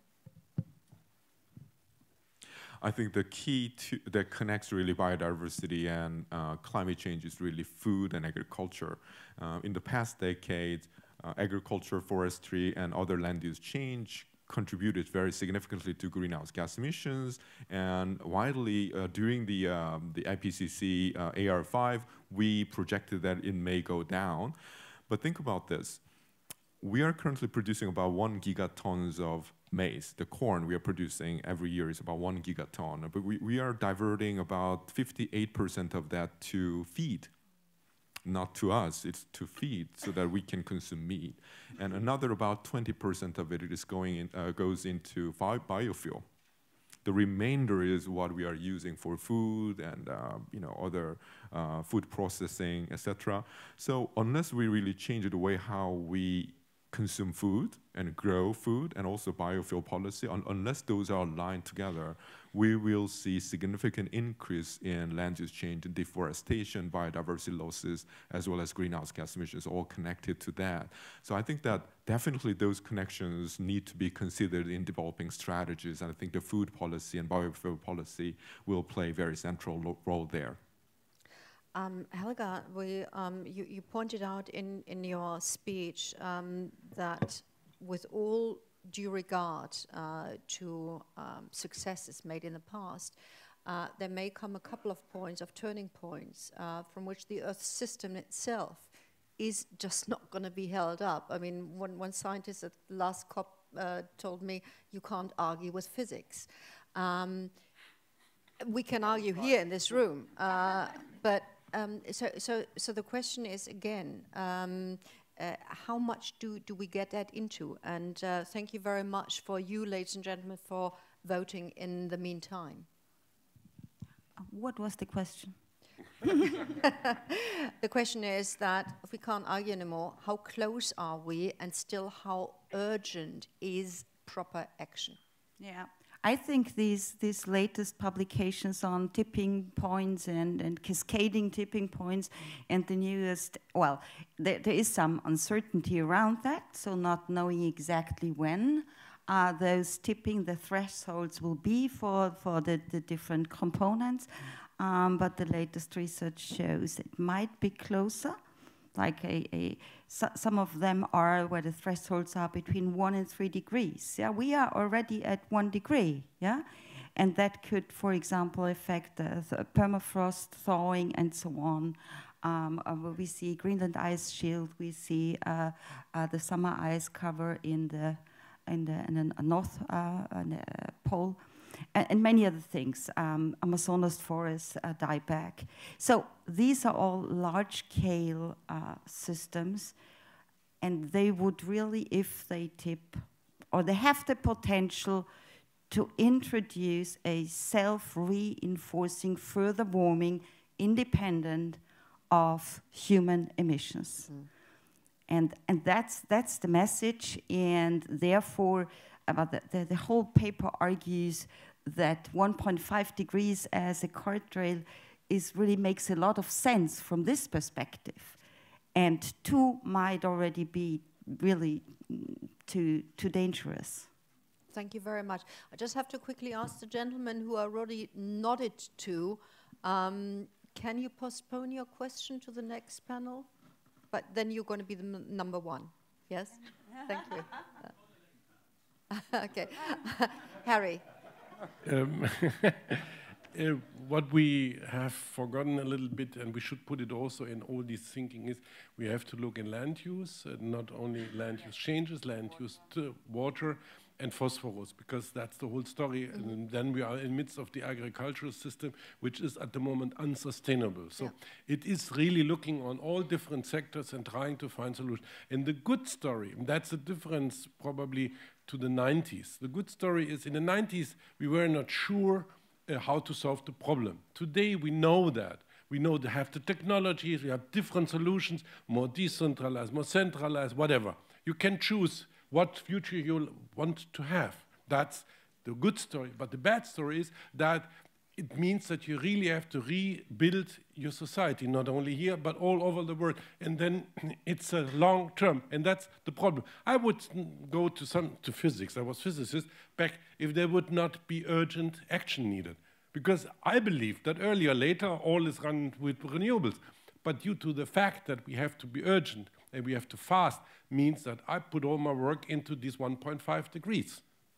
Wonderful. And ladies and gentlemen, thank you very much for having answered the first question. I mean, a big majority of those who voted, 77 votes, actually come out for policy coherence and resource consumption as part of the solution.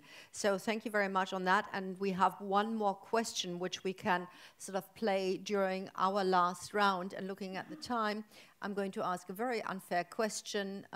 Typical journalist, I know, terrible. So less than a minute. If there are low-hanging fruit, where are they?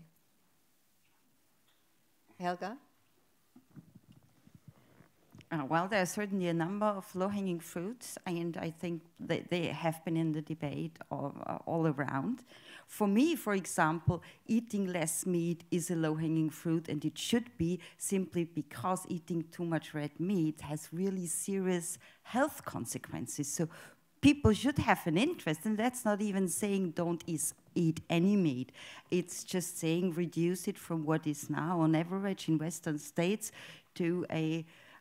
so that's certainly low-hanging. I also think, for example, for people who live in cities, if the city management manages to organize walking and cycling in a way that does not really, that isn't a life threat to you, which not all cities manage, then it's also low-hanging fruit because it's fun, it's pleasant, at least for those who are physically capable of doing so. So you could go through a lot of those things. For example, a recent paper published by Arnulf Grübler and colleagues showed that many of our energy end devices now are so multifunctional, like cell phones, which are a camera, which are, well, if we consequently would just use that for all and substitute for all the other end-use devices we had before, that would save a lot of energy. So, yes, low-hanging fruits, but there are always barriers, and one is sometimes it's just organization, yeah, organizing things differently, but sometimes it's just really changing long-standing attitudes. Thank you very much, and I think with that you've already got the invitation to the next Velo City on the cycling aspect. Sang-won.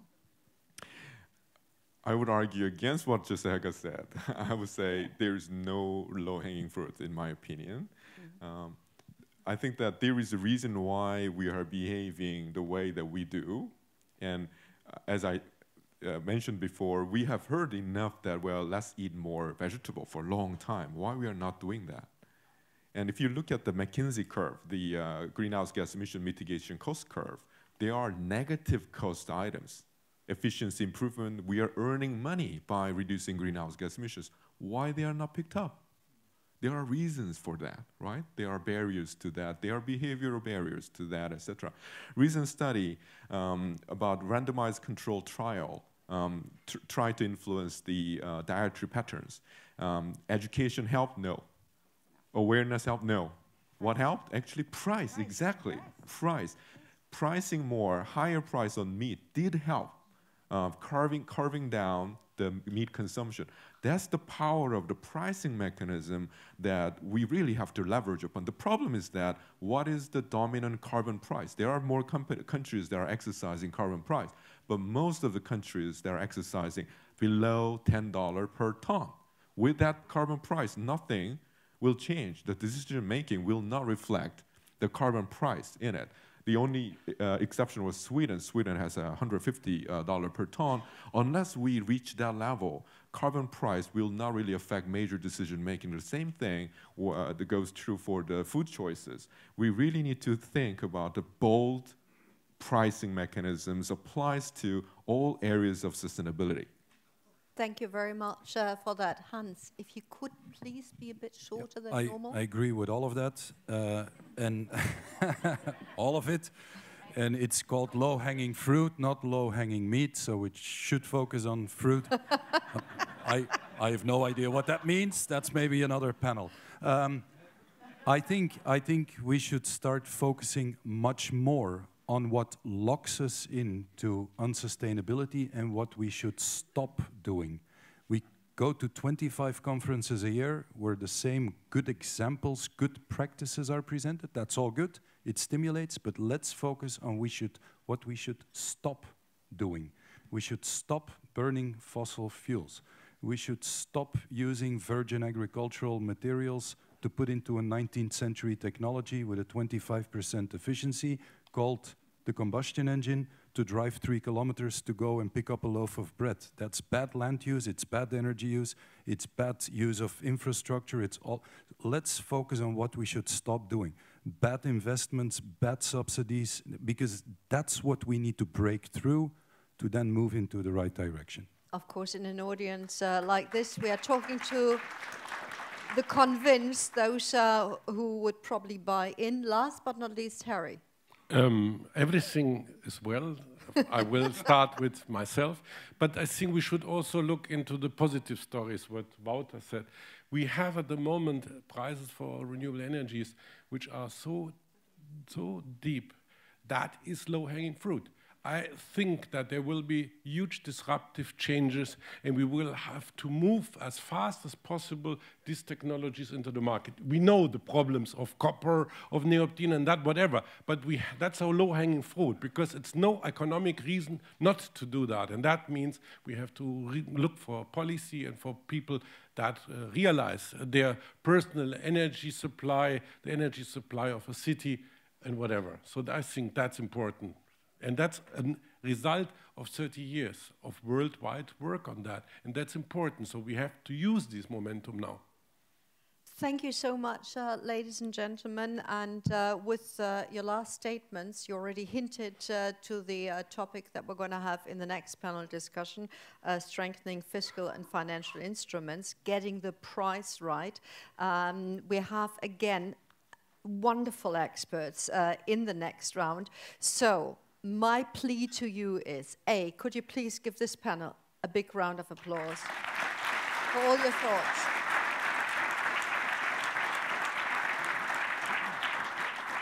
And to each and every one of you, yes, grab that coffee, grab that tea, grab that cake, or whatever you want, but please be back at 5 to, and we're really going to start at 5 to 5, okay? All right. Good. Thank you. Yeah. Good panel. Yeah. Wow.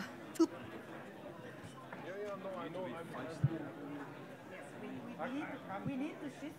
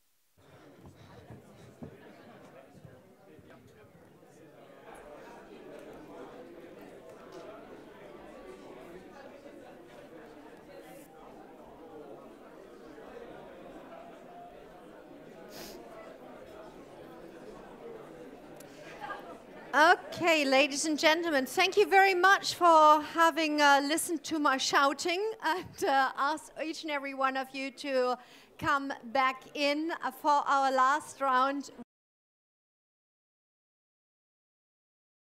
As a means of getting to our goals, and we're talking about getting the price right. Now, I'd like to actually start with introducing the lady first. Carola Maggiuli, the head of sector, Directorate General for Taxation and Customs Union of the European Union. Could you please take your seat, and maybe to get warmed up, a little bit of applause. Fantastic.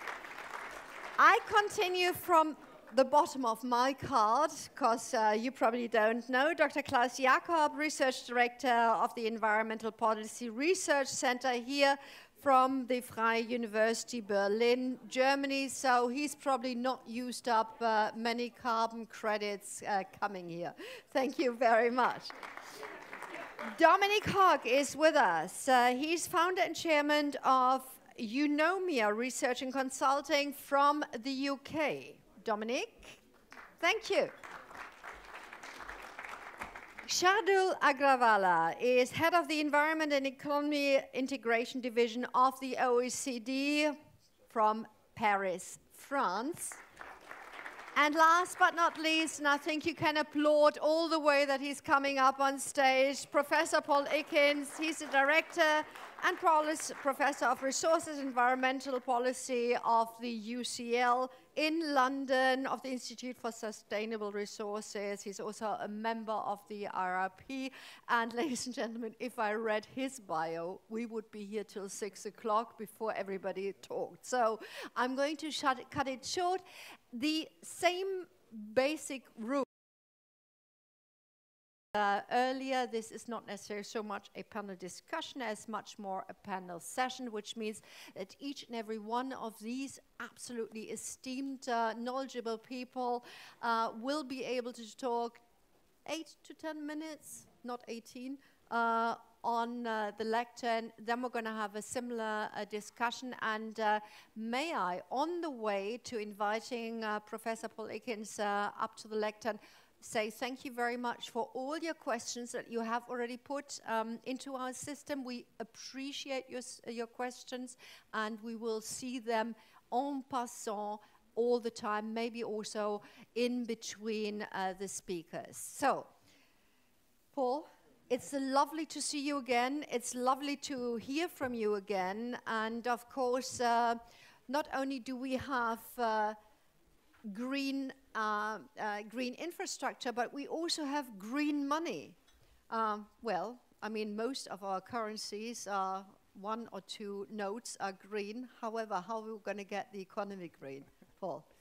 Okay, well, thank you very much, and thank you, everyone, for coming to listen, and thank you to the organizers for inviting me. I've got a pretty provocative title here. I'm not a young man, as you can see, and I've been working in this area for, I guess, close to 30 years now. And something that everyone I know in the environmental economics space and organizations like the OECD have been consistently recommending environmental tax reform, environmental fiscal reform, green fiscal reform, whatever you want to call it, and yet it is really difficult. And I started off by wondering why it was really difficult, and that was the basis of a lot of the research. And I just want to give a real overview of what I think now is the subject, because it really is time to bite the bullet of environmental tax reform. We don't get anywhere near 2 degrees, 1.5 degrees, or anything like that until we start taking pricing seriously. And at the moment, we are not taking pricing seriously. So you will all know that this is the theory of environmental tax reform, that in its purest form, it's about a shift of taxation, a shift from labor and entrepreneurial taxes to the use of resources and the emission of pollutants. You will know that we can get a double dividend if we do it cleverly. I say we can. I used to express that as a hypothesis, as a scientific hypothesis, but I think the evidence there is pretty clear now that we can get reduced environmental impacts, we can get increased employment, and we can get green innovation and green technology development.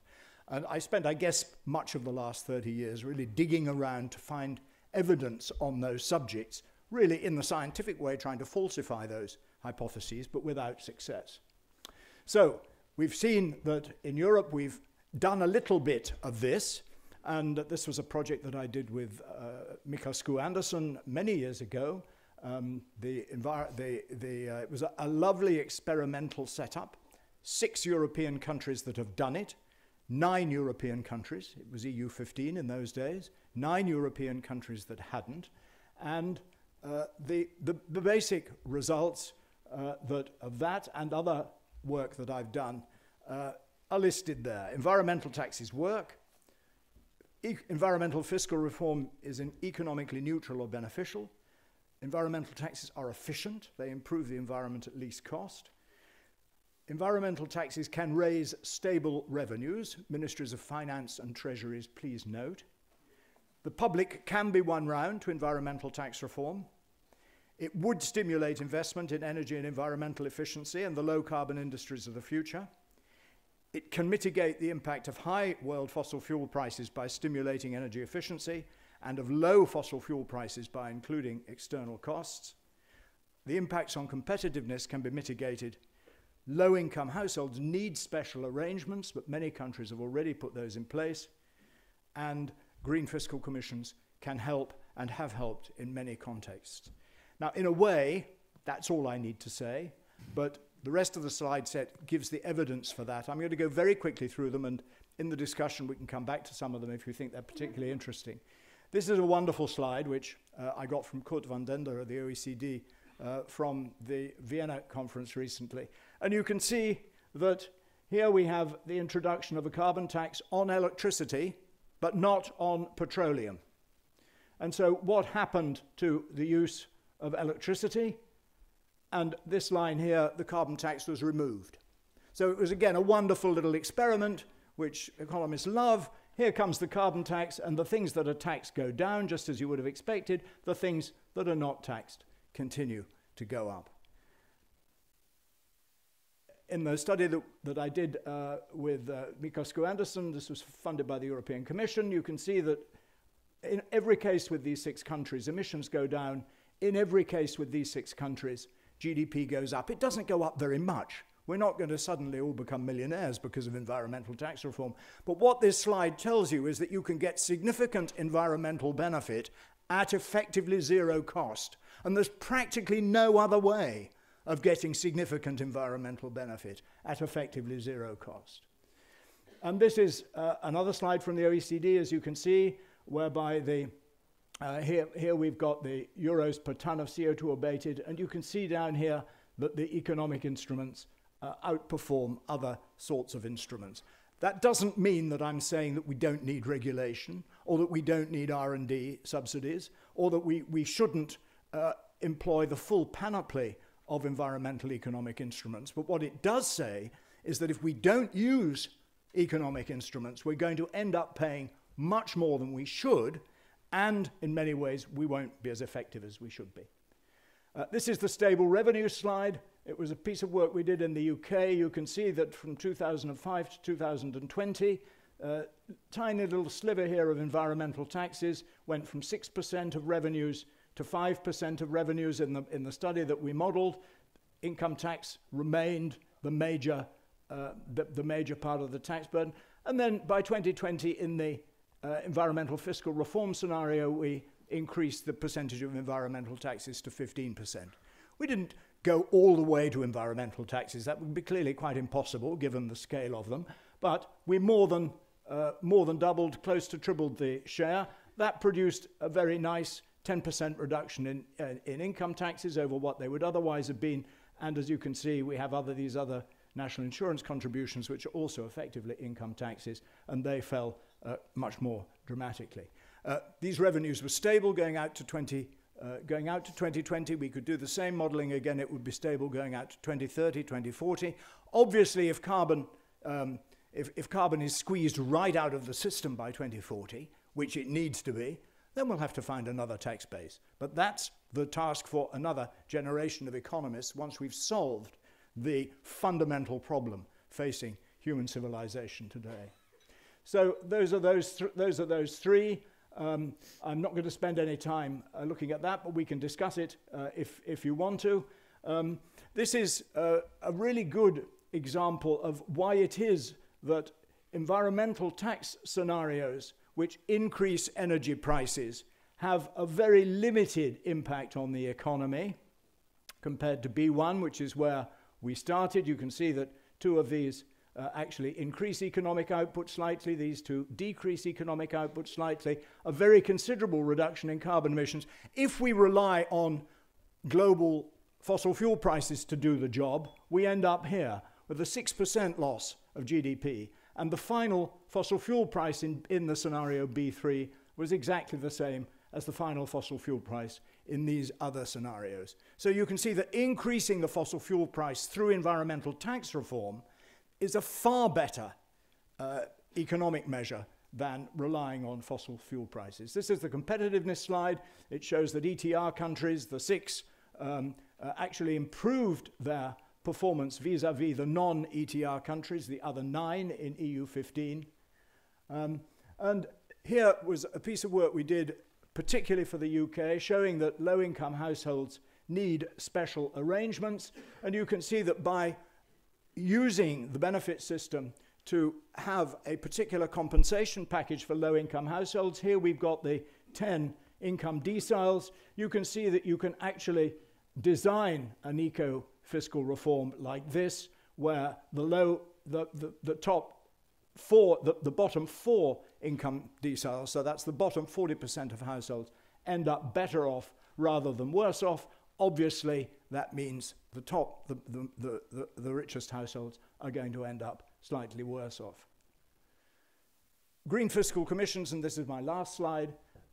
Green fiscal commissions have been enormously useful. A lot of the work I've showed you is a result of the UK Green Fiscal Commission, which I was director of. But there's a chapter in this book that surveys the experience of green fiscal commissions in Europe. So I commend that to you. It's a very good way of getting the debate going, of getting the public awareness higher.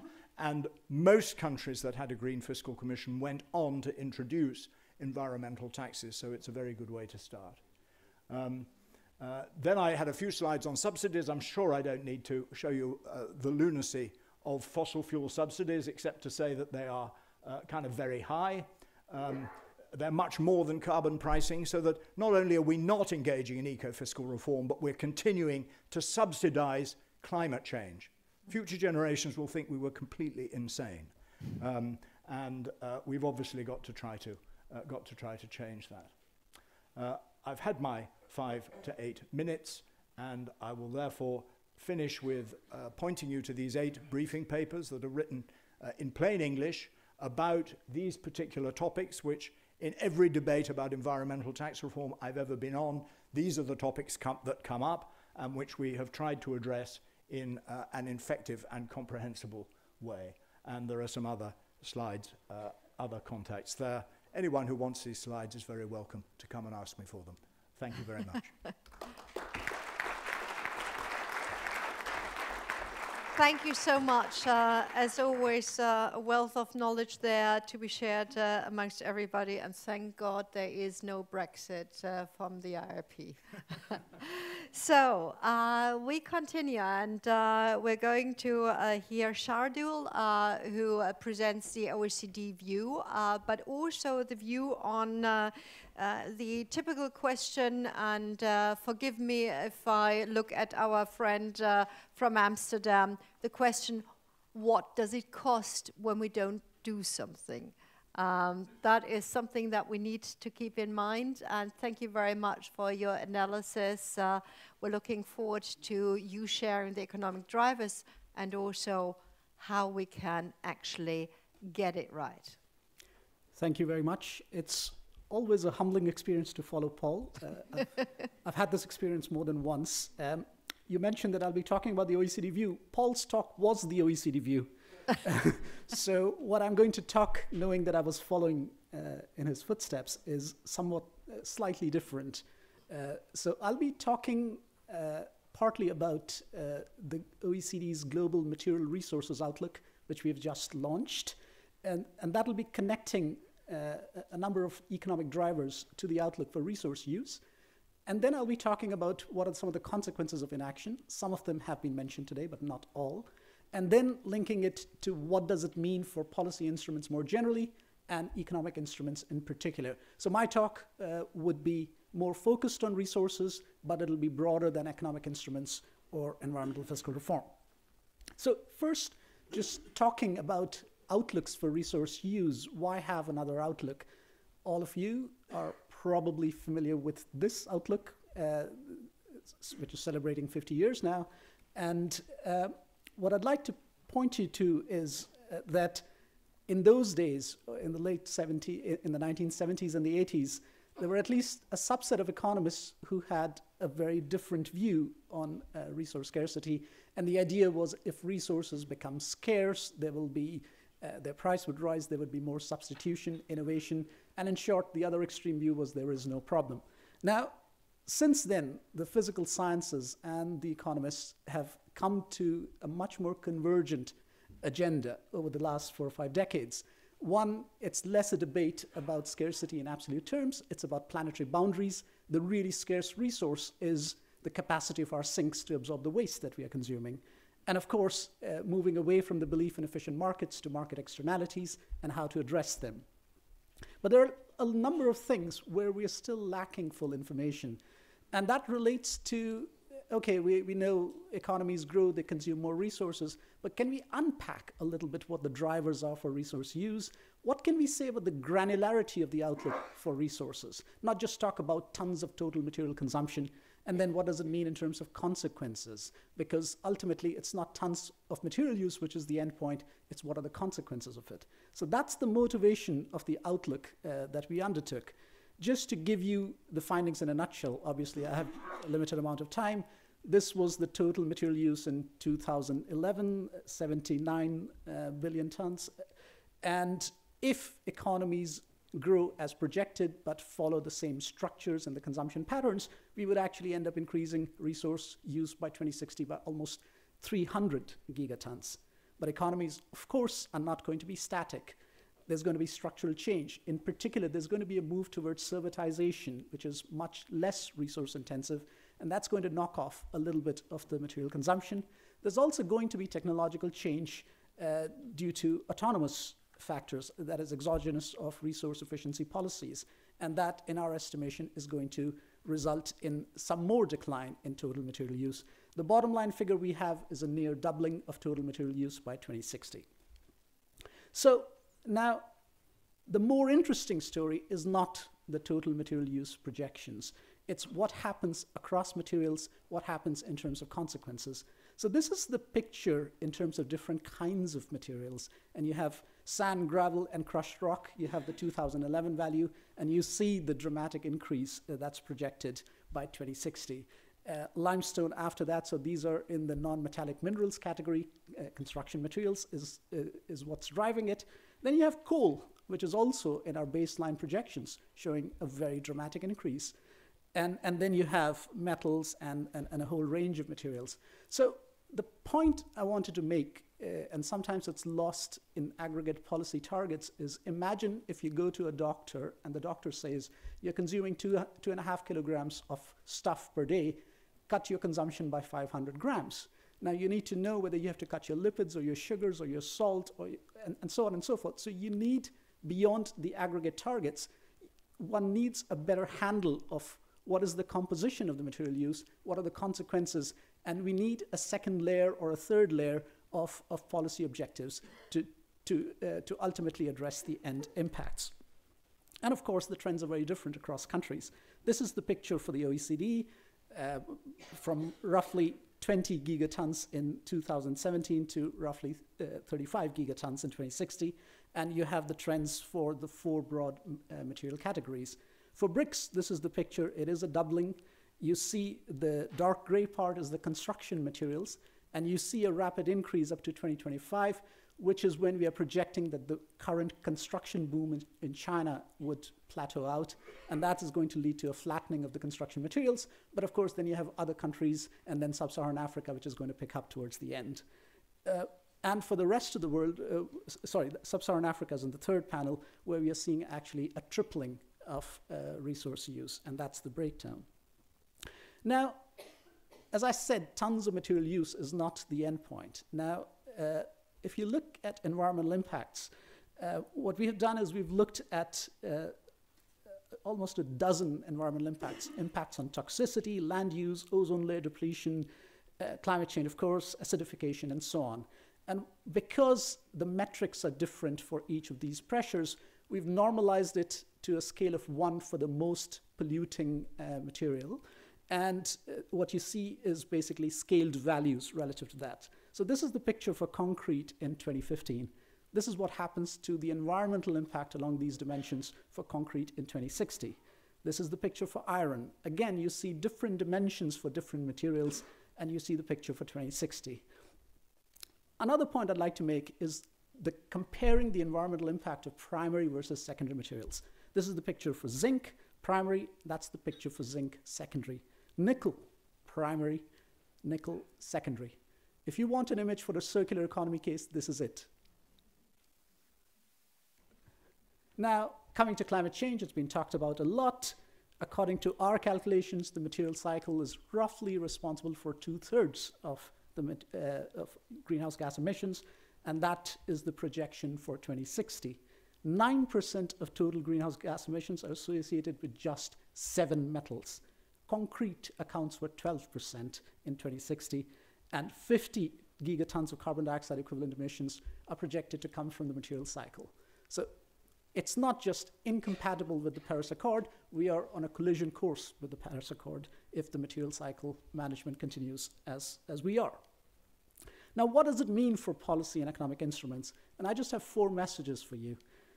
Here, I'm going to quote a baseball player, an American baseball player. I don't know how many of you, he's famous for his baseball, but also for his quotations. If you don't know where you're going, you'll end up somewhere else.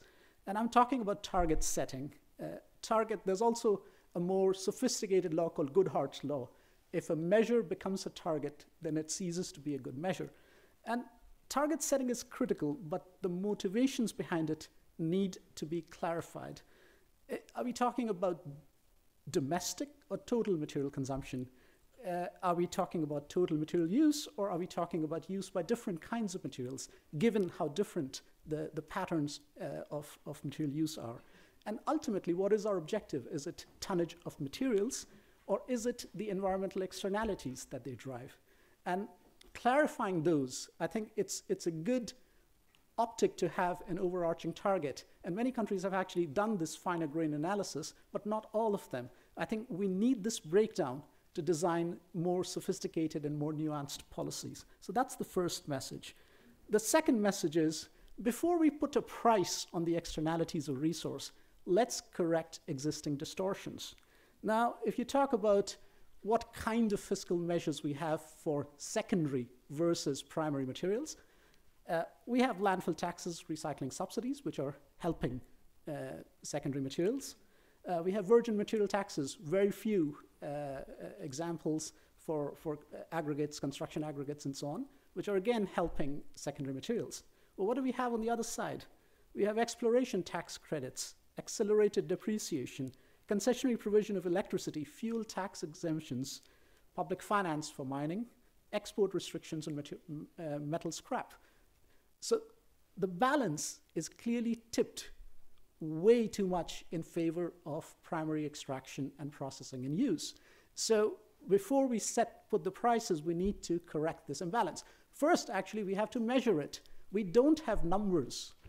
This slide is, there are no numbers here. We know we have a handle on fossil fuel subsidies, we have a handle on agricultural subsidies, fisheries subsidies. We don't have a handle on how much these subsidies are right now.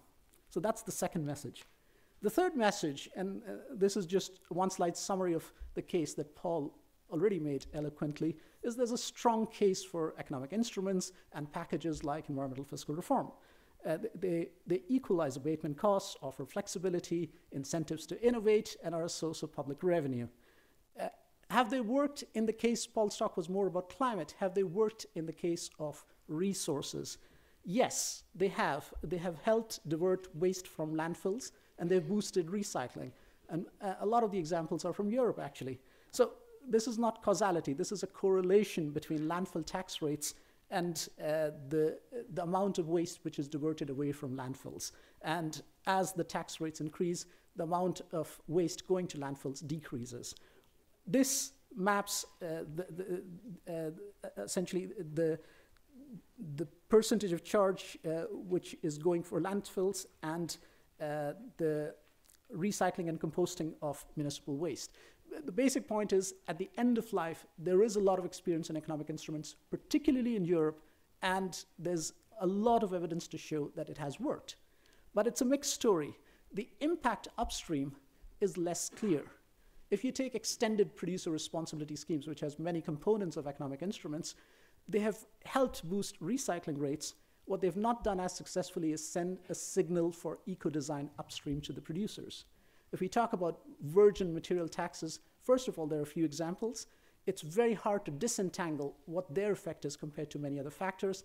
And in some cases, they've led to diversion. So if I think there was a case in Sweden where there was a tax on limestone or concrete or something, and it led to the use of crushed rocks. So there was a diversion. Unless you have a full coverage, there's always risk of leakage. But the most important point, and this was briefly mentioned, I think only once in the last panel, is what is good from a theoretical or a modeling or an empirical perspective needs to be reconciled with the realities of the society. This is our theory of environmental taxes. All the economists actually, environmental taxes should target the pollutant with few, if any, exceptions. The tax rate should be commensurate with the environmental damage. The tax must be credible and its rate predictable. Environmental taxes can assist fiscal consolidation or help to reduce other taxes. Clear communication is critical. I'm talking about the French petrol and diesel tax reform, which is taking place right now. All of those steps, which we have recommended, which other economists have recommended, have been followed. This was the scene 1.5 kilometers from my house 2 days ago. There is 75% support for these protests. They are not led by a political party or a labor union, and they are at the Champs-Élysées, not at République or Bastille. That's the intensity of the discontent, and it's linked to not resource use, it's linked to air pollution, which people care about, and climate change, where the concern is very high. And I think we are a bit in an echo chamber. We reinforce each other. We need to step out of this discussion. And these are really fragile times. And I think Helge did mention that in the previous session. There are a whole range of reasons behind it. But we need to get a better handle here. If you have to look at it in economic terms, I think we do pay attention to distributional consequences. There is revenue recycling going on. What the reform perhaps did not anticipate is the spatial inequality, the inequality between urban areas and rural areas. And a lot of the protests in France are triggered by people in rural areas who have old diesel cars, who have to commute because they have no transport options. And suddenly getting a €500 credit to buy an electric vehicle is not going to cut it. That's the reality we are in. So that's what I'd like to say. Thank you very much.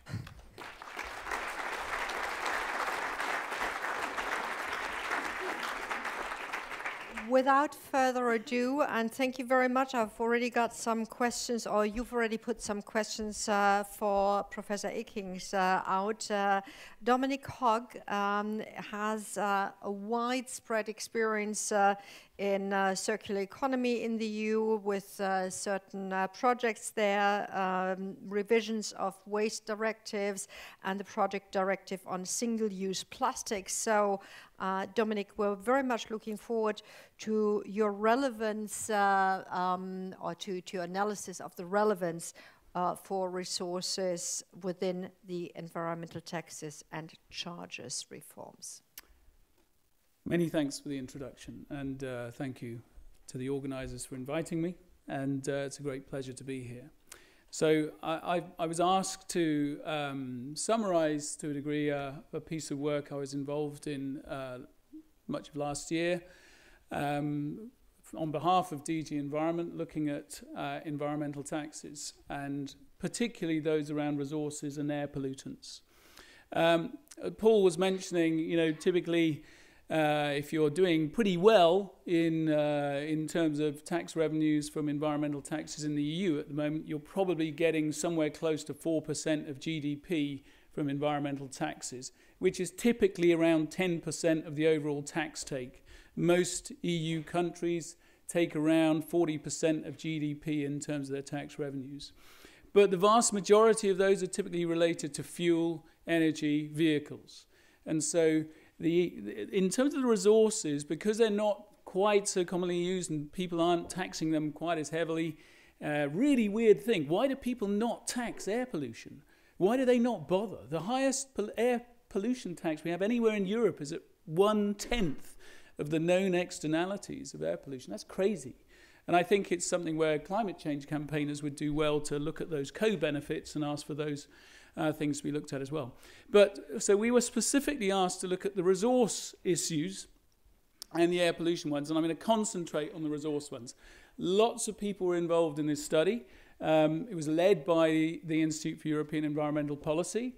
We were involved in a lot of the analysis and a number of the case studies, particularly around the resources and materials area. The scope of the study in terms of its thematic coverage was here. I've underlined the ones that I suspect would be of most interest, but I'd encourage you, and I've got a slide at the end of the presentation, I'd encourage you to go and look at a really interesting bank of 40 different case studies of market-based instruments in these areas. So please, those of you who are interested, do go and have a look at those. The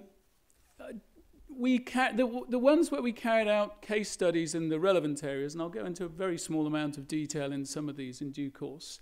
It was mentioned just now that aggregates are one of the things that are one of the few resources really that are taxed quite widely, and they're taxed actually in a number of different countries.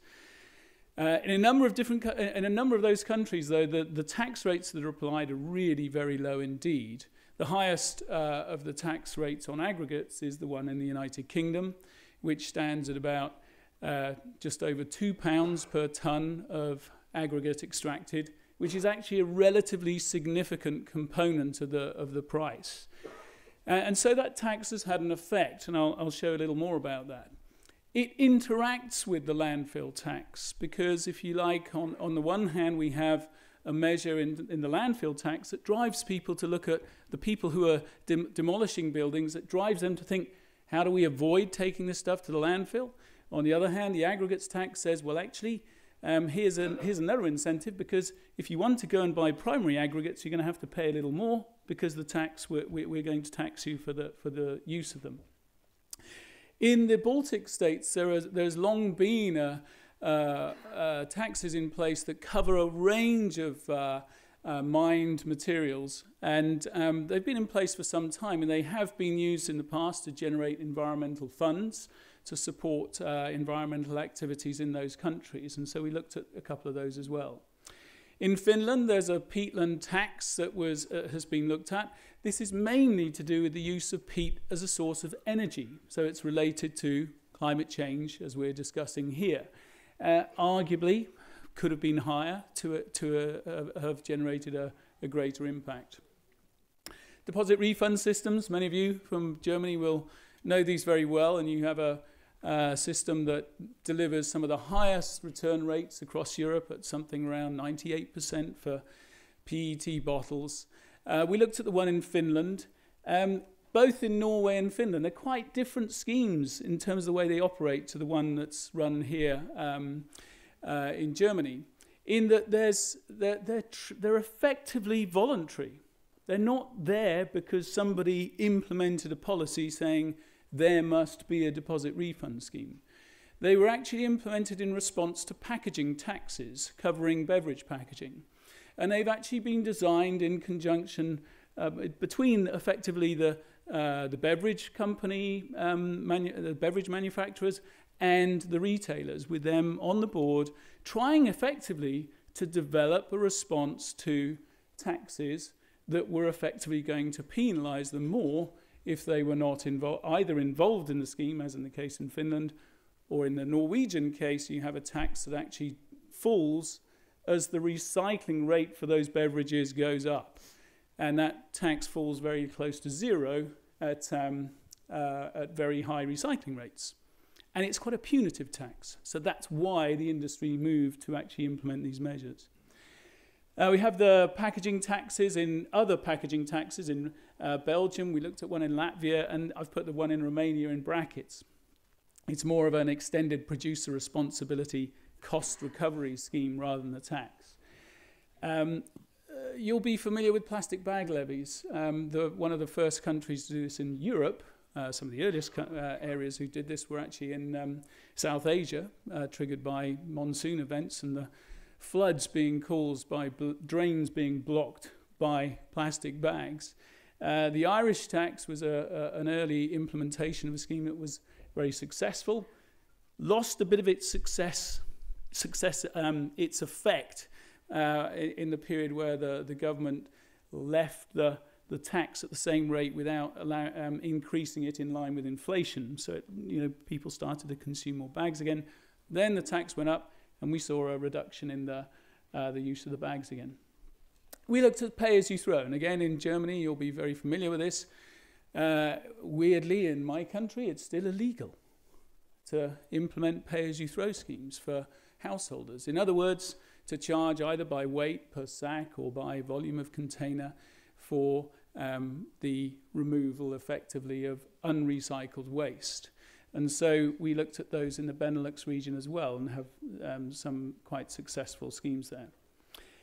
As mentioned, the landfill taxes, I'll just show you what's happened in the UK, which is quite a pure form.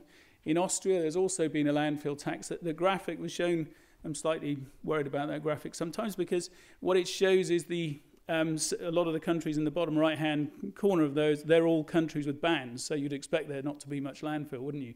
The interesting thing, though, is that many countries that have implemented landfill bans have found that actually they get year after year people coming along saying, I've got this stuff I really need to get rid of and I need somewhere for it to go. Can you let me landfill it, please? And so a lot of countries have found that a good complementary instrument to a ban is a tax, because then you remove the economic incentive of people to come back year after year and ask for the exemption to allow them to carry on using landfills. And it triggers, it brings forward the alternative technologies that we need to actually deal with the material that's no longer being landfilled. And the last one is port reception facilities. The single-use plastic directive that it was drafted by the Commission is going through the trilogue process at the moment, is actually not just about single-use plastics, it's also to do with marine litter, and so the port reception facilities are an important part of this. And it was sort of recognised in Amsterdam and Rotterdam that actually, if we've got a problem of people dumping a lot of this stuff at sea, then the last thing we want to be doing is charging them a lot of money when they come back to the port to dispose of the waste, because they'll just throw it away in the sea. So, we're looking at mechanisms to actually enable them to come back to the ports and set a fee that gives them effectively a tax-free or a fee-free amount that they can take to the ports and actually not have too much problem of plastic being disposed in the sea. Globally, the figure is something like 20% from those sorts of at-sea sources, but we think that probably in Europe it might even be closer to 40%. Because there's less in relative terms being associated with mismanaged waste generally. So these are important mechanisms in Europe. So just a few examples. I mentioned the UK aggregates levy. What this shows, the dotted line shows the aggregates levy rate, and it's on the left-hand axis. And you've got two figures here. The darker colour, I'm colourblind, I'm sorry. I can't tell you, is it red, is it green? I shouldn't use these colours. I should just use blue, black, yeah. Anyway, I guess it's the red one. The red one, aggregates per value of construction output, is they're both going down. You get the picture. There's an incentive for people to actually start using, they're using less primary aggregate per unit of their activity. And in the UK, we, unsurprisingly, given that we have the highest aggregates tax anywhere in Europe, we've got one of the highest rates of secondary aggregate use anywhere in Europe. Not rocket science. In 1996, we actually introduced a landfill tax, and the tax is differentiated in the UK. There's two rates. One rate for like household waste, municipal waste, and it's a high rate. Come on to that in a minute. And then there's the lower rate of tax, which is applied to non-degradable material like aggregates. So effectively, you have a tax of £2 a tonne if you take it to the landfill. And by the way, if you make use of the material, you avoid the £2 per tax on the primary materials. So it makes sense to start using more, crush the aggregate, make sure you can use it, and not be landfilling it. Here's the deposit return success of the scheme in Finland, the Palpa scheme. This, as I mentioned, this was stimulated by a tax, and the tax is quite an interesting one. One rate for refillable containers, that's the lowest. One rate for one-way containers that are within the deposit scheme, which is the next highest, and then a much higher rate for containers that are not in the deposit scheme. So you see, you have an incentive to be in the deposit scheme. And those tax rates have changed over time, and they've shifted the way in which the return rates have been affected for the different materials. But you can see that you've got return rates above 80% from approaching now 90% and above for all of the individual materials. And we've done a lot of work for DG Environment looking at waste data, and we know that actually some of the EPR schemes, they might not be quite telling the truth about the recycling rate. The great thing here is you're getting really good data about the amount that's placed on the market and the amount that's being returned. And these rates are extremely high relative to what we believe to be the true rates associated with even the best extended producer responsibility schemes where there is no deposit. That's important with plastics, because what are we doing with plastics? We are not landfilling them anymore. We're burning them. We're burning fossil carbon in low efficiency generation plants. Here's the UK tax on landfill. Tax rate on the right-hand side. Is it red? Is it green? I can't tell. It's going up towards €100 a tonne now. The quantity landfill, the blue figure, massive drop over time, and you can see it almost mirrors the way in which the tax has gone up. And finally, I wanted to. This is not from the report from the European Commission. This is a report we launched last week in the House of Commons in UK. I got a bit sick of reading time and again, just as we've been talking about today, about we need to internalize the externalities. And it stops. Nobody thinks to then go the extra mile and design the policy that would do it. And so we sought to do that. We thought, well, okay, how can we do this? How can we put in place a measure that works? And the thing that we were concentrating on here is the demand for the secondary material. Because in terms of recycling, where does the plastic go? It was going to China, and then it went to Malaysia. They closed the doors. Where is it going to go? We need it to be used. Last one. And this scheme we designed, we looked at a tax, we looked at a tradable credit scheme, is designed to take revenues from EPR fees, take them into a central fund and rebate them in line with the generation of secondary material certificates. And you can vary those, because if I've got a high value use of glass or plastic, I've got a higher carbon benefit than if I've got a low grade use. I can vary my rebate. So I'd encourage you to take a look at that. It's on our website, and see what you think. So as I said, further information for those who would like it. Thank you very much. Thank you, Dominic. And we have a common enemy, and that's called time. So if everybody does 15 minutes instead of 10, we have a problem.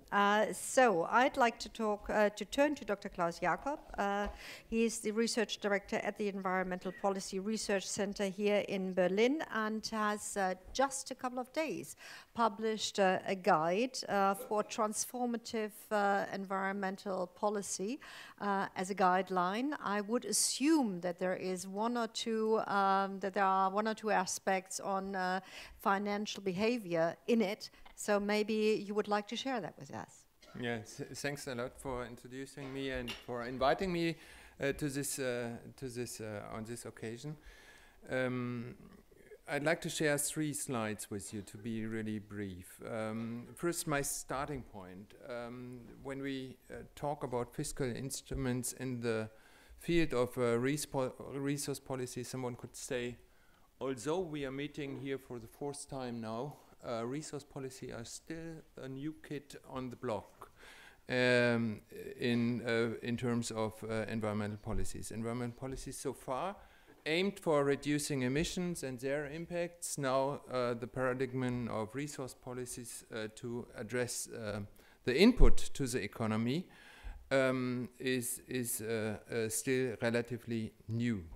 Resource efficiency, and that is the promise of it, can cut costs and environmental impacts at the same time, but it does not happen only market-driven. There are all kinds of market failures. There are externalities, both positive as well as negative externalities. There is lack of incentives to collect information along the value chain and others.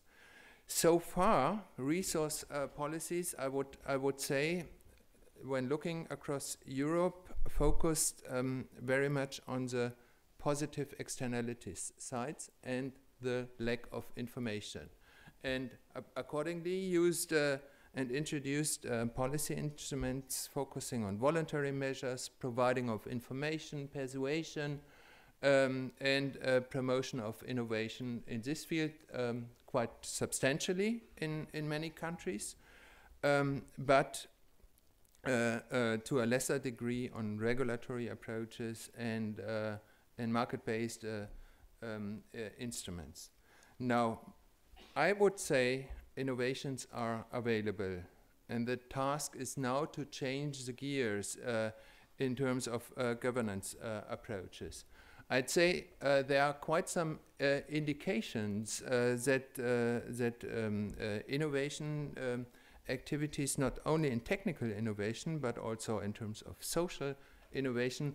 Remember the startups in the repair scenes, repair cafes, the package-free supermarkets and so forth. But of course, there are bulks of publication studies on potentials to reduce costs by changing processes in firms, resource-efficient products, repairability, recyclability, and so forth. So the policy approach of promoting innovation, there's still some sectors and some fields of innovation where it's needed, but it cannot go on endlessly, but there is time for switching into regulatory approaches and into fiscal instruments, and removing subsidies, including energy subsidies, which in the end also incentivize the use of materials. Yeah, that is a step further. So we looked in a paper what is actually the state of play, and that is certainly some overlaps with what Dominic introduced. There are actually 15 out of the 28 EU member countries that have different types of taxes on construction materials, on aggregates. When looking at these, we came to the conclusion most of them are with the intention to generate income. There are rather few that are having actually the intention to steer, that is UK, Sweden, Denmark, that is to steer the use of construction materials to stimulate recycling and so forth. In these countries, the evaluation, Dominic already mentioned one for the UK. They are quite interesting, that there are certainly some effects in this direction, and that these 3 countries performing better in terms of recycling and use of construction materials than others do. There is quite widespread experiences with taxation of packaging material. Most countries would apply these to cover the costs for collection and for recycling.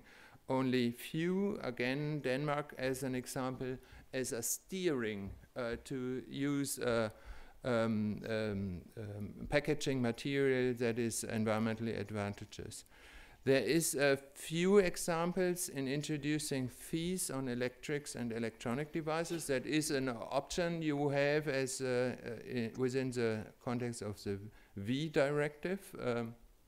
And again, Sweden, Denmark are example here that are using this. Quite widespread experiences also with extended producer responsibility as another market-based approach. Rather recently also introduced in terms of furniture, clothing, and office equipment, and applying this EPR approaches to this. We found all EU member states have, in the one form or other form, market-based instruments applying on materials,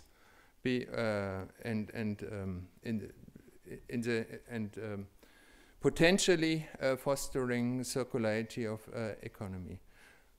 Someone has to admit there are rather few examples and experience in Germany. Please allow me, although we are European Resource Forum, to say this. But it's a starting point for going further. And last slide I'd like to share with you is in another paper we took a closer look on the discourses in fiscal policies. So from a fiscal policy maker point of view, what would it make attractive to think about environmental policies? So not the environmental policy maker, but the fiscal policy maker. So, and someone can when looking at the debates on fiscal policies, someone can identify 4 goals of fiscal policies. First goal is secure income for the state, ensuring the capacity to act, to have the income to do, to pay the officers to do all the tasks that are done. Against this background, something seems to be problematic. What environmental policy makers like to do is to earmark the return and to use the return and the income from environmental taxes for given purposes. So this seems problematic, although there are some exceptions for this. Another economic goal of fiscal policies is providing economic stabilities in terms of prices, employment, economic development. From this point of view, fiscal policy makers rather stay outside of the economics.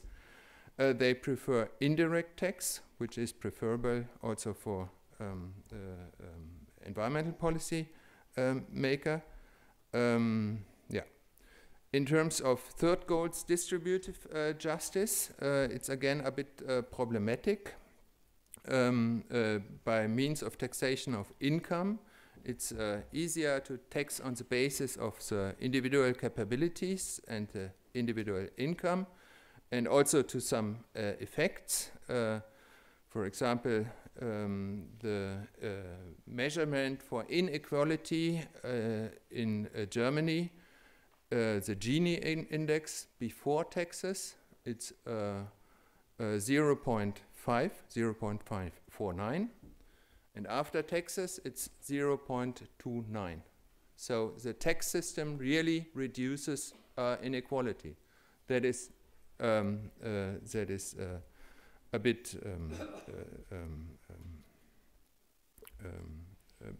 a bit lesser degree in the since the last tax reforms in Germany, but that is taking place.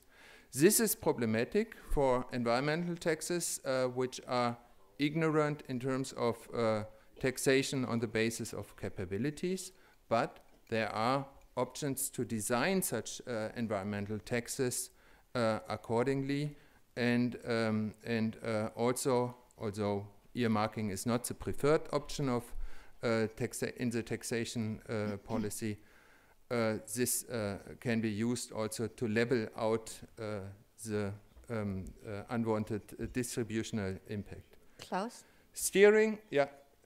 Steering by taxation, there are examples from health policy, there are a few examples from environmental policies. It's not so much preferred by fiscal policymakers. There is also interesting momentum for change for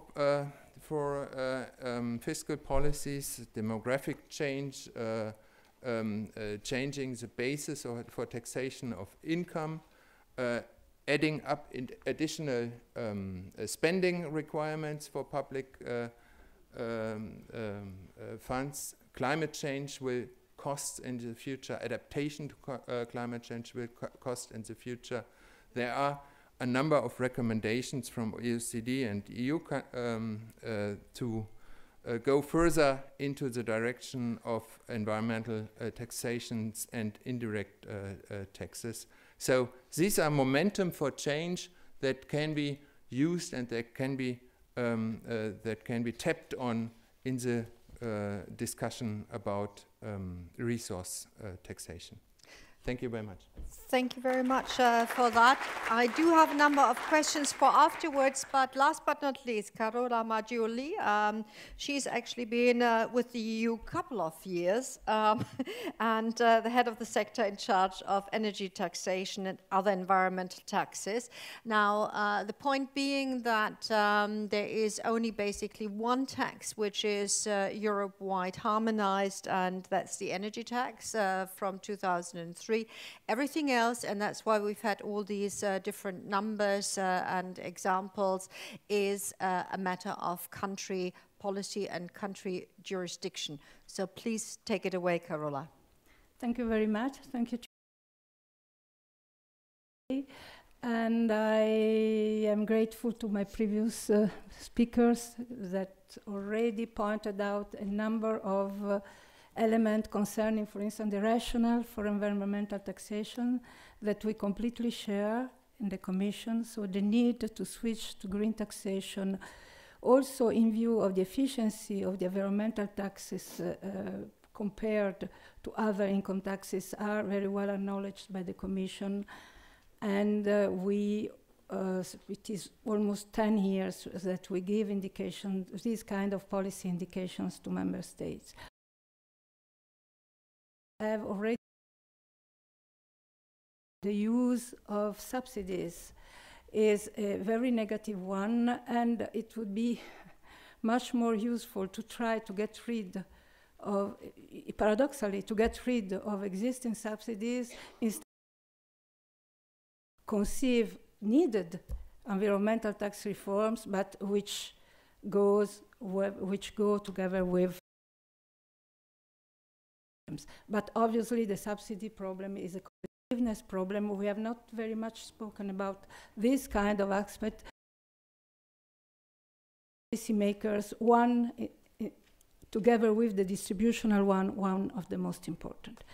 This being said, so this morning we have already had a view of the global EU policy towards environment, and so taxation policy at EU level should be coherent. It is coherent, should aim at helping in fulfilling the objectives we have already spoken about this morning.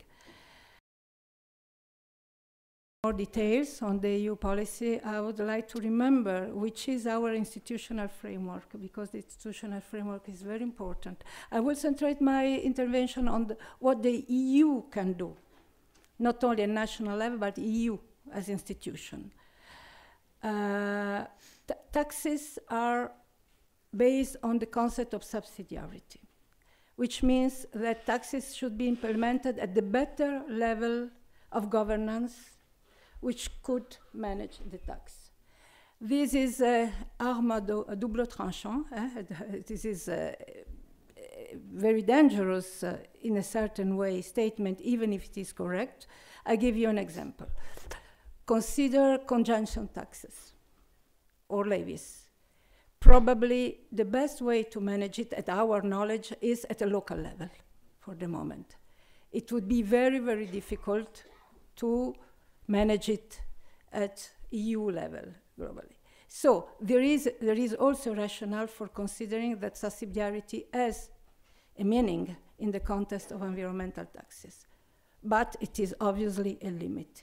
And which is the limit? The limit is that we have 2 articles of the treaty which allow us to harmonize taxation, indirect taxation, and therefore also environmental taxation. One article is the Article 113 on the internal market. So we can make proposal with the aim to harmonize the internal market, to harmonize for the purpose of internal market working. These decisions have to be taken at a unanimity. This means 28/27/20. Another article, Article 192(2), which has never been used in the EU, which forecasts the adoption of measures to achieve environmental objectives always at the unanimity. So the unanimity has been the obstacles, and there is no coherence between the general purposes which are reflected in the climate policy, the circular economy policy, and all the EU policy, which are adopted at the majority, and this necessary tool, this necessary complement, which has to be adopted at the unanimity. This is the reason why, at the EU level, we only have an harmonized framework for energy taxation, and we'll see. And we have no other harmonized framework in the context of environmental taxes, which, by the way, are for us a very useful instrument to internalize external costs, and should be used, and also energy taxation should be used notably and most for environmental purposes. Now, just to have a look, because we have spoken about a number of taxes without having a clear idea of the components.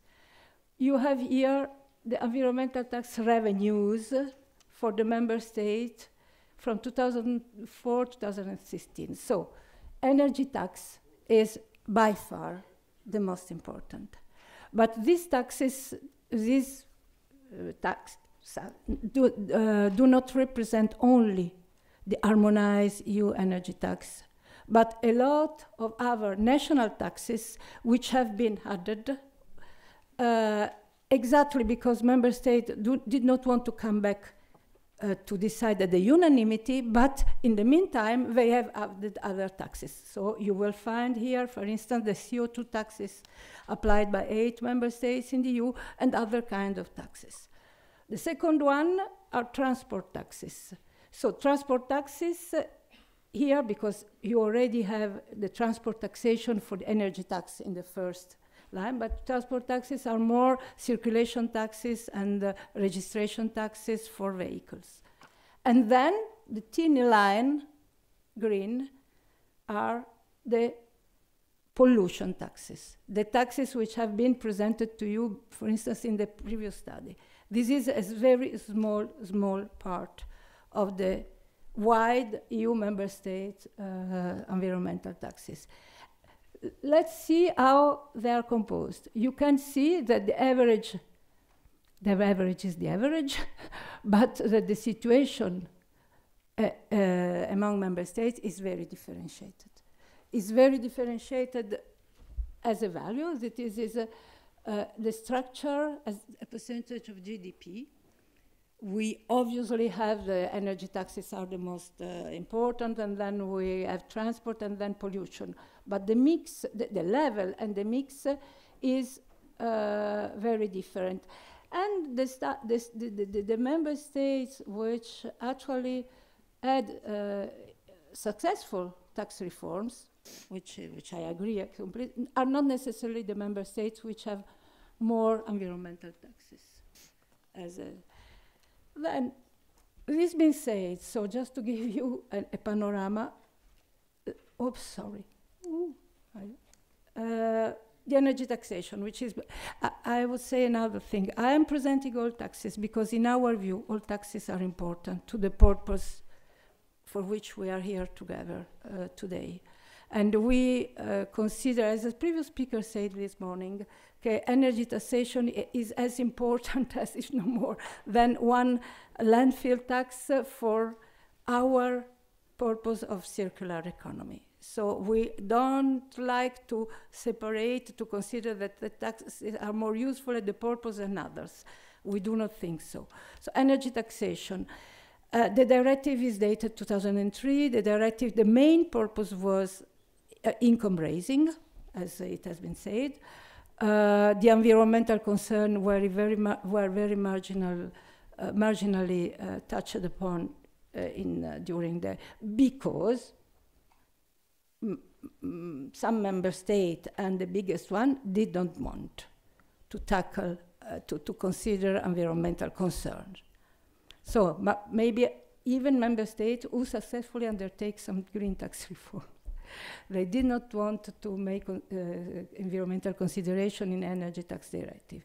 So the energy tax directive is old, fixed minimum rates which are completely updated, which are not even indexed to inflation, which have a sense, which in a certain way influence the market, but are completely old data, does not help for internalize environmental costs. CO2 is better treated than other source of energy.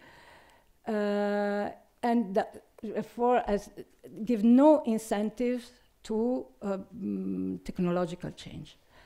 So 2011 a revision of this directive, and the member states did not accept the unanimity. The Commission was obliged to withdraw. Oh, sorry, to withdraw the. Another important element. Parenthesis. There are two sectors in Europe which should be monitored from a taxation point of view: aviation and maritime transports.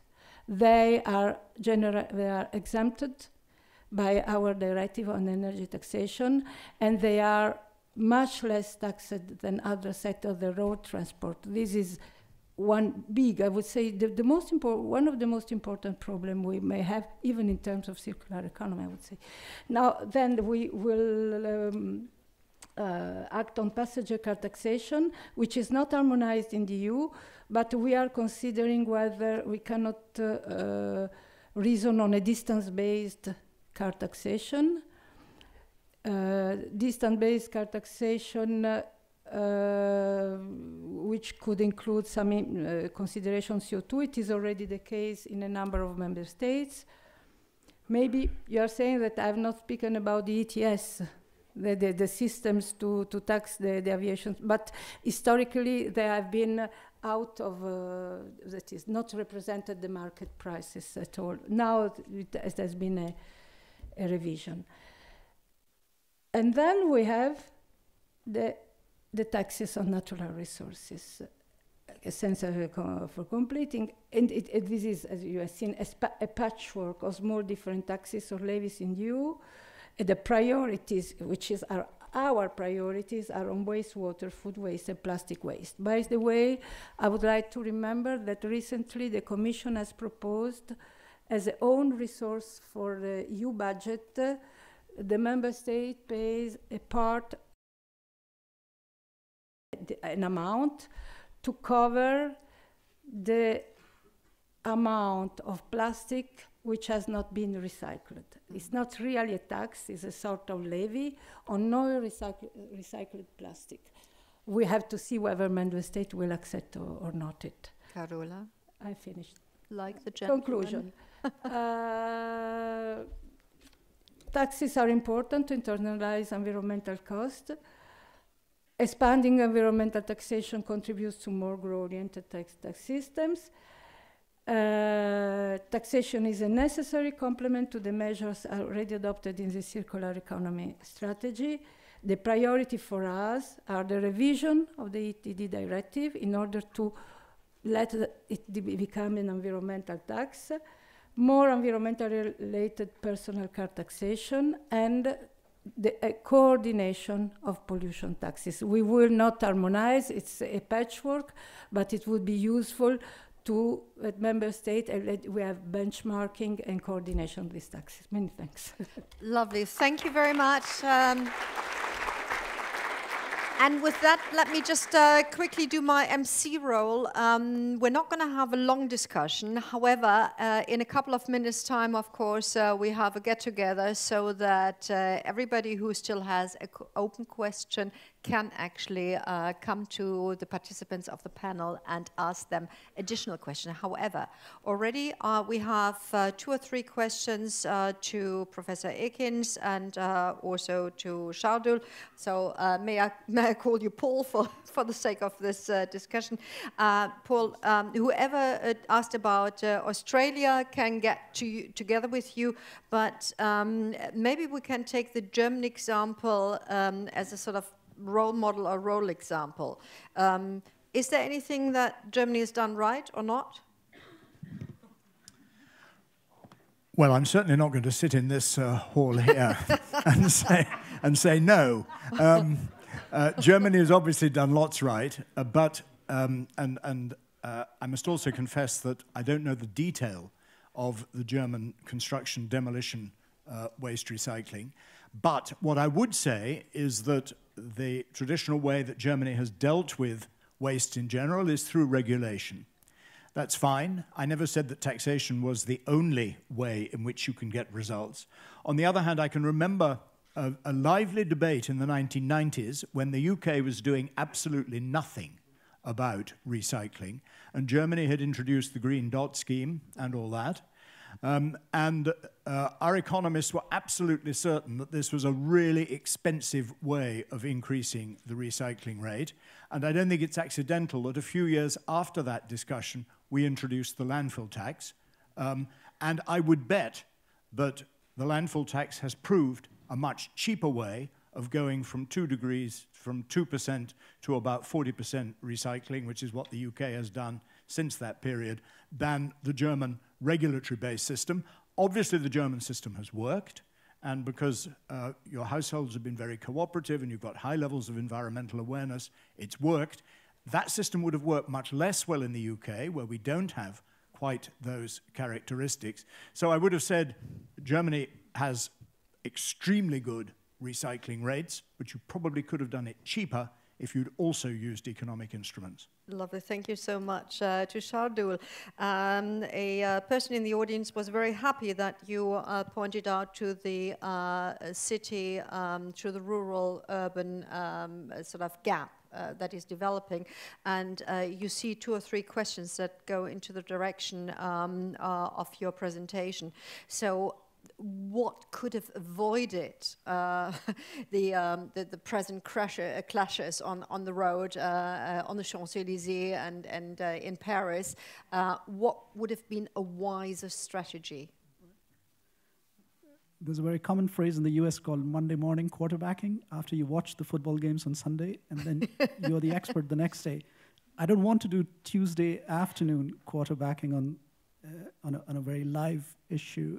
I think the point I was trying to make was, I'm sure PhDs would be written on that once this is all over. Maybe this is something that's going to wane off. Maybe this is something more fundamental. I think part of it has to do with not just the instrument, but the climate in which it was introduced, because there's probably broader concerns in society, and maybe this was one more change, and what you see is a cumulative reaction. But yes, I think where we need to learn some more lessons is, and we've done a lot of modeling where we generate the revenues, we recycle them, we show that there's no impact on inequality and so on. There's theory and there's models and there's reality and there's perceptions also. And so it's not just a question of, in the end, would it be beneficial, but what are the political perceptions and how do these things work in reality? And from a theoretical perspective, I would say the key thing that was missing was probably the spatial dimension of it, which is very hard. I mean, sometimes in economic analysis, we just do cost-benefit. If we want to be more sophisticated, we look at effects on income distribution, but very rarely do we look at these spatial inequalities and what impact policies would have. And this might be a wake-up call that we need more research, but we also need policies to anticipate that a little better. But as I said, this is a live issue, and I don't want to go more into it. Looking at the time, ladies and gentlemen, please forgive me. I have one last question to Paul, and we're thereby going beyond Europe, insofar as, of course, we live also with hereditary tax systems all around the world, not just in Europe. So there are some tax systems that are more prone to actually adopting your ideas and your ideals, saying, yes, it can be done via tax system. Thereby we can sort of, you know, influence people's behavior. We can actually get the world prodded in the right direction. What about those whose tax system may not be as efficient and effective? Yeah, I think we're probably talking about developing countries, my understanding has always been that actually the argument for environmental taxation in developing countries is much stronger even than it is in a developed country context. They find it very difficult to tax income, which is where we get the majority of our taxation from, because of the so much informal labor market activity and the fact that you need very well-established bureaucracies. Fossil fuels enter those countries probably through 20 means, and taxing the entry points where fossil fuels come into those countries would be much easier fiscally than taxing labor. Where they haven't done it in the past is because they have perceived fossil fuels to be absolutely essential for development, and they obviously were not at all keen to slow down the development process. I think now with the advent of renewable energy and the fact that it's quite clear that you can get development with renewable energy at more or less the same cost at the moment as with fossil fuels, I think the argument for taxing fossil fuels is therefore much greater, because you will then stimulate the renewable energy revolution while choking off the investment in further fossil fuel infrastructure, which is obviously runs the risk of being stranded. So I think the lack of development of a fiscal system actually argues in favor of many kinds of environmental taxation, because it's actually easier to tax stuff than it is to tax income, because stuff is there, you can see it, and you can put a tax on it. Thank you so much, and ladies and gentlemen, with that, I'd like a big applause for Carola, Klaus, Dominic, Shardul, and Paul. And with that, I'd like you to still stay put. For 5 minutes, I'd like to invite my honored guests on the podium to step down, because we're going to come to a very brief ending. And for that, I'd like to invite 2 young people, 2 students actually, because unbeknown to most, there is a student workshop going on at the moment. And can you please give a hand to Laila and to Eric, who have been listening. Come on, join me up here on stage. And I always like to have my guests on the right-hand side. No more sitting down. We're just going to do it standing up. Now, these 2 are part of a group of around about 30 students that have come together here. And maybe I'll ask Eric, because I know I'm going to ask you for the impressions first. What are you doing here? Well, actually, I'm going to hand this question to Laila, because... All right. Way around, but yeah. Laila, please. Okay, so we are a group of students coming from different universities of Europe and from all different home countries. And we are basically here to just, I think all of us are looking forward to see what is the status quo of research on circular economy and on resource efficiency. And basically also to see how we walk the talk, to see what is really done, how we can implement all what we see in research, and to really what the next steps should be to really implement all the ideas and theories that we have here to tackle the problems that we all mentioned all day long. Now, you 2 happen to be from the same university, Freiburg, but all the others are from? Vienna, Helsinki. Yeah, Hungary, I think, as well. All across Europe, all across Europe. Yeah. Now, you've been observing, you've been listening. What were your impressions? Like, heard that talk before, or, that was really interesting? So I think it was very impressive, and I was astonished that more or less everyone in the room agreed on the different positions that were presented here in front.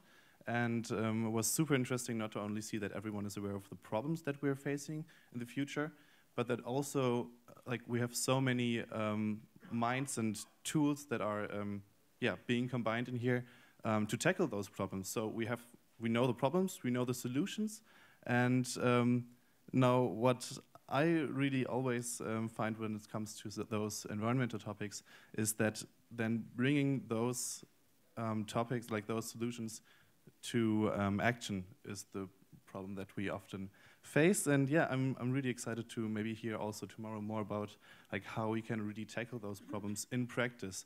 And yeah. Laila? Yeah, for me also it was what I heard today is that the collaboration is needed between governments and actions or regulatory things like taxation, like transparency requirements, as well as for businesses not to having circular economy products being a niche, but being the transition has to be a whole thing, a holistic approach, and also consumers to be aware and to really engage in all these new products and to be aware and educated about that. Thank you so much.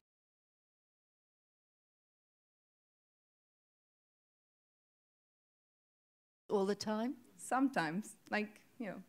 I try to be vegan, but sometimes I eat cheese, but right. No meat. And the reason I was asking you that was because, ladies and gentlemen, this is the last question for tonight before you actually go out. I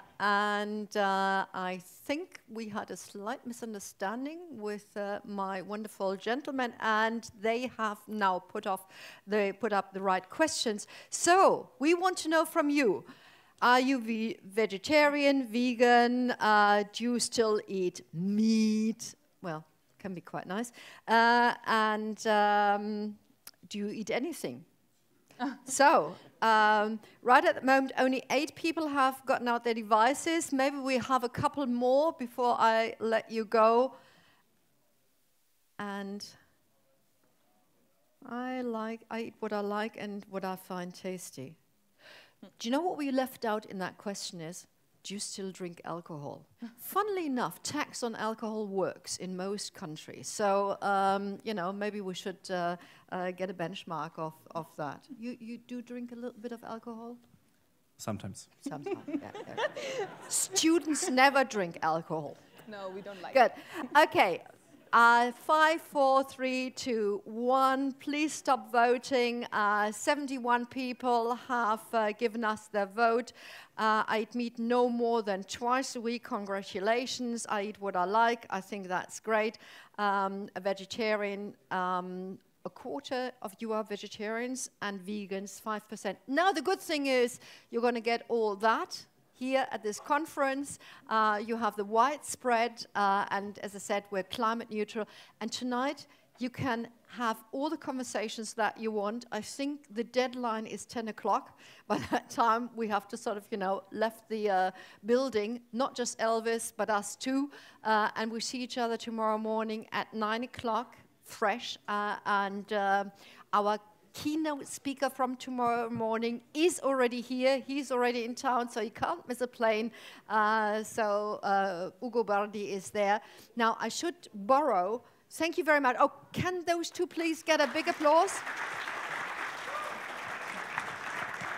And before you leave, I have one more question, and it's the red microphone.